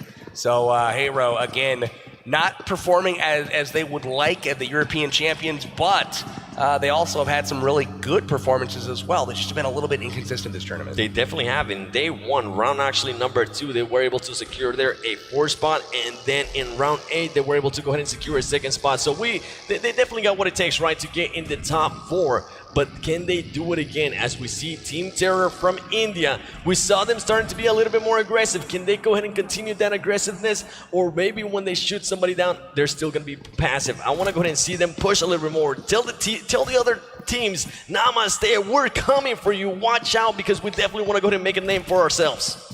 I really like how Team CPT is holding this compound here. Lots of good angles being worked, lots of different locations in the buildings. if anybody was to come through here, they'd have a really good line of sight on pretty much any angle. So I like the way they're playing this. Evo's Bull Shark off on his own right now. He's chilling, man. I wonder if he's taking a little bathroom break. He might be waiting. You know, he might be waiting for our squad to come nearby. That way he can go ahead and just clear him out as he did with BRK earlier. And look at this zone here. Great zone for RRQ as they are literally smack down the middle in Pochinki after they were able to go ahead and clear out BRK. And this, the grow set that I know you love, PB. And also a ghillie suit in case for some reason the final circle is out in the open. That's right. You can see Cloud9 has wonderful position yet again this game. We'll see if they actually do something with it this time around. They still have not yet cracked the top 10 in any game so far this tournament. Really looking at them to try to do a little bit stronger performance moving forward in this tournament. And we see Galaxy just waiting patiently. They're seeing the Japanese team pass by. He has to watch out. You don't want to go ahead and run over your teammate. Trust me, it has happened to me a couple times, and it's not fun whatsoever. They do have a level 3 backpack and a bunch of loot. Now, interesting stuff that I actually been seeing by the Chinese teams, as I mentioned earlier in the day, is they do run that strategy where they carry a lot of grenades, and then instead of doing a smoke wall, they had to go ahead and do an explosive wall. Telling teams, hey, you do not want to get close to us, because if you do, guess what? There's going to be grenades just raining down on you, and more than likely, you can't get knocked down from them. I'm impressed with a lot of the Chinese teams and the Thai teams, the fact that they have so many frag grenades on each player, yet they still have all of that ammunition to be able to spray down the vehicles that drive by. Really, really efficient at looting and keeping a really nice loadout that can put a lot of offensive pressure on people as they push their positions. Now BTR heading through the fields here up the Pochinki Hills, through Cloud9 and also through CPT.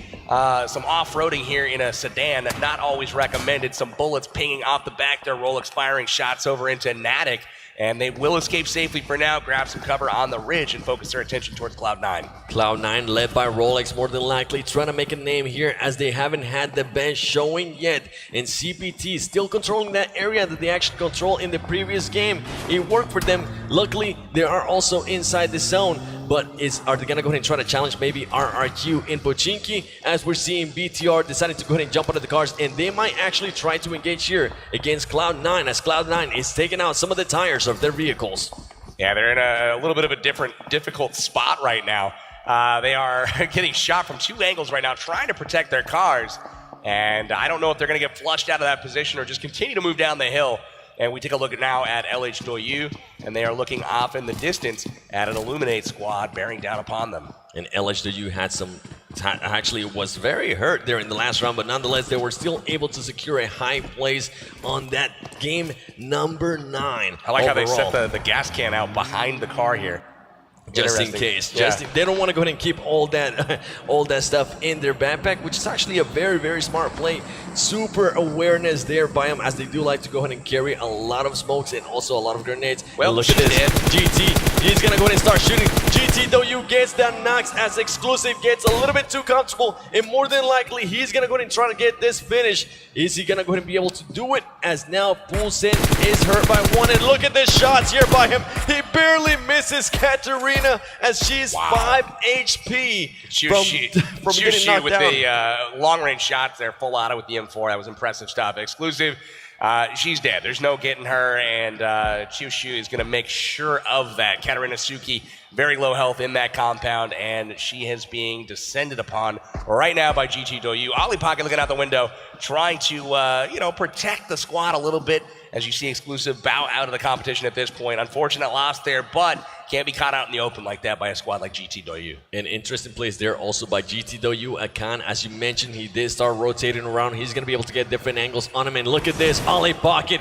is going to go ahead and start getting rushed. GT6 gun is going to get the shots right there, ladies and gentlemen. He more than likely is going to hit upstairs. He has to watch out because Full Send is known for waiting around, but it doesn't matter. GT6 got just so much better, and look at that. GTW easy claps, baby, as they're able to go in and clear that compound, and Full Send gets eliminated.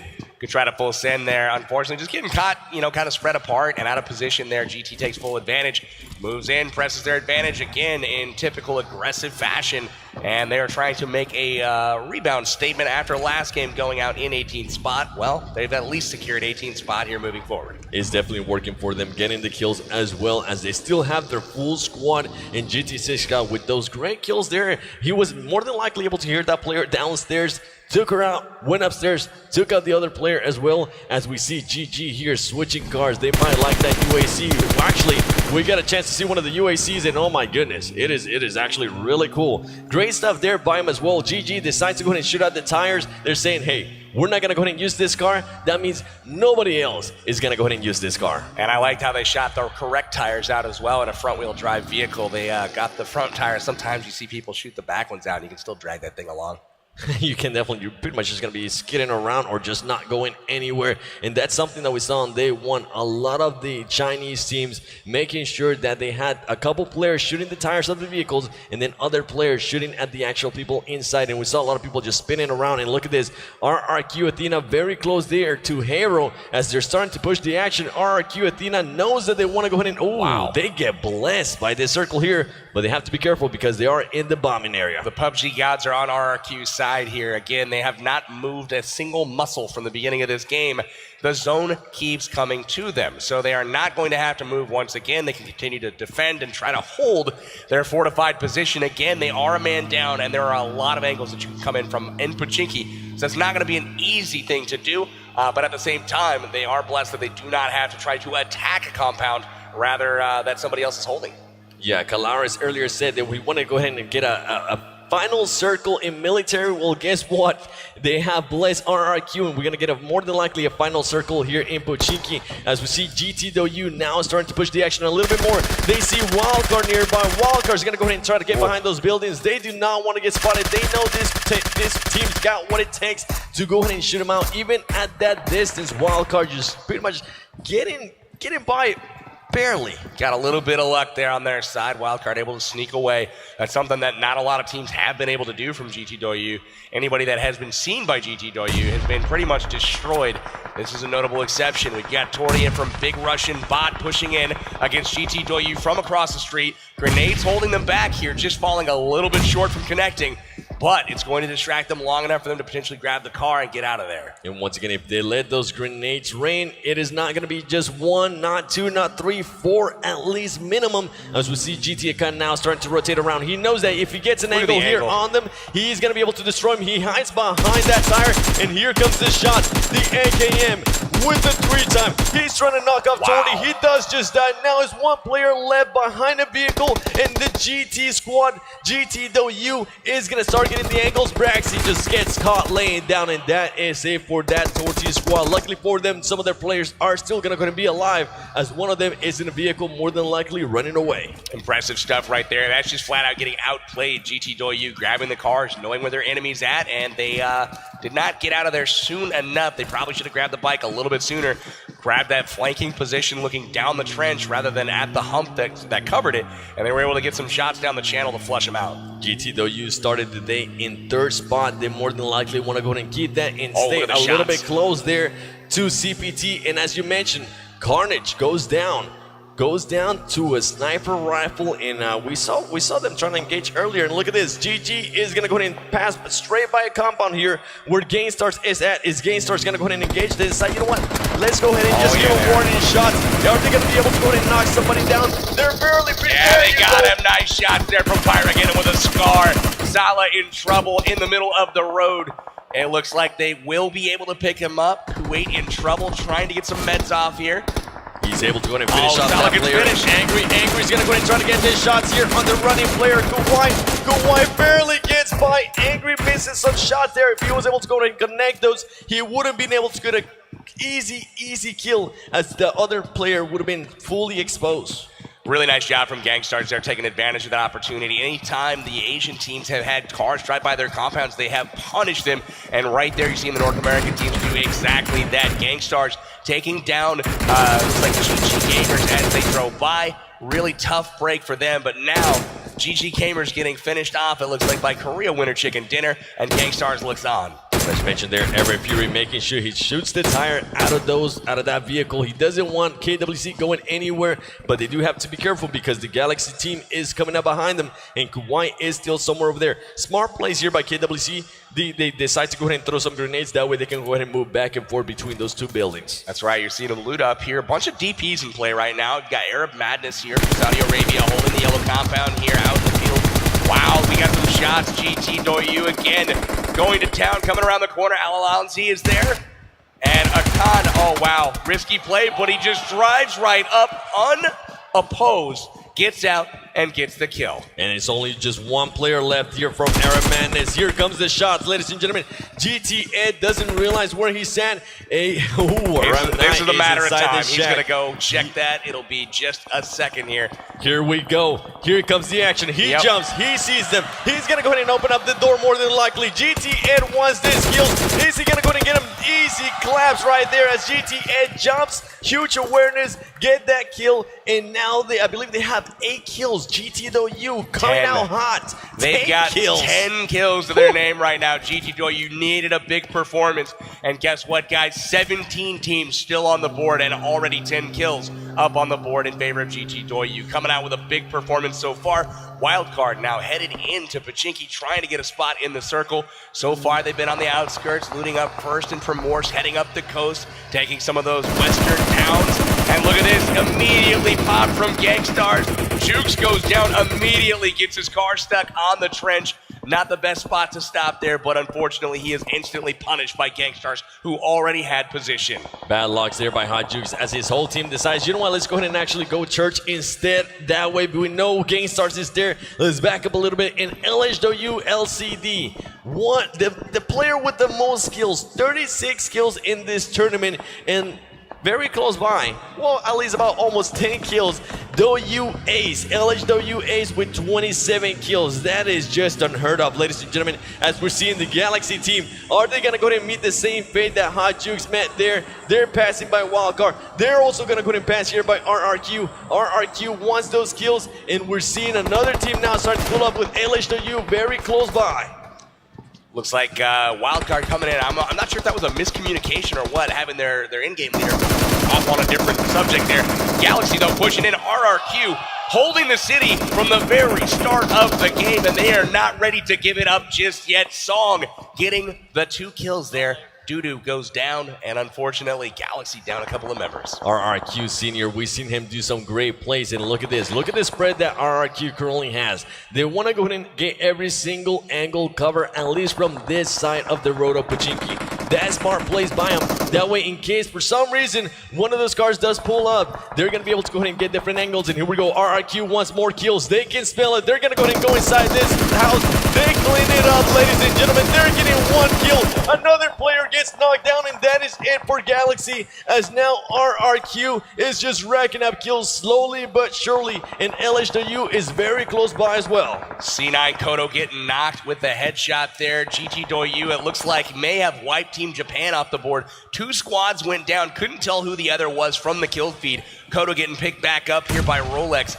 Cloud9 in trouble. They've had good position this whole time, but they've been getting knocked kind of over and over right now, getting pressure from a bunch of other teams. They are able to go ahead and pick up Kodo there as he's just trying to go ahead and throw some grenades. They have to watch out though. KWCD starting to sneak around. They might get an angle here on Rolex and Kodo, as they do get an angle, but luckily Rolex is able to go ahead and clutch that kill right there. KWCD is going to go ahead and continue to push as one of the players from KWCD. Oh no, grenade right on top of him. Kodo actually almost about to go ahead and finish. Rolex just going for it. He doesn't want his teammate to go down. He's going to go ahead and risky play here by him, as nobody from KWC is pushing at the moment. So that is going to go ahead and work out for them. And look at this. We got LHW against GT Doyu. Something I just love seeing. These teams are great, and I want to go ahead and continue to see that action from them. Really interesting action all the way around. Terror Squad getting knocked there by Torty. C9 Sam getting another shot off on KWCD. KWCD loses June as well with a headshot. Korea in trouble, and it looks like they've got Long there still hanging by a thread. And look at this. KWCD. Oh my God, they're like holding hands. They are right next to each other. Dude, there you go. There goes the finish. And what you gotta watch out. CPT is coming up from the bottom, and there is still one more player from KWCD. Cloud9 might go ahead and get sandwiched here. If CPT is able to go ahead and push this at the right time, they might go ahead and be able to just third party and get easy kills along the way. Epic grenade right there from Justice, connecting with Carnage in a big way. Carnage down to about a quarter health. CPT off on the sidelines, watching the kill feed, making sure they take advantage of anything they see that looks like they could take a big time advantage on a third party engagement there. And the zone has moved. As we see, RRQ now is starting to move by. They know that they need to go ahead and push the zone. They're doing just that. And look at this. Everett Fury realizes that one of the RRQ players is turned around. He didn't realize, though, that he wasn't actually behind that wall. He has to be careful. The player was behind the car. And LHW now spotting Illuminate. They're going to go ahead and start pushing the action, or at least just regroup those cars to something that they're more comfortable with.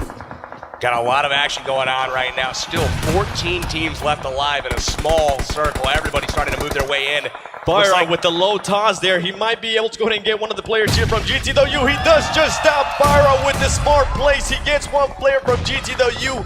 Gainstars is just getting surrounded right now by teams, but they're able to go ahead and hold them back. And smart plays there by him as they go ahead and throw another Molotov. It doesn't hit, but GTW Ed is now starting to throw the smokes so he can go ahead and give his team some cover and himself some cover as well. Last ditch effort. He's going to try to get his teammate picked up. He does have a grenade land on him, does weaken him a little bit. Chioshia gets around, he moves through the smoke behind the shack, and it looks like Ed's gonna try to pick him up.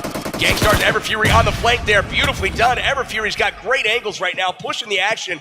Oh, this is looking really good right now. Fury needs to be careful because the players are going to go ahead and be laying down as we have seen them before. He's going to go ahead and pass by one. Everett Fury finishes off.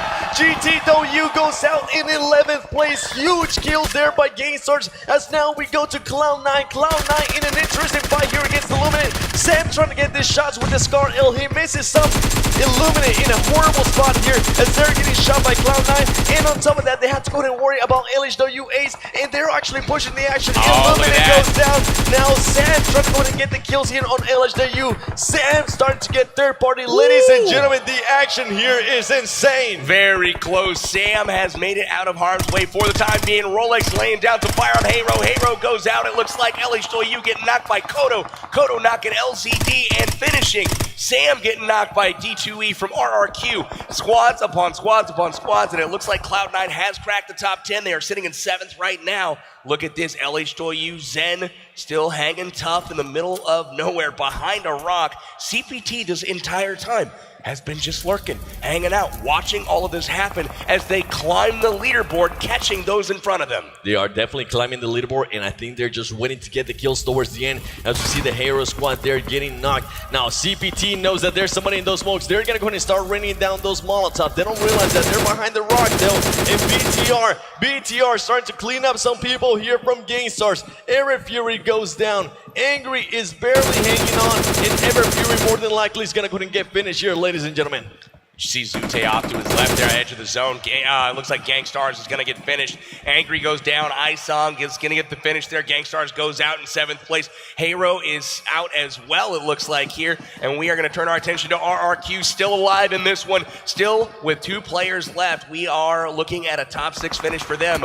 Trying desperately to catch up to them is CPT with all 4 members remaining. And look at that. The M24, my man, Luxy taking him down. Beautiful shot right there, and RRQ in trouble. RRQ in trouble, but they have been able to get the kills. They currently have 12 kills to their name. CPT needs to start pushing on the action. They need the points. RRQ is getting the points on kills. Now we have to be careful. Look at this. Great plays here by RRQ. Picking up his teammate, making sure they regroup, making sure they start repositioning themselves here as the circle is just closing in. Ladies and gentlemen, we have 6 teams left. 14 alive. Who's gonna go ahead and win this? It can go for anybody as CPT hand is currently inside a Molotov. He needs to go ahead and start healing up. He's gonna go down to the Molotov by BTR. CPT now starting to get pushed by BTR. CPT holding back BTR as well. Great action right here, back and forth between these 2 teams. CPT's position is absolutely incredible right now. They have all kinds of space between them. They've got a nice little front being put together, making it very difficult to push them from any one angle and get the finish. They're also able to cover their knock very, very well. Rolex and Carnage pinned down right now, going up against head-to-head RRQ, iSong, D2E, Rolex versus Carnage. This is looking really, really bad for both of them as they try to fight the zone as well. Carnage makes it in, goes prone with the AKM, overlooking CPT as well. RRQ making their way down in the grass. Rolex goes down to the play zone. Not good. Carnage is all by himself at this point. D2E knows what's going on, jumps to the bush. Song goes down to the nade. CPT still putting out the pressure. CPT being able to go ahead and finish there. RRQ, can CPT go ahead and get the win? Great plays there by him as they go ahead and take out the #1 contender with RRQ. And look at here, BTR now winning. They still have their full squad. They need to go ahead and pick up that player that is currently down. CPT trying to take advantage of this. As we mentioned, they are using full advantage of the ledge and their cars. But you gotta watch out when you lay down like this and you don't have the height advantage. Oh, wow. You might just get knocked. Oh, wow. And huge. Korea's winner chicken dinner. Just check out Luxy and Zuxy. Got the finish on both of them. He is a solo player for Korea winner chicken dinner, and he is doing work. He takes out Kings as well. Holy cow, he is doing work on the backside there. Nobody expected this from him. KWCD pretty much being able to go ahead and help CPT now starting to get the kills when it mattered. Now we're going to go ahead and start cleaning up people. KWCD helping their CPT now. Ladies and gentlemen, can CPT get this win? Oh back to my back gosh.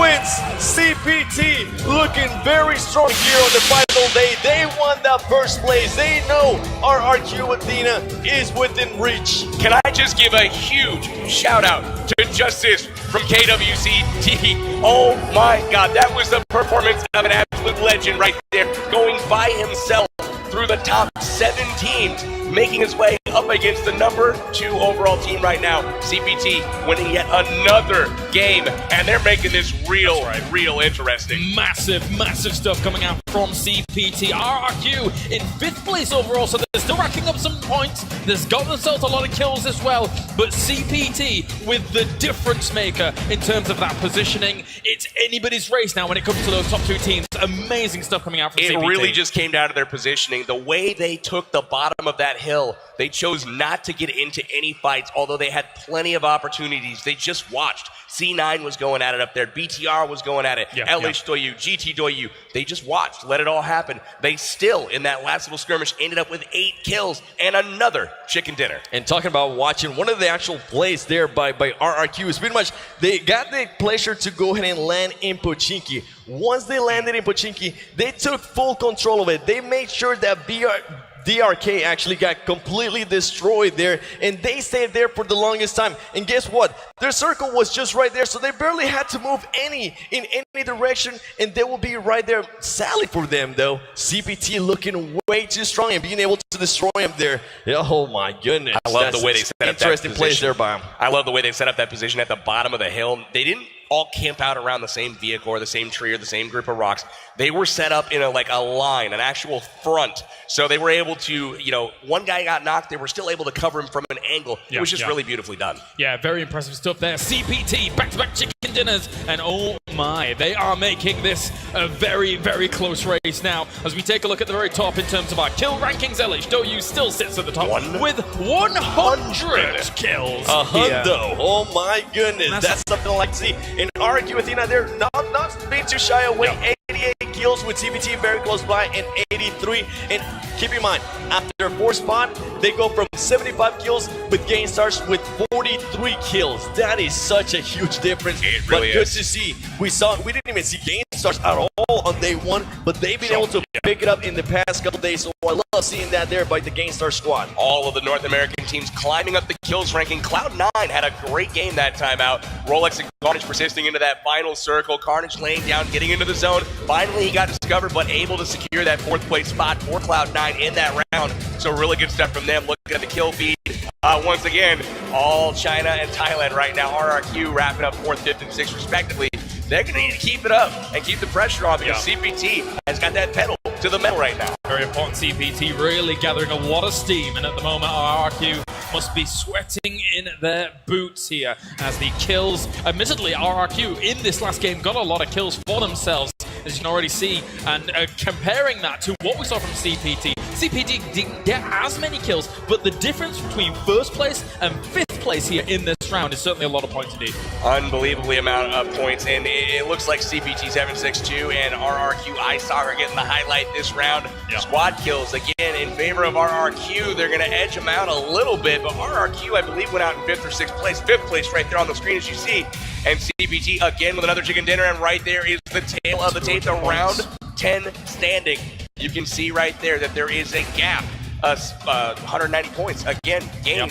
We're cutting that margin down real close now with 2 games to go. They are definitely starting to chop at it, and it's looking good. If they can go ahead and continue to get these kills towards the end and also the wins, they are going to be just poised. They pretty much, what they need right now is they need to go ahead and maybe challenge RRQ Athena from the get-go and just try to risk it. And that's something I wouldn't be surprised if we see that in the last game if it continues to be like this. If CPT is able to go ahead and get another win and they're able to go ahead and continue to gain on RRQ Athena, I honestly would not be surprised if they say, you know what, let's not go military. We know they're going to go ahead and land Pochinki. Let's go ahead and clear them off super fast and get as many kills as we can because they won those $200,000. Risky play, though. It definitely could see some strategy start to develop depending on how the points go in this very next game, round 11. I wouldn't be surprised to see RRQ drop in a different spot than Pochinki go somewhere else to be a little bit mysterious. So here we see our total score, and we have cut that margin all the way down to less than 500 points at this point. And guys, that is the difference between a chicken dinner and, last place essentially. But if they do happen to land on top of each other and one knocks out the other early, that is feasible to catch up in one game. Or other teams potentially, if they want to upset the balance here. Comfortable Penguin team, if they stick to their comfort zone after we've seen them get 3 back-to-back chicken dinners in the main tournament itself, that could be massive. That lead was so much bigger coming into today, so much bigger coming into the last 2 Game 7, and it is all to play for here for CPT. It goes to show that if you start getting those wins, especially back-to-back-to-back, it is going to go ahead and help you out and also get the kills. And PB, just look at LHW and GTW, still very close by. Starting to take shape a little bit, isn't it not? I mean, look at the gap right there between first and second, second and third and fourth. You're starting to see clear favorites for those specific positions, all of whom they could be shaken up a little bit, but at the same time, starting to see like a very clear formula start to develop. Absolutely. Well, guys, our players are just taking a moment here before we get into our next game, I believe. So we are. I'm loving the pace. I'm loving the pace. Keep bringing the games, bringing the action. This is awesome. That's right. But we are going to be going to a break, and then when we come back, we're going to be getting on to our second final game here, with it still all to play for to become the world champion.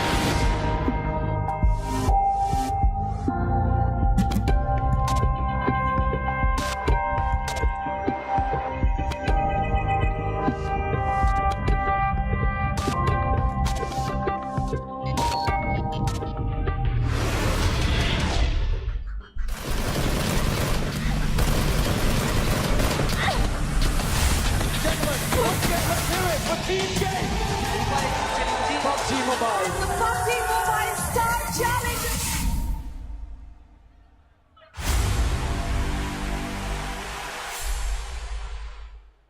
The new Galaxy Note 9 has more power than you need. Like a remote control for a phone. Why would you... Oh, that's why.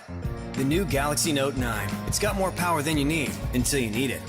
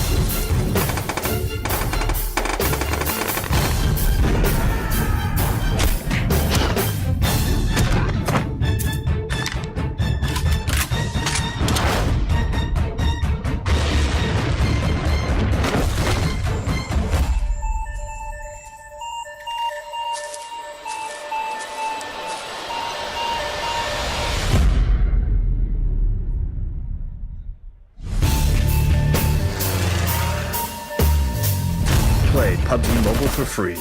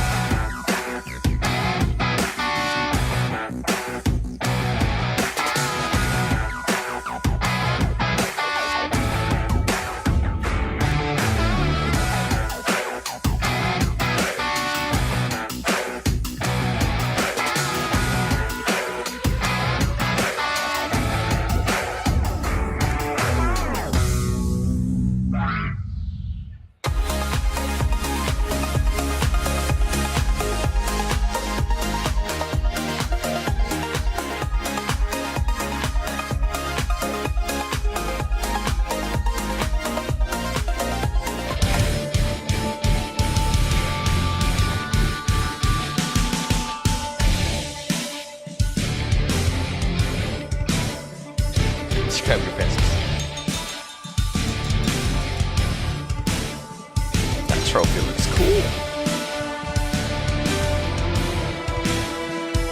Welcome back, ladies and gentlemen, here to the PUBG Mobile Star Challenge Global Finals 2018. As you get your pen away from me, as we are almost done here at the tournament. Games number 11 and 12 are coming up in just a few moments' time. Gentlemen, it is not clear-cut. We do not have a guaranteed champion just yet. 2 more games, 500 points difference. We've already seen even 500 points difference be made up in 1 game alone, never mind 2. We are under 500 points away now from first and second place. Very excited to see how Game 11 shapes up. It's going to be very telling.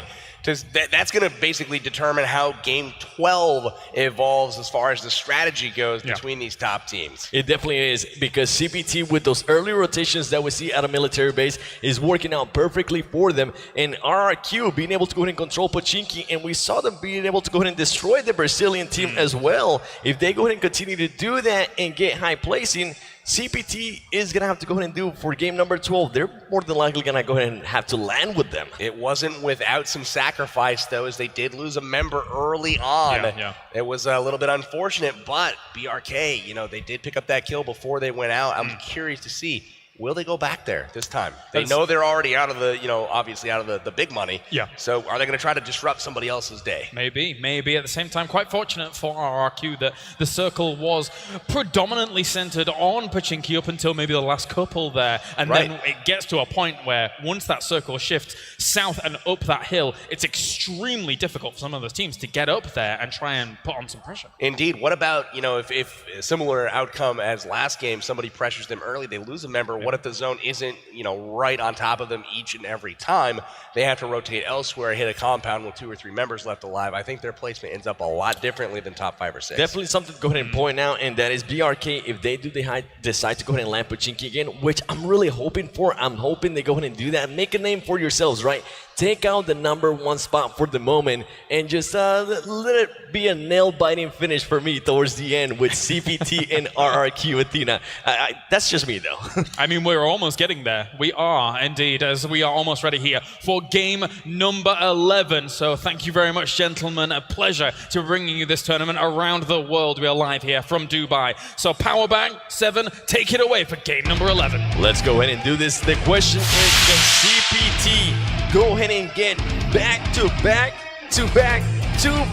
wins on day number 3 and pretty much get closer and closer to the final first place with $200,000. And PB, as we see them playing here, passing by, dropping once again the Samsung Galaxy Note 9. Get yourself one at home. Check it out because it's a hell of a phone, actually. Indeed it is. You know what? I have an interesting point to make.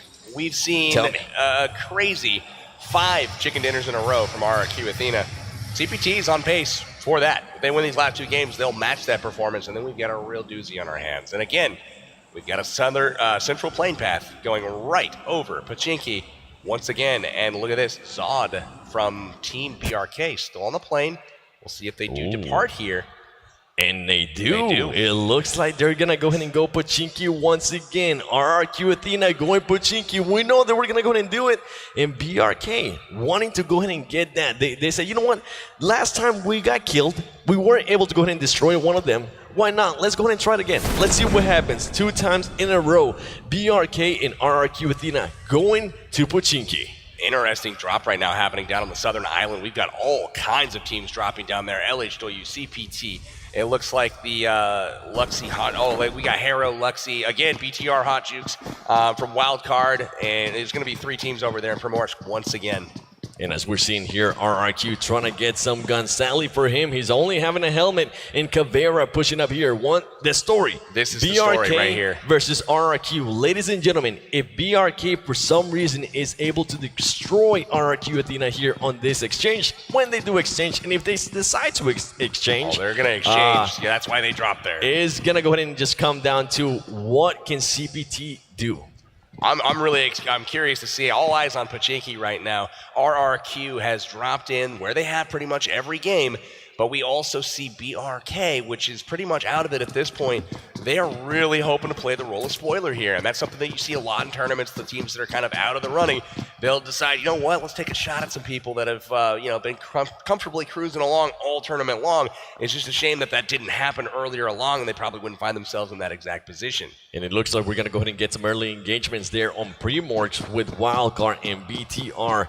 They're more than likely trying to go ahead and decide, hey, do we want to go ahead and push the action here? Wildcard more than likely wanting to go ahead and make a name for themselves as well with Big Russian Bot, I believe it was, just heading towards Primorsk. We saw that exchange earlier, and we saw Evo's there earlier, but now Evo is switching it up. They said, we have lost all our players already every single time. Let's just back it up a little bit. Let's go to a different place. Let's go to Jasnaya and see what happens. Terror is pushing on full send right now, and this is a matchup that they can definitely win.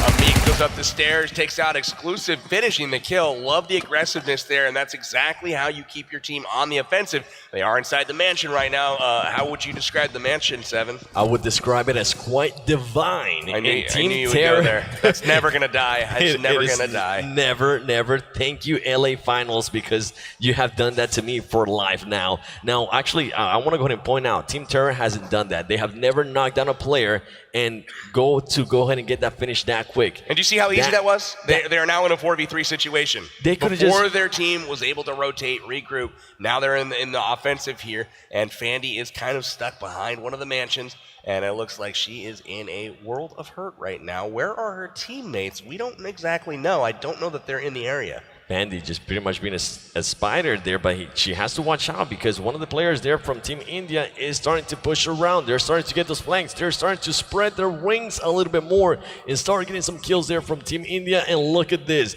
We more than likely are going to go ahead and get the engagement we wanted to. Now, RRQ, something we saw earlier from them is they are going to go ahead and try to get on the roof. Something that I actually seen from other players as well. Arcade Diablo comes to mind. And look at this. TT and Shakriya being able to go and destroy their bandits, saying thank you so much, Shukriya, for the loot. We'll see you later.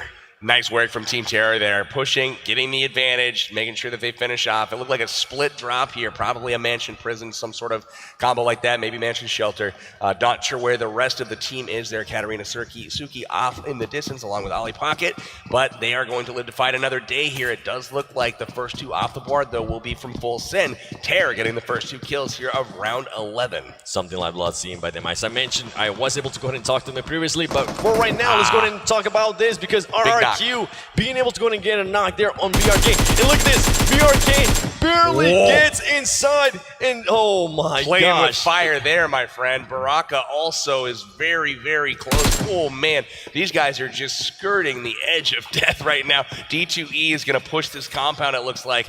Very, very tough stuff. Smart play there by PMSC, throws a grenade. He's going to go and actually get pushed too much. Baraka gets knocked down. It looks like BRK once again getting pretty much squad wipe, except Saad. Saad K is still alive. What is he going to go ahead and do here? There's the opportunity that he can still knock and finish somebody really quickly, and that's probably what he'll go to do. He's not going to obviously survive here unless he can run away really quickly. He definitely can. He has to watch out, though, because he only has a VSS. And, well, he does have actually another gun there towards the back, but he doesn't have a helmet. He needs to be careful without a helmet there, and he is going to go ahead and get pushed by this full squad. RRQ Athena knows that he's very close by. They're going to go ahead and just start jumping up the different windows here pretty soon, just making sure they hunt him down, get him as soon as possible. And look at this. They're going to go ahead and find him.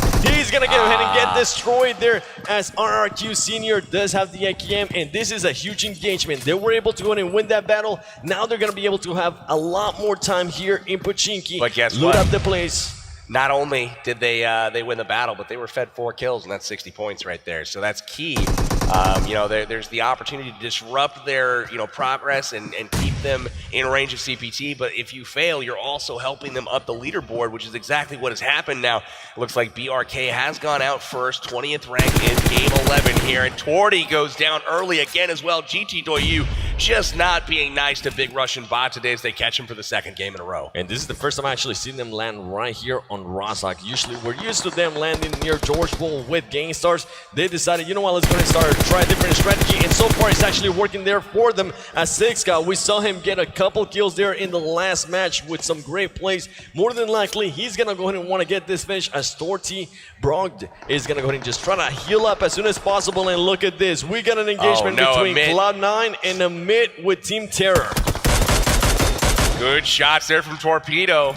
Nice work putting some pressure on Rolex, and they are trying to keep them pinned.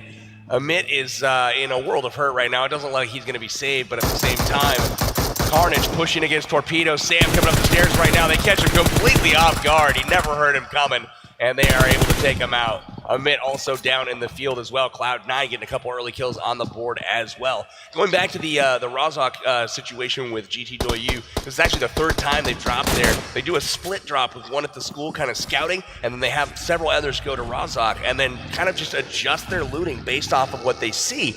But those are kind of their two main drop spots there in Northern Georgia Pole. Really interesting to see them go back to that spot given the plane path going right down the middle. And it's interesting you actually mentioned that because I have seen them when they do go Georgia Pole, right? They run into the engagement of are they going to be able to go ahead and get the car before game starts? And it seems like they might not go ahead and be losing that action. And look at this, Evo's with the grenade. He's going to go ahead and try to get around. He is, one of the Evo's players knocks himself out once again. Evo's X is GG going to go ahead and push the action. They do just so.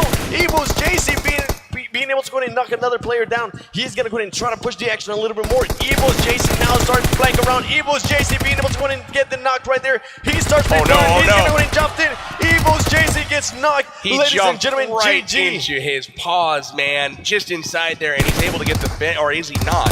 There he is. He does get it. Sala comes in to finish it off.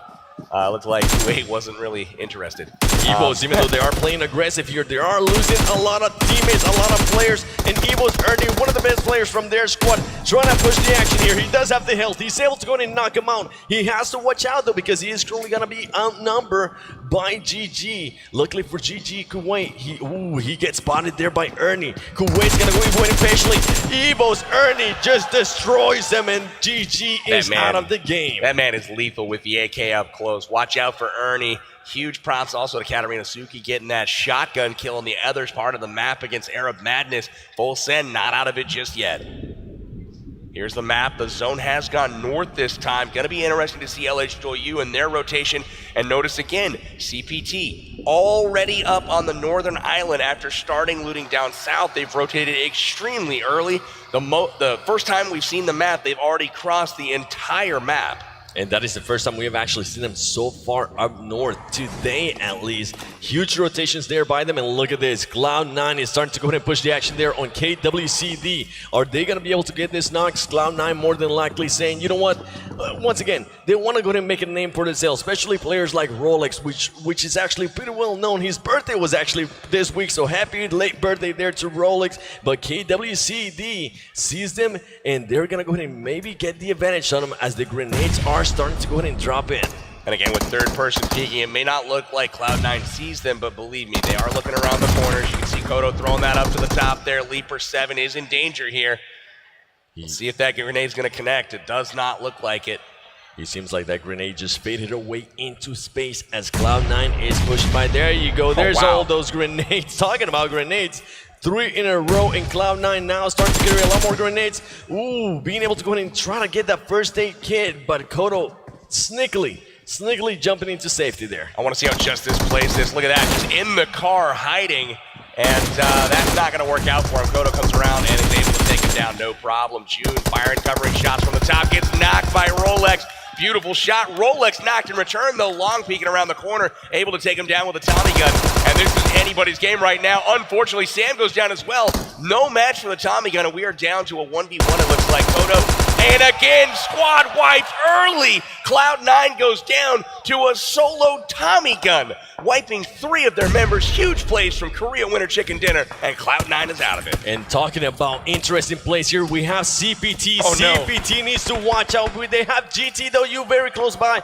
One of the players from CPT goes down, Han, and GT Akan waiting patiently. Ladies and gentlemen, this is going to be a huge turnaround, as now there is 2 players down, or actually still 1 player down there from CPT. He's going to go ahead and try to get picked up. He needs to be careful as GT Akan is starting to rotate around. CPT 762 is flanking around. He gets 1 knock. He gets another knock. Huge what a play there from 762. 2 huge knocks right there. He does go down, but he has stopped the bleeding. 762 able to keep CPT in it. Look at the support coming in from Yeah, CPT. he's going to clutch this kill right here if he wants his team to have a chance of getting first place. Is he going to get it? CPT! Oh, he doesn't get it. They go down. It was a 1v1 for the finish, and he does not get it. CPT. Oh no, that may end their dream of taking first place in the tournament. They are out of it. CPT, huge knocks there, but they weren't able to get it overall. And KWCD here starting to get pushed by Japanese team.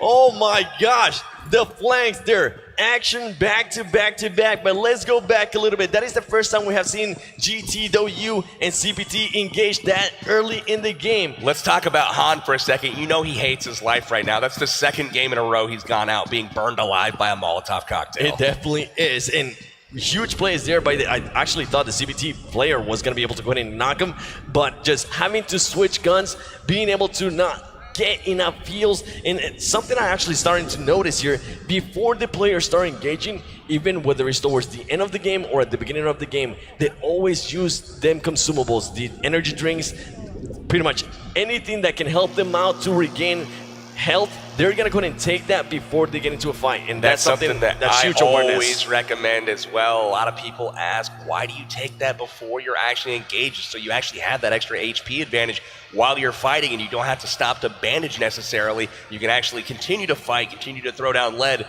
and that's important with how aggressive these teams are. Always trying to push corners, always trying to get angles, and you see Evos here, again, with only 2 members left alive. They've lost Bull Shark this time. They've lost JZ.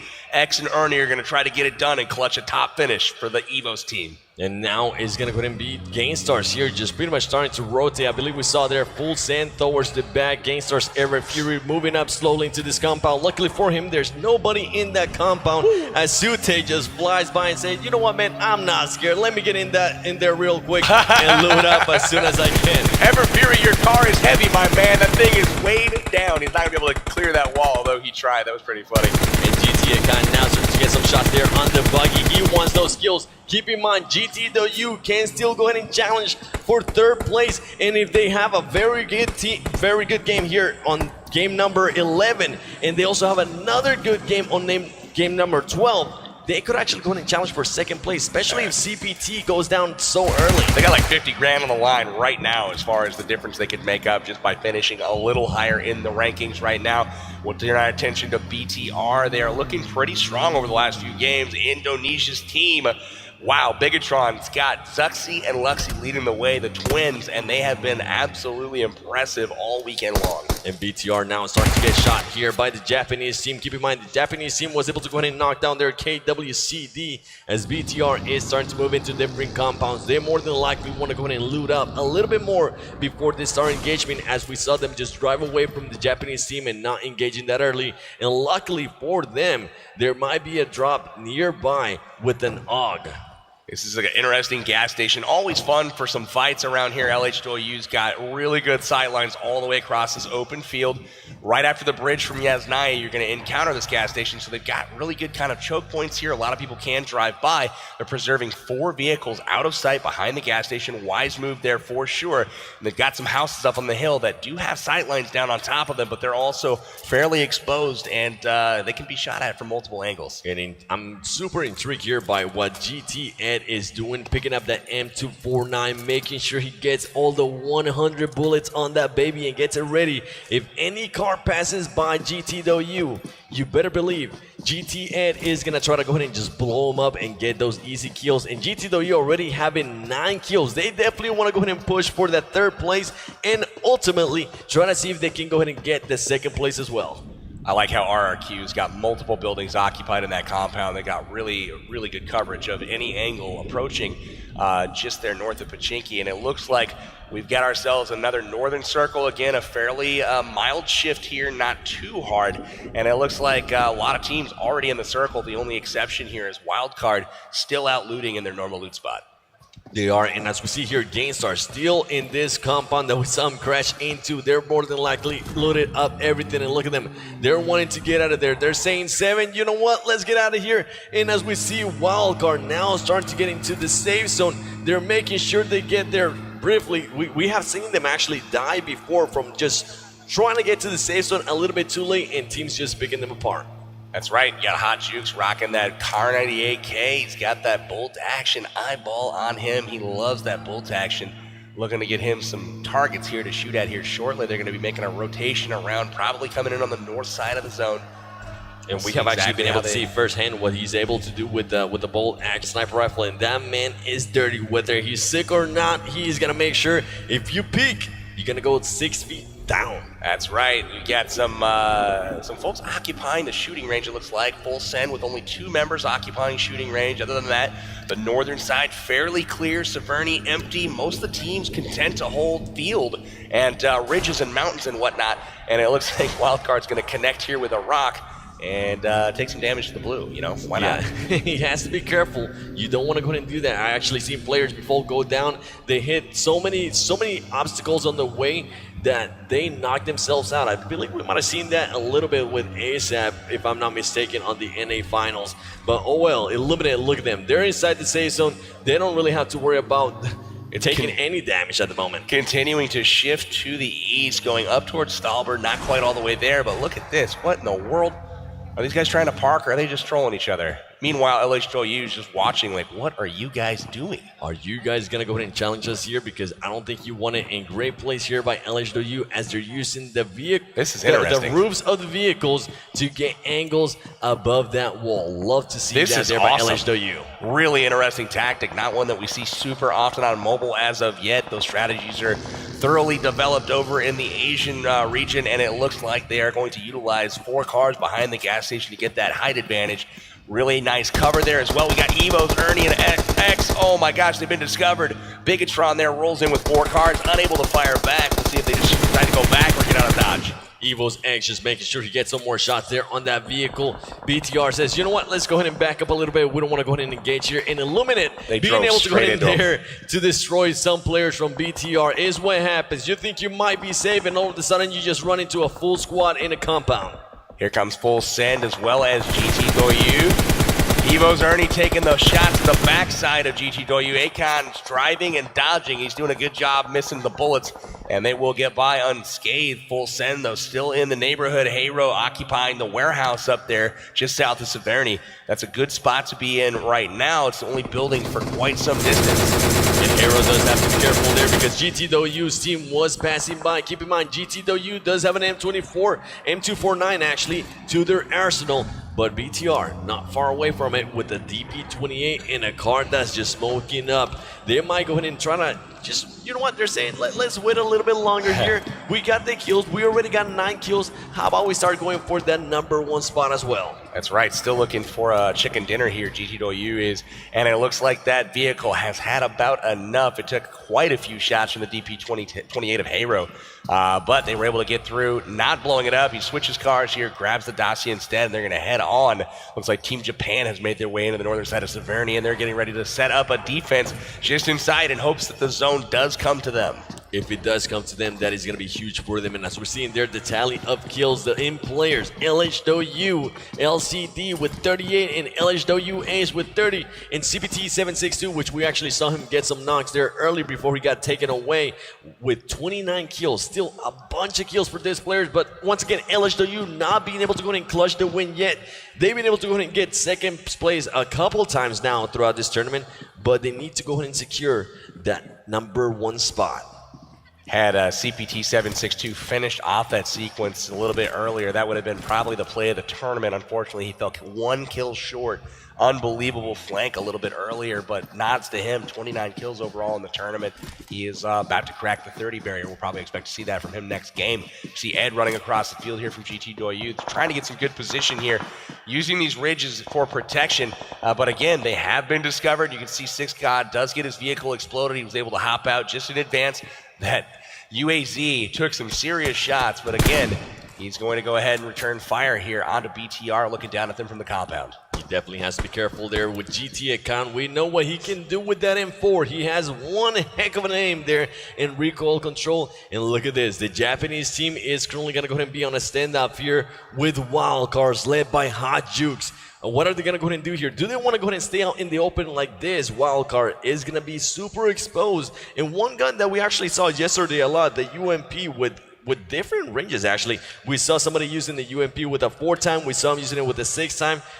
We know he can definitely get some kills at range. Absolutely. It looks like Wildcard is going to be content to rotate. Japan sees him moving. They had an opportunity to keep him pinned in Severny, but at the same time, you've got to get that position with this many teams left alive. 14 teams still left in it, trying to get position. We got some fighting going on between Illuminate and I can't tell who exactly, but they are driving off in the distance here. Wildcard heads in. Hot Juice in the lead car, again attracting fire, able to call out to his team where they're at. There they are in the lead car, taking shots. This is trouble for Wildcard. It definitely is, but luckily for them, they do get behind the good shots there. From Hot Jukes. Great shots by Hot Jukes. He knows he has him in the run. He has to be careful because Hero is behind them. And look at that. As soon as I say that, some players from Wildcard go down. Hot Jukes going down there to a VSS by Hero. Hero getting super lucky and being able to third-party players from Wildcard. As we're seeing them, they thought that they were safe, but little did they know Hero was waiting patiently and then letting them rain They're not even stopping. They're just putting suppression fire as much as they can. That's great play by Hero right there, just to have line of sight on that position from where they were at. They pushed out from the warehouse, took refuge on that little berm, looking off into the distance, hiding behind the rocks here, throwing shots at Wildcard. Wildcard was basically trying to hide from Bigatron in the compound. That is who they were trying to storm, and immediately getting shot in the back here, but they're trying to get inside, patch themselves up, and they know they're going to have to take on Bigatron here shortly. And luckily for them, they were able to go ahead and do just that. They did lose Hot Jukes, their captain there, but we have seen Lucifer being able to go ahead and clutch some huge kills as Hero now is starting to push the action a little bit more towards them. And look at this, Illuminate versus Gangstars. A lot of the Gangstars players are currently hurt. Wow. Fyra goes down. Angry might go down here. Illuminate looking big there. Illuminate eliminating Gangstars from game number 11, ladies and gentlemen. Fyra is still standing. That means that one of the Gangstars players, Sute, very, very far away. Smart plays there by him. Feels bad for Pyra. He's going to go down here in just a moment, but Angry Everfury just getting overwhelmed on the flank by Illuminate. Great job by JCZ to hop outside the wall, get the angle, fire into the smoke. Even though Gangstars was protected and shrouded by the cover of smoke, it was no match for the spray that came down from JCZ. It looks like Kings now looking down into GT Doyu. Now they're getting third-partied here. We got Wildcard looking in. We've got GT Doyu looking in. We got Hero off in the distance looking in on Wildcard. About to get hectic, folks. 13 teams alive. The circle is not that big. About to see some clashing. It is going smaller and smaller, and look at this. LHW now entering as they're eliminating people from Arab Madness and GTA Khan with the smokes. And look at this. They're keeping the car still intact as it is getting shots, but the other team, BTR, is not deciding to go ahead and blow it up. And look at this push here, ladies and gentlemen, by Seagut. Seagut, a known player for being super good up close and personal. BTR is going to be able to go ahead and push. They need to be careful because Luxie does have a TP20 here. Here comes the push. He's man, that man's a monster. They're going to go ahead and go That man is a monster inside the house. Seagut absolutely slaughtering. Wow, that was a great push and a great clear by Wildcard, but they're going to have to stand up and face GT Doyu, who's crashing the compound right after him. GT Doyu knows that they're currently hurting. Here we go. Lucifer decides to go ahead and jump down, and look at this, exchanging back and forth. Seagut coming in. Can he go ahead and finish up the player from GT Doyu? Oh my gosh, Seagut with the huge kills there. Another close-range massacre by the close-range specialist. Seagut clutching it for his team, taking out GT Doyu, which took out CPT early. Interesting plays there. We saw Wildcard being able to go ahead and get their second place. Can they go ahead and try to push for the win? But they have to watch out because RRQ still has all of their teams alive, and they're currently going to go ahead and try to engage here the Japanese team. They need to go ahead and be careful. The Japanese team currently in a huge disadvantage. Their cars are pretty much blown up or exposed. They cannot go ahead and get out of there. If RRQ decides to go ahead and push, it starts throwing grenades. Oh, what a beautiful grenade there by the Japanese team as RRQ was starting to push. And look at this Japanese team. Oh, this is bad. This is bad. Starting to push from the side. Here comes the shots, ladies and What gentlemen. timing! Leshy comes out, avoids the Molotov, gets the knock. RRQ in trouble. 2 down in the field. Japan is on fire right now, literally. They definitely are, and the Japanese team here starting to heal up. If they were to throw some grenades into that smoke, they might be able to go ahead and destroy that full team. RRQ getting a little bit lucky there and playing it well with that Molotov. We have seen Molotovs being able to go ahead and distract players and pretty much disrupt their tactics and saying, back up a little bit. You cannot go ahead and push that much. No, absolutely. And you know what? Both teams getting themselves patched up. We're about to see the same thing again because they're out in the open. They got to make a move somewhere. Are they going to retreat or are they going to hit that little shack once again and try to flush Japan out? It is going to be a 3 versus 2, but look at this. The Oh, Japanese no, team using the smokes to their advantage. They know they cannot be in this zone for that long as they're currently getting third party there by Illuminate, taking now the Japanese team as one of their players gets taken out and the other one dies to the play zone. This is going to be real trouble here for RRQ. They're going to try to med it out and hope that other teams are going to kill themselves off. They do have a car in front of them, but I don't think they can make it to the zone at this point. The zone is ticking too hard. They can try, but again, they're hoping that some other squads are eliminated. Like Seagut getting knocked here right now. Only one player left. Outsider. Man, look at this. Galaxy still alive late in the game. Good looks from them. Seagut is real weak. Outsider still tries to save him here. This is going to be a really interesting play for Wildcard. And this might be here the highest placing for Terror Galaxy. still in it as well. Look at them getting the knocks on LH Doyu. They're wanting to get these kills. Hero with 4. We have seen them get 2nd place and 4th place, so not very surprising there by them as Seagut is just moving around using that ledge to his advantage. He's gonna more than likely try to get picked up there by his teammate. And did I just see Sute starting to sneak around with Gangstars, LHW, and Team Terror? Look at this. Team Terror on the offensive against LHW. This is a madman right here as he is by himself. Siga does go down finally, getting finished off by Galaxy. That leaves an outsider all by himself. Hanan all by himself as well. Look at this, firing into the crowd. I'm not sure who he's shooting at, but hey, he does connect there a little bit. Unfortunately, he's getting shot in return, and he is going to be finished. That is it for Terror in this round. They do finish 8th place. Valiant effort to them. Outsider getting a knock on Dudu. Nice job to him. Will he get the finish? Outsider is by himself. If he gets spotted here and he gets shot, that is going to go ahead and be it for Wildcard. Can Outsider go ahead and clutch it? Brilliant. He gets another knock there. Outsider using that snake advantage, that third person advantage to Look himself. at him go. He's just knocking people left and right. He knows that he's the last one alive. He's in the zone, so he doesn't have to go far. He's just got to try to stay alive at this point. He is, but he's got to be careful because the Hero squad is very close by. Here comes this shot by Outsider. He is able to knock him down. Outsider, 3 players in a row, and now he's going to go ahead and go up against Illuminate. Can he go ahead and shoot down the player from Illuminate? He does my touch goodness, that. Outsider's on fire. Making sure that he backs everyone up, and look at this. There goes the Molotov. Outsider showing what Wildcard is made of. Look at that. He does drop the molly right on top of him. Not sure if it connected, but he does get the finish. Look at him go. Outsider's out of his mind. Oh, he goes down to Hero. Hero just being able to sneak in, something that I mentioned that we're just winning, but Outsider. Wow. Huge plays there by Outsider. My boy, stand up and show him some love because he went off there for a second. That was insane. Took it into his own hands. He went from a 7th place finish all the way up to 4th on the sole play of just him. Unreal. Hero now pushing their way up the leaderboard, going up against LHW. It's all coming down to this, ladies and gentlemen. Small circle. We've got one team holding a great position in. That's LHW. Looking off into the distance against Illuminate, trying to make their way in. They are way out of position, and they are being gatekeeped as well. Illuminate getting shots out there and getting the knock. Illuminate actually getting him hurt, and now there goes down by the play zone, and look at this. Illuminate now starting to rotate. Here comes the smokes. They do have one player down from LHW. This is the time to go in and push. LHW more than likely trying to get that elusive win, but their players are getting knocked down right now by Hero and Illuminate. Look at this push right here, ladies and gentlemen. Is he gonna go ahead and jump off? Is he gonna go ahead and jump? And he touches that, and he knocks him out as he jumps up the car, lays down, gonna get the finish there, and now he has to worry about Hero coming in.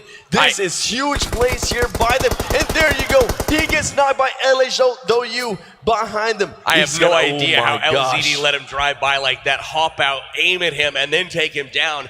Mystified here indeed, but at the same time, LHW still firmly in this one. 2 players left alive, at least up and fighting. One is knocked right now, but they are under fire by Doc and Hero here, who have 3 left. This is going to be advantage Hero at the moment. It is, and there you go. There goes another down by LHW. Hero pretty much having everything to their advantage. If he's able to go ahead and pick up these skills, they might just go ahead and get their first win for the Europeans.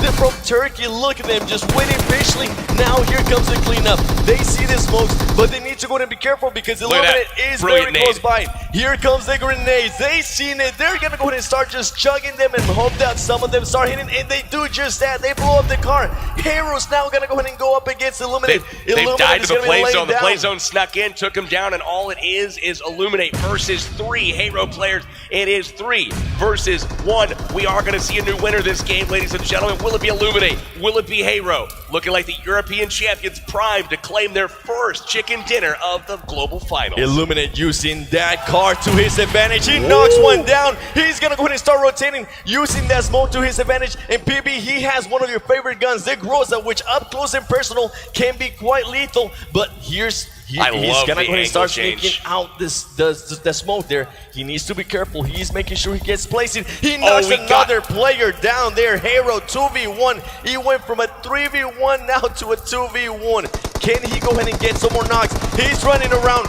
He's hurt. He needs to heal up. The zone is coming, and he knows it. And here we go. He's gonna have to stand up or something. And Hero being able to clutch the win there for for the European team. There you go, baby. Give me some high fives. Give me some hugs. Get hyped. Hero finally getting the win. And once again, LHW, even though they seem prominent to take that win, they cannot get that first place. That was an extremely good performance. That was unreal by Hero. Great position, great execution. They were able to overwhelm Illuminate. Hero racking up 4 kills that round, all in that final little circle there. Those were the ones that counted. Illuminate with a brilliant round, 14 kills to their name in that one. They were very, very top-notch here, and they've done a great job moving up that leaderboard. That's right, the European champions get themselves on the board with the chicken dinner here in the 11th round. And at the end of it all, wow, wow, wow. What a top couple of 5 positions that we saw there in terms of LH, in my mind, for quite a portion of that, looked like they were on top and looked like they were going to be able to finally get themselves chicken dinner. However, it did not happen. I don't know what happened there. They just lost situational awareness for just a moment. They allowed somebody to get in between them, lost a key member there that they shouldn't have lost, and then unfortunately got pushed and just knocked out of the game. Finally, they were blessed with the zone at the end, which is something that we haven't seen yet this tournament, but unfortunately unable to execute there at the end, even though the odds were in their favor, unable to get the chicken dinner. Let's take a look at the kill rankings as well here, Seven. LHW only getting 5 kills on that last round. They seemed like they were going to go ahead and get the win, as we just mentioned, but not quite. Yeah. Not quite. In RRQ Athena, great plays there by them, as they were still able to go ahead and get higher placing. And keep in mind, CPT get knocked super early there. Extremely important. Big shout outs to Wildcard that game. 2 individuals really shined in that moment for them. Seagut, first of all, with the shotgun at the compound, bringing out the S12K. Unreal stuff from him. And then Outsider going absolutely ham, laying prone, getting 6 kills. Now we'll take a look at player statistics for Hero, Kinrys, as well as Illuminate, Maroon 5. Maroon 5, as mentioned there, squad kills, 14 kills there. And look at this, Illuminate getting 575 points. Hero getting 560 points, and Wildcard sneaking up with 430 points. Great stuff there by them. One of the most important things there, CPT about 200 points behind RRQ in that, and RRQ right now has got a massive lead, almost 900 points. CPT would have to come out all guns blazing in this next round if they want to try and knock them off the perch. They got to come up all guns blazing, and RRQ has to go out basically first. Yes. They have to go out in rank 16th through 20th, only getting 100 points, and they cannot really kill anybody here. And that's going to give CPT a chance, albeit a really outside chance at this point. But, you know, it's still a chance. They're not mathematically out of it just yet. The only way that's going to go ahead and happen is if they go ahead and decide to land Pochinki. They haven't gone there at all. They're used to going military base. Can they go ahead and land Pochinki? And keep in mind, BRK, the Brazilian team, has been going Pochinki as well, so you gotta be careful. Stay tuned, because this last game is gonna get spicy, baby. Definitely at the moment. RRQ has not had the best day compared to what we've seen in the past couple of days here, but still that 900-point buffer right now. They are looking in prime position. Indeed, I do feel that CPT may be better served, though, to play a little bit defensively to hold off the third place team from taking over second place, because if they do play that high-risk play and go after first place, they're 700 points behind. It's still not likely that they catch up. It's a $50,000 decision for them. But at the same time, testament and great plays coming out from Hero here at the very end. We've got to give them the due where it is due. Getting a chicken 100%. dinner. Very good. Really like to see that from Hero. They've been eager for it all tournament long, and to date, things have looked a little bit different. You've seen the North American teams, you've seen the European teams shine a little bit more than they had the last 2 days. Really kind of coming into their own. Hero knocking them dead here in round 11. All right, well, thank you very much, gentlemen. Time to go to a short break here, and then when we return, it's our final game here at the Global Finals.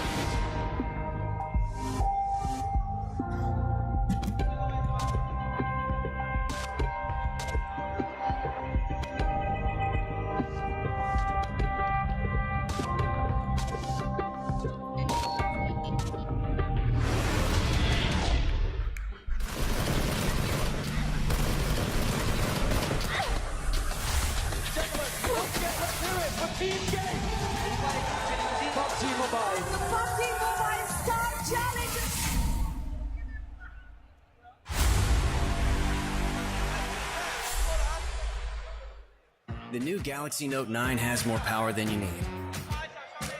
Like a remote control for a phone. Why would you... Oh, that's why. The new Galaxy Note 9. It's got more power than you need, until you need it.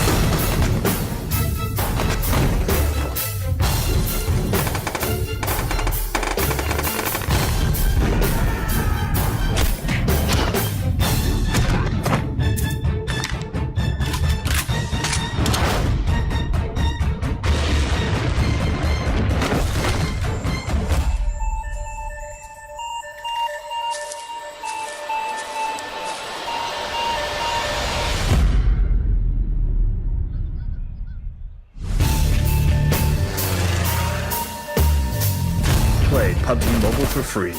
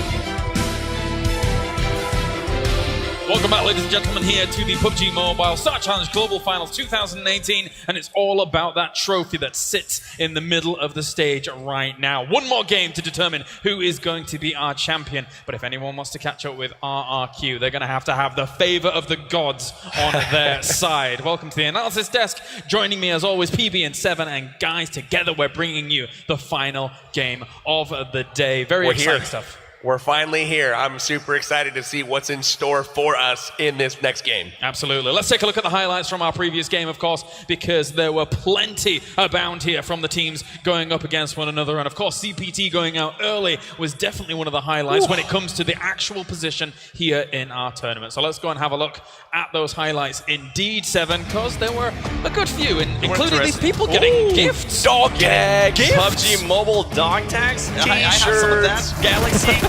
Note 9, okay. Team India on the aggressive there, yeah. One of Team India pretty much just coming in and saying, you know what, let me go ahead and push the action a little bit more. And then Baraka, this was actually huge here between RRQ and BRK, as BRK once again didn't have what it takes and got absolutely smoked there by RRQ. That's how this fight started here. Cloud9 rolling up in the buggy, taking out a mid out in the open here. They were able to ultimately get the better of him as Carnage came up and took out the final remaining member of Terror without him ever even knowing he was there. And Torty just trying to jump out, but little did he know that GTW was right there in Evos with those great knocks there on GG, pretty much just finishing them up, saying, you know what, goodbye, ladies and gentlemen. KWCD also squad wiping. Man, just there. absolutely C9. full Cloud9 there with the Tommy gun. That was crazy. And And again this for the right second here. game of the row, getting absolutely crushed with the man. This right here might be just what caused the tournament to go to RRQ as CPT tries to go ahead and knock one. Knocks one down, but he's not able to get that second player there in KWCD there against the Japanese team. Overall, that play between GTW and CPT, wow. It might give the win to RRQ. The odds of hitting on that shot right there from GTW were incredibly low, and he still managed to get it done. Beautiful flank right here from JCZ, put the pressure on Angry and Fiber from Gangstars, getting him taken out, and right here, C-Gun absolutely shining with the S12K, and then Outsider finally getting taken down by Doc. Outsider was able to go ahead and get a lot of knocks there. Illuminate just coming in, cleaning up some people there from LHW. But overall, Hero, look at that boy. Look at the scream. I freaking love that passion of that man that he has. I love it as well. I think some headphones, new ones, might be in order after that check there. Maybe, and it seemed like a very kind of strong release of almost emotion and energy after being able to get that win. Probably a little bit frustrating throughout the tournament for them, but up until that point, getting that first, gotta feel good. Hey, they've had some respectable places so far. They hadn't been able to string together the wins like they would have hoped to, like they did in the European final, but again, respectable placement so far from Hero. Definitely, and with that, with your little pan as well, your cheeky little pan, we are almost ready here for the final game. So overall, what are we expecting, Seven? Because we're in a position now, of course, where RRQ is so far ahead. Some of these teams could quite easily and actively play spoiler, but oftentimes, even in these big, high-caliber situations, you don't see too many people trying to risk that kind of situation. And that's something that we have seen before, right? But more than likely, CPT, if they want to go ahead and try to get that first place, they need to go ahead and go with where RRQ is going, Sure, yeah. which every single time it has been Pochinki. Can they go ahead and get those knocks there? And on top of that, they're not only going to have to just eliminate RRQ, they need to go ahead and start squad wiping people because they are about 900 points away. So we need to see one hell of a game there by CPT. Not quite that far, about 700 away, but still, that is a chicken dinner and a lot of kills. So they need to seriously put some oomph on this performance here. They definitely do, but you brought up the previous point, of course, in the just before the break, where CPT might want to be protecting their second place. I think that that's probably the smarter play here in this situation because they could be going after an additional $100,000 by putting pressure on RRQ Athena. But even if they wipe them early, they're still going to have to pick up well into the double digits in kills in order to have a shot at catching them. And that just, quite frankly, isn't likely. Now, they have shown the potential to do that earlier on in the tournament. Round 2, overall, they picked up 22 kills, so they have the potential to do massive numbers. But at the same time, if they try and fail, that gives those teams like LHW, GTW, an opportunity to catch them, pass them, and it could ultimately cost them $50,000. All right, gentlemen. Well, thank you very much. Ladies and gentlemen out there around the world tuning in and live here in Dubai as well. It is time for the final game of the Global Finals for 2018 as I give it over to PB7. Boys, enjoy it. Boy, have we waited a long time for this one. Let's go, PB. I'm so pumped. Who do you think is going to go ahead and surprise us here on the drops? Just throw a name at me. I honestly don't know. If I had to pick a single name to surprise us this particular game, I'm going to pick Bigatron. The squad from Indonesia has been absolutely doing really well this whole tournament. Just haven't gotten any breaks. They've been in position to finish in the top spot a few times. Maybe not got the zone, maybe not hit some shots late, but I'm looking at Bigatron to perform well. Bigatron indeed with the round 12 Samsung Galaxy Note 9, ladies and gentlemen, and let's go ahead and look at the playing path here. Ooh, interesting playing path as it is going to go ahead and pass by Pochinki. And look at this, it's going to pass by Noble and straight down military. So what is going to go ahead and happen with CPT? Are they going to go ahead and go military as they're used to? And RRQ jumping super early, switching it up. Hot Jukes and Wildcard looking like they're going there as well. They're headed towards Pochinki. I'm not sure if they're looking to grab cars or not. It looks like they also have BRK going to Pochinki as well. RRQ, where are they headed? I'm not quite sure that I see them yet. I see CPT obviously going to military base down below. And then it looks like RRQ is in the mix of it, potentially up north Just by Naya. School. They're definitely by Just Naya, and they have to watch out because CWK is nearby, GG is nearby too, and I guess CPT decided, you know what, let's go with what we're comfortable with. We might just want to go ahead and secure that second place, and that might be what they were just doing. But interesting stuff. RRQ might have thought that that's a smart play from them is. because all they have to do is play defensively and hold out, right? If they hit 15th and 14th and 13th, they can just finish middle of the pack. They're going to add enough points in order to not be able to be caught. And dropping in Pachinki is just predictable. If something is going to happen, you know, that's where it's going to be. You see C9 here acting as a spoiler or trying to, but unfortunately they found BRK. We also see Wildcard dropping into the center here, also trying to act as a spoiler. And again, they have found, well, the 19th ranked team. They definitely have BRK, C9, and Wildcard very close by. Let's see who can go ahead and take this action. Everybody pretty much expected RRQ to go Pachinki, and RRQ was saying, you know what, let's go ahead and throw a curveball here. Let's go ahead and surprise them a little bit as we see somebody getting ran over there. Luckily for him, that the buggy just was going way too fast, ladies and gentlemen. Torty more than likely gonna go ahead and turn around, try to run him over one more time. Back again. The disrespect. Oh, another bump! Oh, he jumped over him and he clipped him in the ankles. You can't do that, Alalanzi. That was good stuff right there. Broharks, he's still cruising around in the buggy trying to pick up these kills, but he is also wasting precious time. But he's got to make sure he finishes these knocks for his team, get those points. That boy thought he was MJ or Kobe Bryant or LeBron James. You can't be jumping over a car, baby. This ain't a commercial. Look at him just getting easy kills left and right. Spam me some cars in the chat, you currently watching at home. As we're going back now to Pachinki, we got BRK, we got Cloud9, and we got Wildcard as well. Who's going to go ahead and come out on top here? And it is going to be a little bit of bragging rights as well between Cloud9 and Wildcard. Who's going to take the top as we see C9 Sam getting the first shot right there, and here comes the push. Kodo missing some shots, being able to go and get the knock there on Fusi. Wow. BRK once again getting outclassed by every single team. They're trying to drop hot, but they just don't have the firepower, nor, I don't know what's going on there. BRK just loses every single gunfight. Unfortunate for them, but it looks like Kodo is going to get out a little bit lucky for him. He gets out with 1 HP, but the rest of them trying to finish off the squad here. They got 2 down already, and it looks like this is going to... Oh, Carnage gets wrecked! Carnage gets demolished there by a shotty. I'm sure he's going to go ahead and regret that. Luckily for his team, he's very close by, and he is going to go ahead and get picked up. Caviera absolutely destroying Carnage in that close quarters encounter there. Rolex and Kodo nearby to help finish the squad and make sure Carnage gets back into the fight. Cloud9 lives to fight another day.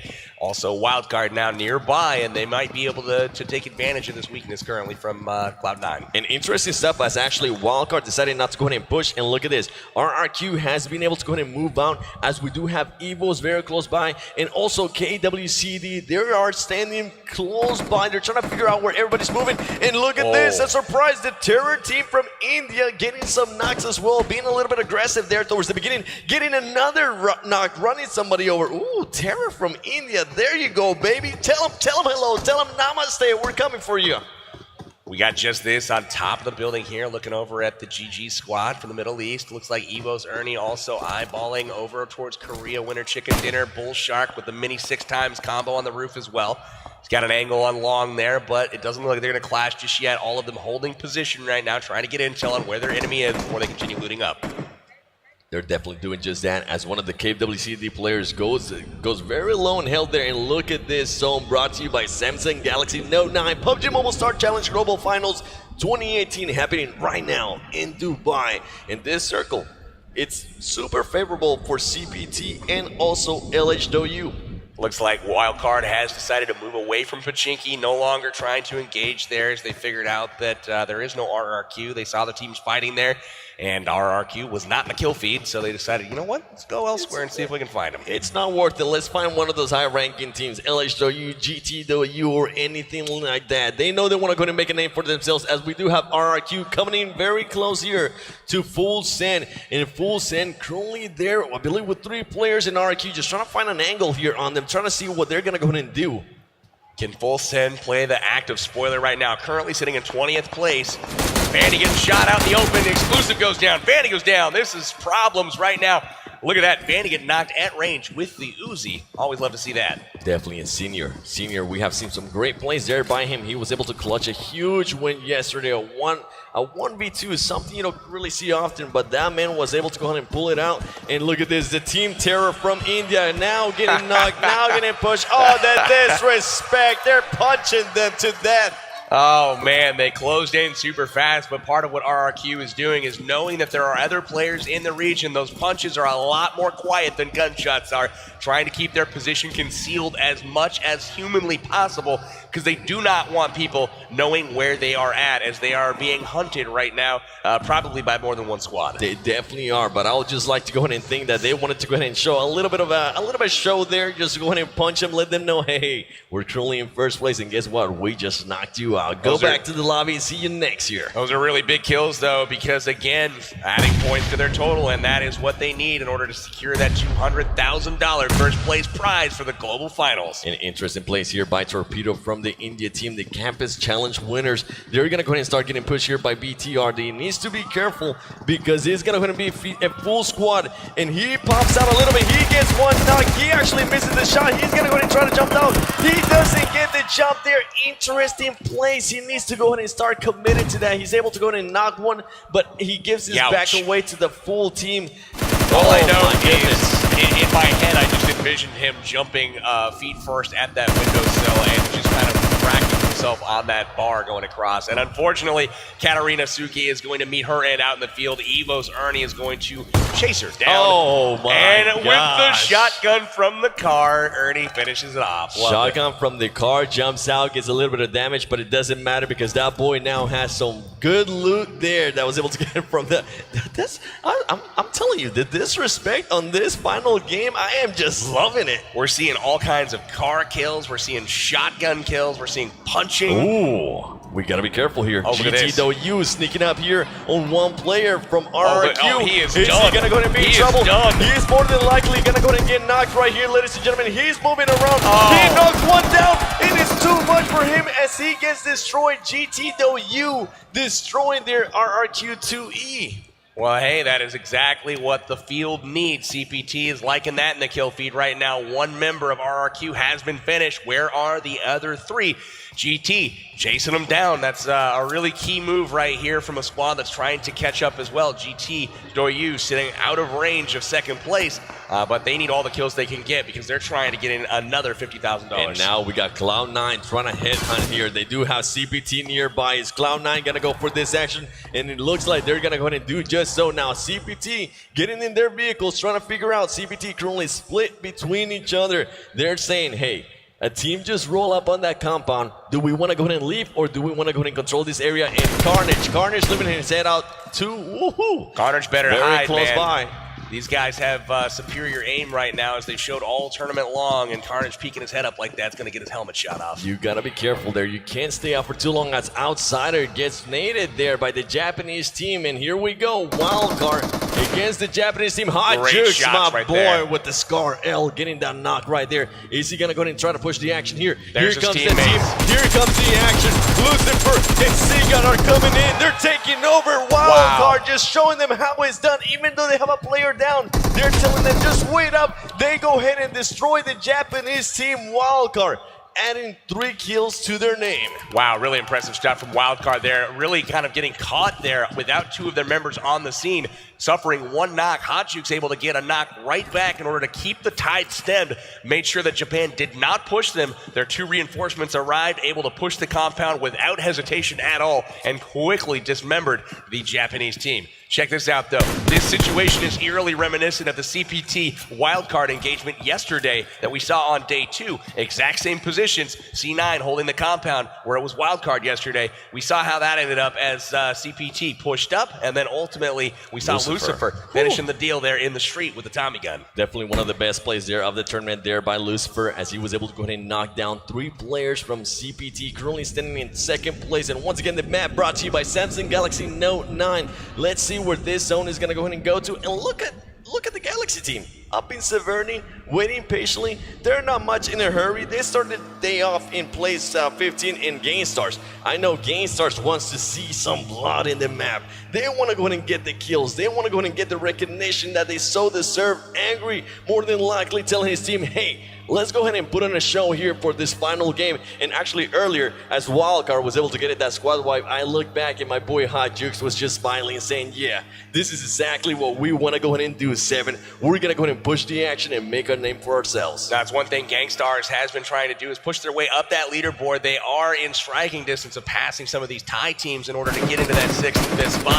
They're out of range of 4th, I believe, but they are in range of striking up a little bit higher on that leaderboard. That is good for some more prize money. So you're going to see GameStars continue to be aggressive through the course of this round. There definitely are.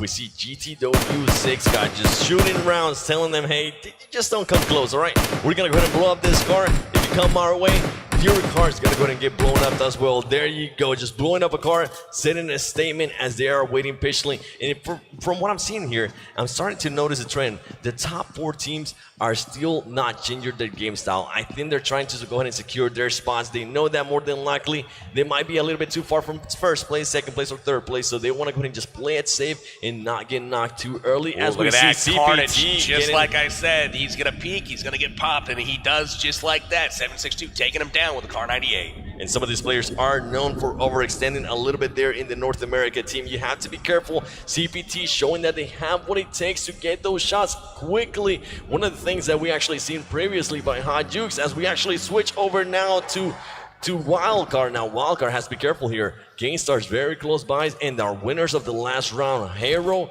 very close to BTR. Outsider in trouble, escapes just barely into the house. 6 God, one of the best shooters in the tournament so far, is able to put pressure on him. Wildcard taking a compound over there. These guys definitely know where each other are at now, and we'll have to see who else shows up on the scene that wants one of these compounds. Going to be some third-party action here shortly, I have a feeling. They definitely got to be careful here. Got to remember, GameStars is behind them. They are currently looking there at GTW. GTW on that compound, still looking up at that car that's burning, saying, we want to make sure we don't get flanked. We want to go ahead and at least try to get that 3rd place or 2nd place. And look at this, Illuminate now pushing Ollie Pocket. Ollie Pocket, final remaining member of Full Send there, hiding out. Not even making a peep. She says, no. We're going to wait a little bit. And now we got some tie action as we got Evos going up against Illuminate here. One player goes down from Evos. One player goes down from Illuminate. They're going to go ahead and start throwing some smokes. PB. These smokes right here are going to be clutch if they want to go ahead and pick up their teammate. Check out Bullshark on the flank right now. SX going to be in charge of picking up his teammates, getting the smokes down, getting the cover, putting a little pressure on. But Ernie trying to cling to life right now so his teammates can pick him up. Got JCZ moving the vehicles around, probably going for another angle. Ollie Pocket in one of the best places in the map right now as far as traffic. There is not much foot traffic through this compound. Not many people go by, and check this out. Right in range of all kinds of action. She's just hanging out, happy to stay alive, trying to get a little bit higher in the rank. Super close there as Evos and Illuminate are still trying to engage. Ollie Pocket waiting patiently. She knows that she doesn't have the number, so might as well just play it out, try to get higher in the rankings, right? Evo's Bullshark over here switching to the AKM, making sure it's fully reloaded, but LHW is starting to sneak up behind them. And look at this, he's right next to Ollie Pocket and he doesn't even realize it. Ollie Pocket acting like an AFK player. She's like, nope, I'm not gonna go ahead and do so. Illuminate within arm's reach. Oh my gosh, how is that man not seeing them? It's like they're playing hide and seek in one of my custom matches. This is just insane. There is no way that just happened, but like I said, this is not an area that you would expect somebody to be hiding. Very few people traffic through here during the game, and she has a brilliant spot as well, laying prone in the grass next to a structure. Great cover, and she's gonna live to tell the tale. Wildcard outsider there getting some huge knocks as they just wiped out GTW. Wildcard now with 6 kills, and GTW have been eliminated in the 17th spot. Good stuff here by Wildcard. I'm gonna go ahead and see if they can go ahead and continue that. Sadly, though, they lost Seagat. I was going to say they lost Seagat, their close range specialist, and also really sad for GTW. They were trying to push their way up into a 3rd place spot, and that's really going to cripple their chances here. It's definitely going to go ahead and do They so. did pick up 7 kills, though, before they went out, so they may climb a little, but, you know, it's really kind of tough to say right now. It was close, but I don't think they're going to like the way that ends up. I don't think they're going to go ahead and do so. And Arab Madness 9 here, he doesn't even want to help me. He wants to go ahead and show off that he's a wolf. And we still got this engagement here between C9 and CPT. CPT, we have noticed, as you mentioned earlier, they have been in this kind of engagement before with Wildcard. They're comfortable with just waiting a little bit, and they're just spreading out, trying to get every single angle they can. Hand now starting to rotate a little bit to the east of Cloud9, trying to see if maybe they can get maybe Carnage peeking, somebody that's overextending, popping out that sniper rifle and knocking them out. I really like the way CPT positions themselves. They always have a really good spread, making sure that they're not going to get focus fired down. They always have the angles covered. A really smart play from them. We got CPT 762, a really, really good marksman. Had an awesome tournament so far, and he's rocking that Car 98 with an 8 times. Could be trouble. Ernie here driving in a car somehow. Hasn't been exploded just yet. He's got just a few shots remaining on it. He's going to hop out, join his team here, and they're looking to fight against LHW potentially here shortly. Boy, and cars are none of their problem. They currently are sitting next to 4 cars, so that is the least of their worries. And Illuminate here just trying to figure out, hey, where's our teammate? Can you please start coming back a little bit? Because there's definitely some action here with Evos, and Evos still lurking around. We know it. We saw him engage earlier. Illuminate actually lost a player there to Evos, so they're starting to... Once that happens, PB, once the team loses a player, their whole attitude changes. They start thinking about repositioning themselves. They start thinking about, you know what, let's not go ahead and engage this yet. Maybe we want to go ahead and do something else. As Rolex and Sam are currently getting pushed a little bit there by Here CPT. comes the next zone. Let's see where this thing goes. Is it going to be, yeah, this is an interesting one because now we've got some teams that need to think about moving over there. Illuminate all up on that ridge. And what about Ollie Pocket? Is she going to hang out? Or, I mean, what's up with her? I think she might just go ahead and wait there. Nobody has spotted her, and it has worked for her. Literally, a player walked right in front of her. She didn't shoot. She just waited patiently, and I'm surprised that even happened, honestly. That was unreal. Illuminate almost tripped on her gun barrel laying there in the grass. Pretty funny stuff, but looks like 762 now trained again on these compounds. Again, he's already put a bullet through Carnage's helmet once. It looks like it might happen again here if he's smart enough to peek. We'll see. If you peek, you're going to go down, Carnage, so be careful there. CPT is now starting to be in the lookout. They haven't really moved much, and as you mentioned, the circle is kind of favoring them with this stand-up, as none of those two teams necessarily have to move just yet. And look at this, LHW currently with 0 kills. They have 3 players in the vehicle, and they're starting to go ahead and push around as Galaxy has now made their way to Farm and Mansion. Interesting position right now from LHW as well as Wildcard, both of them moving into center circle from out in the east part of the map. Very good position from both of them. Also Galaxy in that center part of the circle as well. Really going to be interesting to see how they kind of shape up in that middle section because the edging hasn't been the way so far this tournament. It's been teams that have been going in, establishing position, and then trying to hold their fortified position. I mean, Illuminate actually using this to their advantage here. Look at them. They're going to go ahead and push the action here. Illuminate backing it up a little bit as we're starting to see now Cloud9. Cloud9 did not want that engagement. They're caught out. Yeah, no, they're out right now. I don't know why they're firing at this point because if they do get engagement, they are really out of position. They are. Luckily for Kodo here, he does have a building close by. He's going to go ahead and miss every single shot there. He is able to get some shots in the vehicle and just kind of gives them a warning. Illuminate now starting to flank around. CPT, that engagement didn't happen, but we got BTR. BTR also shooting at Illuminate here. One of the players from Illuminate, very, very low in health at the moment. He's literally 1 HP. We've got the circle closing in once again, and still 16 teams left alive. We've got Illuminate. They're moving on into the zone. 1 player down in Echo Gens. He was lost earlier to the battle with Evos, and it looks like they are going to set up shop here. No, they might be taking off. I like this area of the map here, just right by Milta. It is, and it's pretty much, it comes down to who can find the cover, who can find the ledges, and it looks like Illuminate is doing just that. And look at this, LHW getting some shots there on our boy Hot Jukes. Hot Jukes isn't scary. He says, hey, if you're going to peek, we can kind of do the same thing here. I'm going to go ahead and make sure I can shoot you as well. But they need to watch out here because LHW has some serious angles on them. That's right. I mean, it's one of those things where Hot Jukes is known for the bolt action, and if somebody with a mini wants to peek him and you're both rocking level 3 helmets, guy with the bolt action to have an opportunity to put a serious hurt into the other player. Mini's going to take a few shots there to knock him down, so he knows he can peek to get off a shot there. Yeah, and look at this. Galaxy just waiting patiently and trying to figure out what's going to go ahead and happen here. And interesting plays there by him, honestly. They're not really looking for any kills. They're just looking to figure out, hey, can we at least get in the top 3 or something? And look at LHW LCD, 39 kills. That is just insane. Yeah, he's having himself a tournament, is he not? He's going to crack 40 here shortly. Impressive stuff from him. Galaxy, I've been impressed with this team over the course of the tournament. They have not looked out of place at all. Definitely been looting up north at the beginning of every game, but getting good position, winning a few fights. Galaxy's been impressive so far. They definitely have, especially they're pretty much just Samsung employees coming out and representing there for Samsung. And they, as you mentioned, they haven't really done bad for themselves as we see towards here in the compound. Now the teams are starting to wait. The next zone is going to be coming in here to you by Samsung Galaxy Note 9. Oh my Wild goodness. Card getting great position in the zone. Same thing with LHW. Everyone else having to kind of move and try to find somewhere to be. That compound just to the right of the road there, nearest Evos. That's going to be up for grabs here in just a moment. We'll have to see who's going to go for that one. And we might go ahead and see finally that engagement we wanted there between CPT and Cloud9, as both of those teams have to start pushing.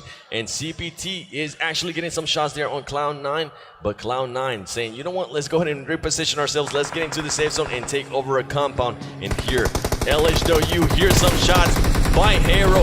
Hero pushing in, actually Illuminate there pushing in. I don't know what they were doing as they're throwing, start to get knocked.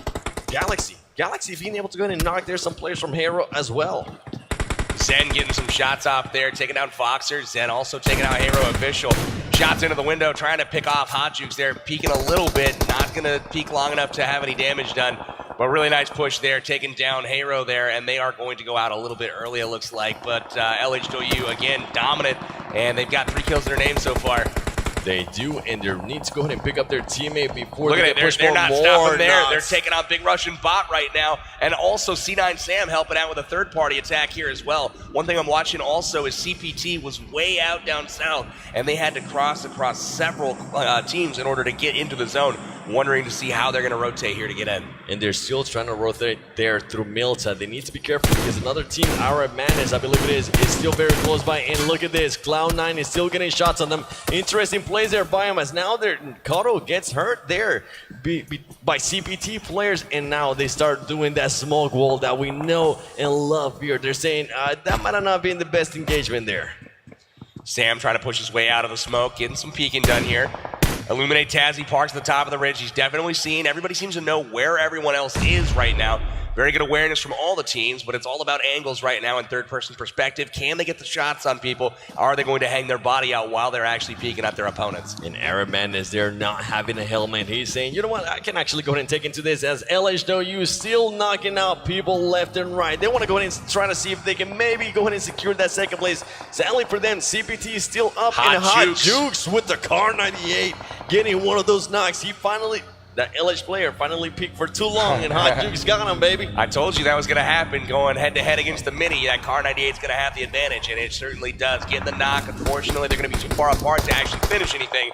But we do see that MK14 in action now, so that's cool. Looks like a really interesting position here for CPT, but they've actually made a living here off of very awkward zone positions. They have some cover. They're okay. They're in the zone. And they're going to make do with it. And here comes the push by all the teams. BTR currently getting pushed from behind. Galaxy trying to get some knocks there. There you go, ladies and gentlemen.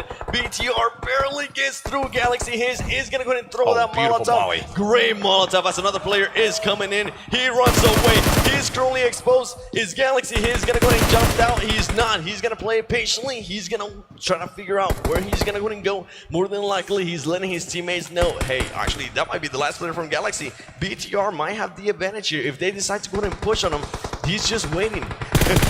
This guy's putting up a fight, though, man. It's not the last member from Galaxy. They still have a whole bunch of members left alive. They're just in different buildings. Crossfire set up here, but I'm really impressed with the pressure that Hiss is putting out here on Zuxi, Luxy, and then the rest of the crew. Really interesting stuff. He just missed a Molotov there through this window. I had to throw it a little bit farther. Unfortunately, just missed. But still the pressure coming out. BTR, again, one of the teams I was looking at to do well this round. Still hanging in strong with 4 members alive. LHW still with 4 alive as well. And they are also continuing to impress. And BTR just trying to pretty much start rotating around because they are getting naded by that Galaxy player. Here we go. Here's the push. BTR Luxy is going to be coming up. He's going to be able to go in and knock them down easy. Claps right there. He stays still. Wow. He was shooting, but he stays still. You can't be doing that. The Galaxy team now takes notice of that. They know that they're inside that building. Are they going to go ahead and try to avenge his team? As Outsider locking onto the Kuwait. He's taking him down. Good shots from Wildcard there. Galaxy trying to get away from the compound, and they are having none of it. BTR gunning him down from behind. You are not making it away, son. He is going to have none of it. Lucifer getting a knock there on Majed and the kill feed here. Arab Madness in trouble. And we also have a late entry RRQ hiding out in the blue zone, manning up and making sure that they're going to get that first place finish. And look at the interesting here plays by Cloud9 as Cloud9 is now starting to push up on CPT. CPT has no idea that they're so close. If Cloud9 decides to go ahead and start doing the tactic of just throwing grenades, they might be able to go ahead and win that engagement because CPT has so many cars. There you go. There goes a Molotov. Now they're going to know that Cloud9 might be coming or another team is coming. CPT 762 is going to go ahead and look in that way and try to figure out, hey, if you're going to be coming, we're going to go ahead and start waiting for you. And now this is what I'm talking about. CPT is going to start laying down that explosive wall that we so love and have seen numerous times here on this tournament. Woo. As we see CPT, whoo, I like that shot right there. Thank you so much. Rolex gets knocked down. Rolex gets caught picking. They're getting third party right now by Evos. He was actually there from the sniper tower. Great shots as he was able to go and knock down Rolex. CPT has eyes on it, but they're not shooting. They're saying, thank you. Please help out with this position. We appreciate that. Pretty much, thank you for the warning there. Evos pretty much just like, yeah, we'll go finish your knocks though, right? We'll go finish those for you. Thanks. Yeah, just waiting them out and bailing them out as Carnage gets knocked there. Now, they pretty much exchanged. Rolex is the last one standing from that duo right there. Carnage and Rolex, there you go. They go down as well. Oh my goodness. Rolex is currently up against the zone, and here comes the grenades. Rolex is going to go ahead and stand up. He's going to be able to go ahead and knock one player down. He does have 5 HP. He gets outnumbered. Great showing there by Rolex, but he did it's all just he could do, too man. much. I mean, 5 HP against 3 people in ARs. He was able to get 1 knock there, so good performance from him. Cloud9 out once again, though, and Gangstars is getting some knocks right now on LH. We are looking at the top 10 teams now for this final game. CPT still in it. RRQ still in it. LH2U still in it. And I wonder if RRQ is going to go ahead and try to just get that win just to let them know, hey, you see this first place? We also got 6 wins in total. That will be insane. That's right. It looks like the top 3 will not shake up too much based off of the current placement, but Gangstars already putting some pressure on LH2U. LGD goes down. Nice shots from them, getting the knock with a scar. RRQ G9 now showing off his aim. Looks like Senior's in trouble, down by the car, healing up. Isong also in trouble, healing up. Gangstar still alive as well. They have all of their players, and now they're starting to go ahead and rotate around. But they need to go ahead and be careful because they are currently getting shot. Their car starting to smoke. Torty here, trying to eliminate somebody from Illuminate and Wildcard. And Gangstars are going to go ahead and start fighting there. Naroom being able to go ahead and destroy Angry. Oh my goodness, the action here. RRQ just coming in late and getting those third-party kills. RRQ G9 still moving back and forth. He's not even going into the safe zone. He's saying, you know what, I don't mind being here. I'm going to go ahead and try to heal up and win. This is not the first time we see that by nice shots Outsider there. 9K being able to go ahead and destroy somebody there from RRQ. Outsider now gets knocked. He needs to watch out. Lucifer and Hot Jukes are the last ones standing from their team, and Hot Jukes needs to be careful because there is an Evo squad on that sniper tower. Smokes aren't going to help there. Hot Jukes got to get him up, and unfortunately not in time. It is down to Hot Jukes now, but Gangstars is knocked out, and that puts Wildcard above them in the top 4 now at this point. 2 members alive, Lucifer and Hot Jukes going to try to get it done. CPT alive once again. Sute getting knocked right now. It looks like he's going to be in serious trouble. Pyra still alive as well. He does get behind the car for safety. CPT in prime position right now. 4 members alive, 4 teams left. they're looking at another chicken dinner right now if they can get things to line up for him here. They're definitely looking very close there as Sute just barely escapes that engagement right there. CPT now seeing Evos. They want to go ahead and get this action here. CPT 17 wanting to see where Evos is going to go ahead and go to. And here we go. Here's the push by Evos. We have seen them do this before. Hot Dukes trying to get them knocks there. That player from Evos switches places. He was driving by himself. Now he's shooting at Hot Dukes. Can Hot Dukes go ahead and get this kill? He is going to go ahead and blow up the vehicle. Luckily for the Evo squad, Nade's there you coming go. in. Watch They're out. all together. They're going to get naded. They're going to go ahead good and blow up the shots. cart themselves. This is trouble, though, for Hot Juice. He's got to back up from that car and try to make a run for it. Unfortunately, he's got a lot of aim on him. Zute just trying to hang out right now and buy some time. Zute, Lucifer, the only members of their team. And look at this. They dropped right on top of them. CPT right on top of Gangstars. And they are knocked out. They go out number 4. CPT knocks himself. Lusu goes down. And this is the opportunity that Evos needed to capitalize. Will they be able to get another chicken dinner here? They push Hot Juice. Hot Jukes surely gets knocked there by Jukes goes Evos. down. It is going to be one player left there for Wildcard. Lucifer cruising with his back against this zone. Evos players almost getting knocked there by grenades. CPT versus Evos. Evos, to remind you, they actually won the first game of the tournament. Do they want to go ahead and win this last game and let them know, hey, that first win was not a fluke? CPT currently having 3 players. CPT hand very close there to the edge. And look at this. Evos now starting to get closer and closer with all these cars. They're more than likely going to go ahead and want to blow them up. And they actually blow up their own teammate as Evo's Bull Shark was way too close to that vehicle. That was a big mistake right there. Unfortunately, the opponents right now on the field, they don't have the numbers to take advantage of the situation. It's a 2v3 even with the player knocked. Still trying to get grenades onto Lucifer down there, trying to connect with one to end Wildcard's dream here. There it is again, and that is going to do it. Connects, and Hot is going to finish him off with the N4.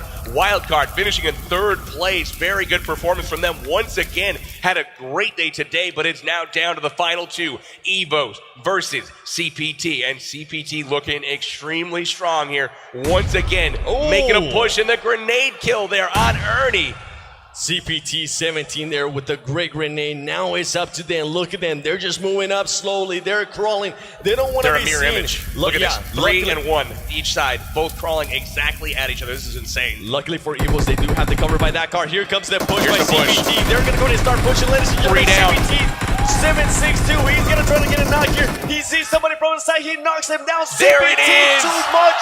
They get the win, ladies and gentlemen, as that pretty much is going to go ahead and secure the number 1 spot, more than likely for RRQ, and also the 2nd place there for CPT.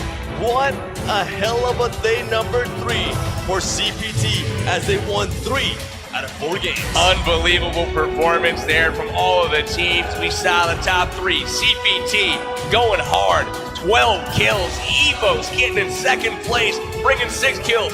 Wildcard taking down 3rd place again with 11 kills in that one. Really good performance from the top 3 there. What did you think, Kalaris? They didn't have much problem securing their spot by the looks of things. CPT, what a day they have had here. If it wasn't for that 11th round, maybe they could have been clawing towards that very top spot, but that does it for our games. So let's take a look back at the highlights here, brought to you by Samsung Galaxy Note 9 for game number 12. And what a round that was. Aero coming off a win in round 11, trying to do it again here in round 12. RRQ, and I don't know if they're going to have anything to say about it. They did not drop in Pachinki like they did almost every single round of the tournament. We saw some car action early.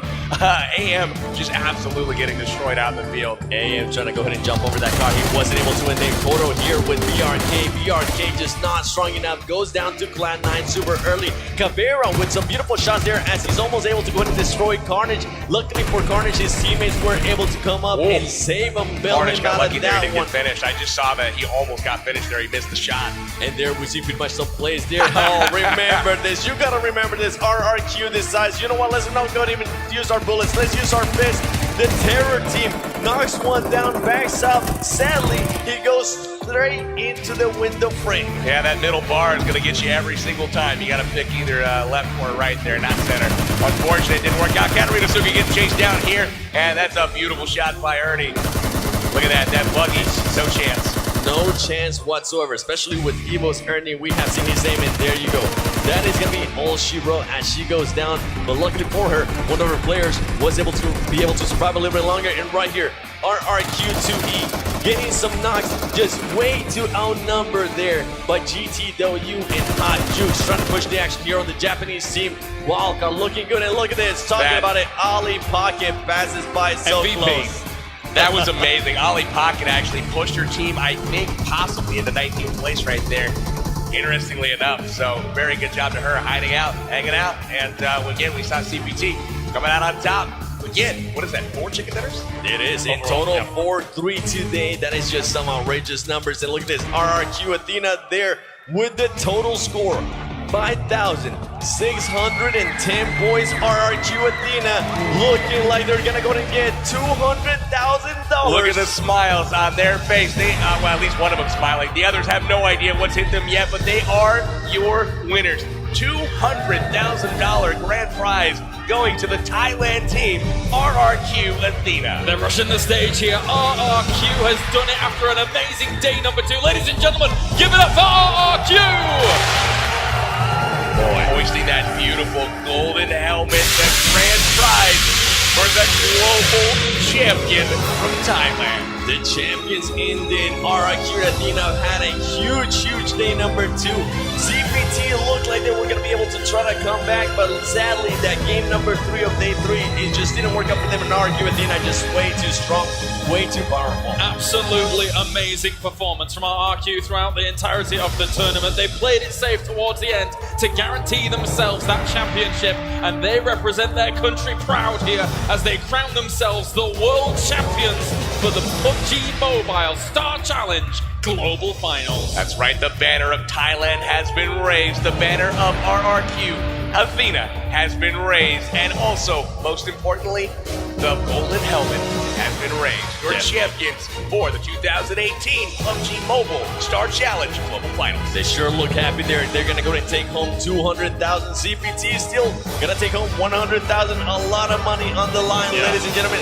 PUBG Mobile Star Challenge Global Finals 2018 has been quite stupendous, actually. And let's break down briefly how they did it. Again, in one of the most unprecedented showings that we've seen in PUBG so far. Never mind PC, never mind mobile. PUBG overall, 5 back-to-back chicken dinners from them, going from day number 1 into day number 2, means it's an amazing achievement for them to crown themselves world champion. Unbelievable stuff. I've never seen anything like it. And again, I also haven't seen quite the dominance that we saw from CPT either. That many chicken dinners in a row today. I mean, just crazy stuff overall in this tournament. I was absolutely privileged to be able to see the caliber of skill that we saw from all of these pros here on mobile. I was absolutely thrilled to be here. Day 1 off the bat was just such a huge surprise. And I was actually over here using my Samsung Galaxy Note9.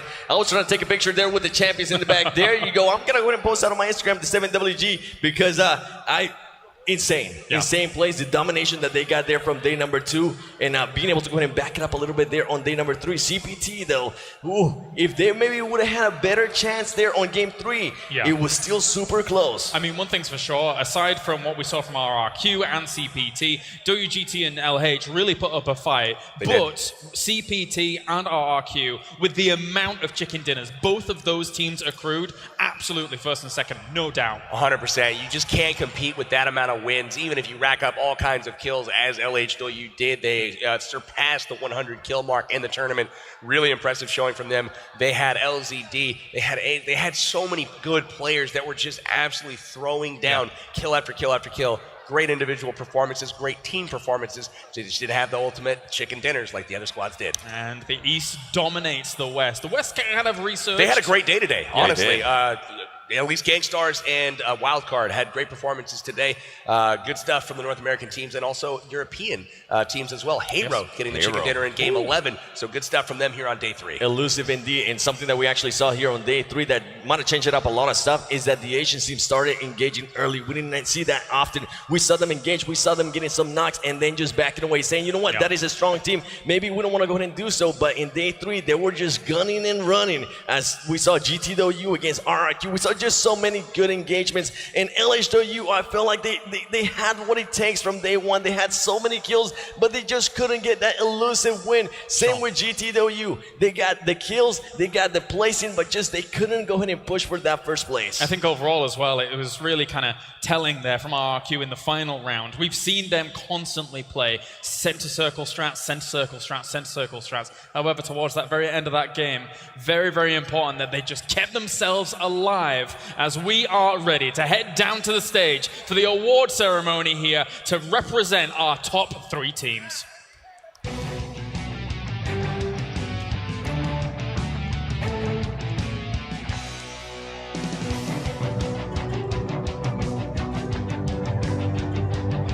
Well, guys, we finally finished the entirety of the PUBG Mobile Star Challenge Global Finals here over the past 3 days. I want to thank everybody who joined us here. We really appreciate all the teams and all the players from 1st to 20th, and of course, you guys, the fans that came out to watch every single day here live as well as online. So, we're going to begin now the award ceremony. Let me introduce the 3 award presenters who will be joining me today. First is the CEO of PUBG Corporation, Mr. Chang-Han Kim. And next is the Corporate Vice President of Tencent and President of Lightspeed Quantum Studios Group, Mr. Chen Jerry, as well as the Global Head of Content Services from Samsung Electronics, Mr. Thomas Ko. Please introduce them now.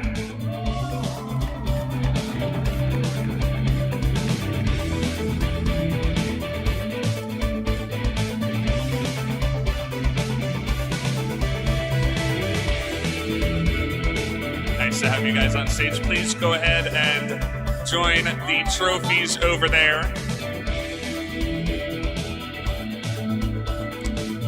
And so now, we're having everybody join us up here on the stage, as well as some people to help us out with the trophies. But now let's go ahead and introduce our teams, the teams that did make it to the top 3 here. First, in 3rd place, picking up $50,000 US, LH Douyi.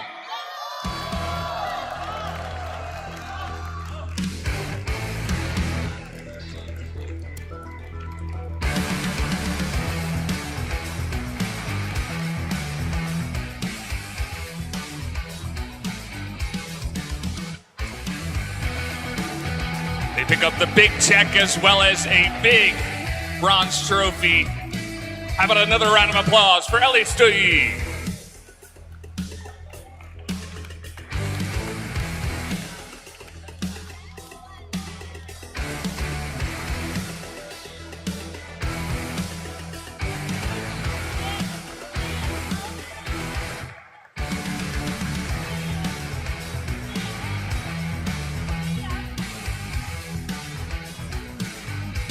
Thank you for joining us. And of course, up next, in 2nd place, winning $100,000 here tonight. Give it up for CPT.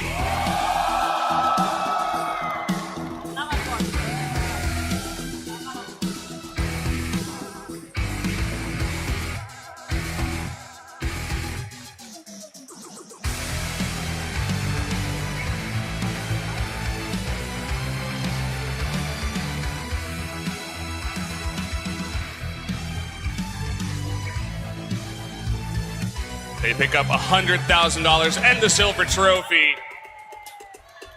Huge wins tonight. Thank you very much. Now we will move on to the next stage. Thank you.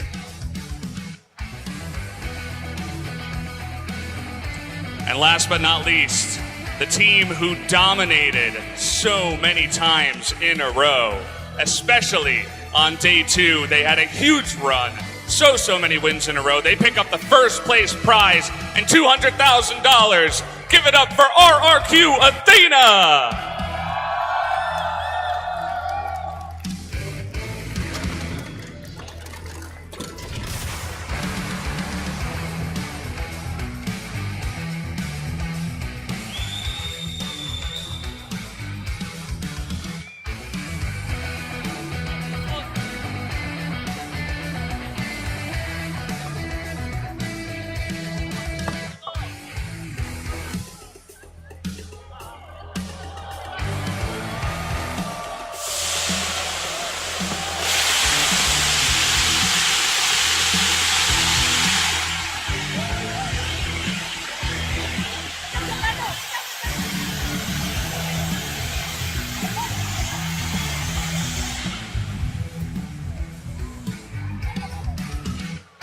Wow.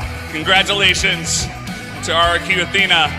We're going to have a short interview as well with the team leader of RRQ Athena. No, come back. We have an interview to do. Don't be shy. I'll be joined by my trusty translator who has been doing a fantastic job the entire event as well. So we'll be talking with D2E, I suppose, here. So first question, I think you should probably head over to that side. I'm going to help you guys out with the mic, so we'll just go from there. So first question is, how do you feel becoming the champion of the PMSC Global Finals? 得了冠军有什么感受吗？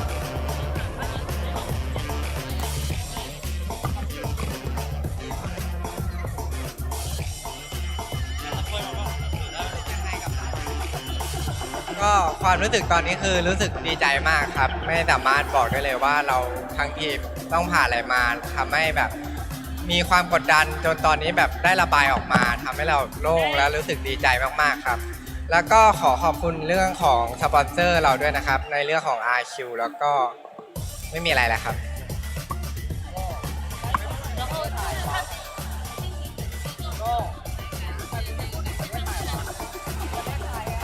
We're very excited and we'd like to thank our sponsors. Okay, that's always what you got to do. So since we're really only talking to the team leader, I have a question. How do you feel and what do you want to say to your team members that have been supporting you all this way throughout the PMSC Global Finals? 你有什么想对你的队员说的吗？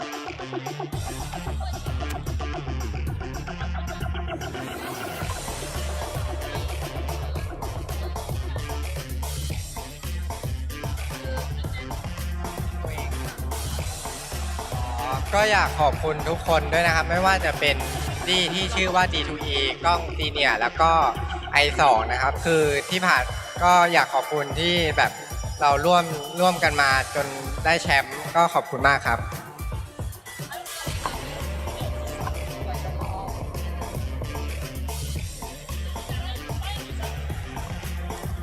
I'd like to thank all of our teammates. It's because of everyone's hard work we won. Okay, that's fantastic. So how about another huge round of applause for RRQ Athena, our champions of the PMSC Global Finals.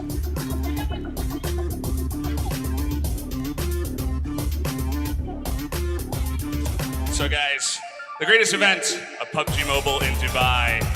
It was sponsored by Samsung Galaxy Note 9, of course, here for the PMSC Global Finals 2018. We finally finished all 3 days of the tournament. We had so many fantastic moments over the course of this entire event as well.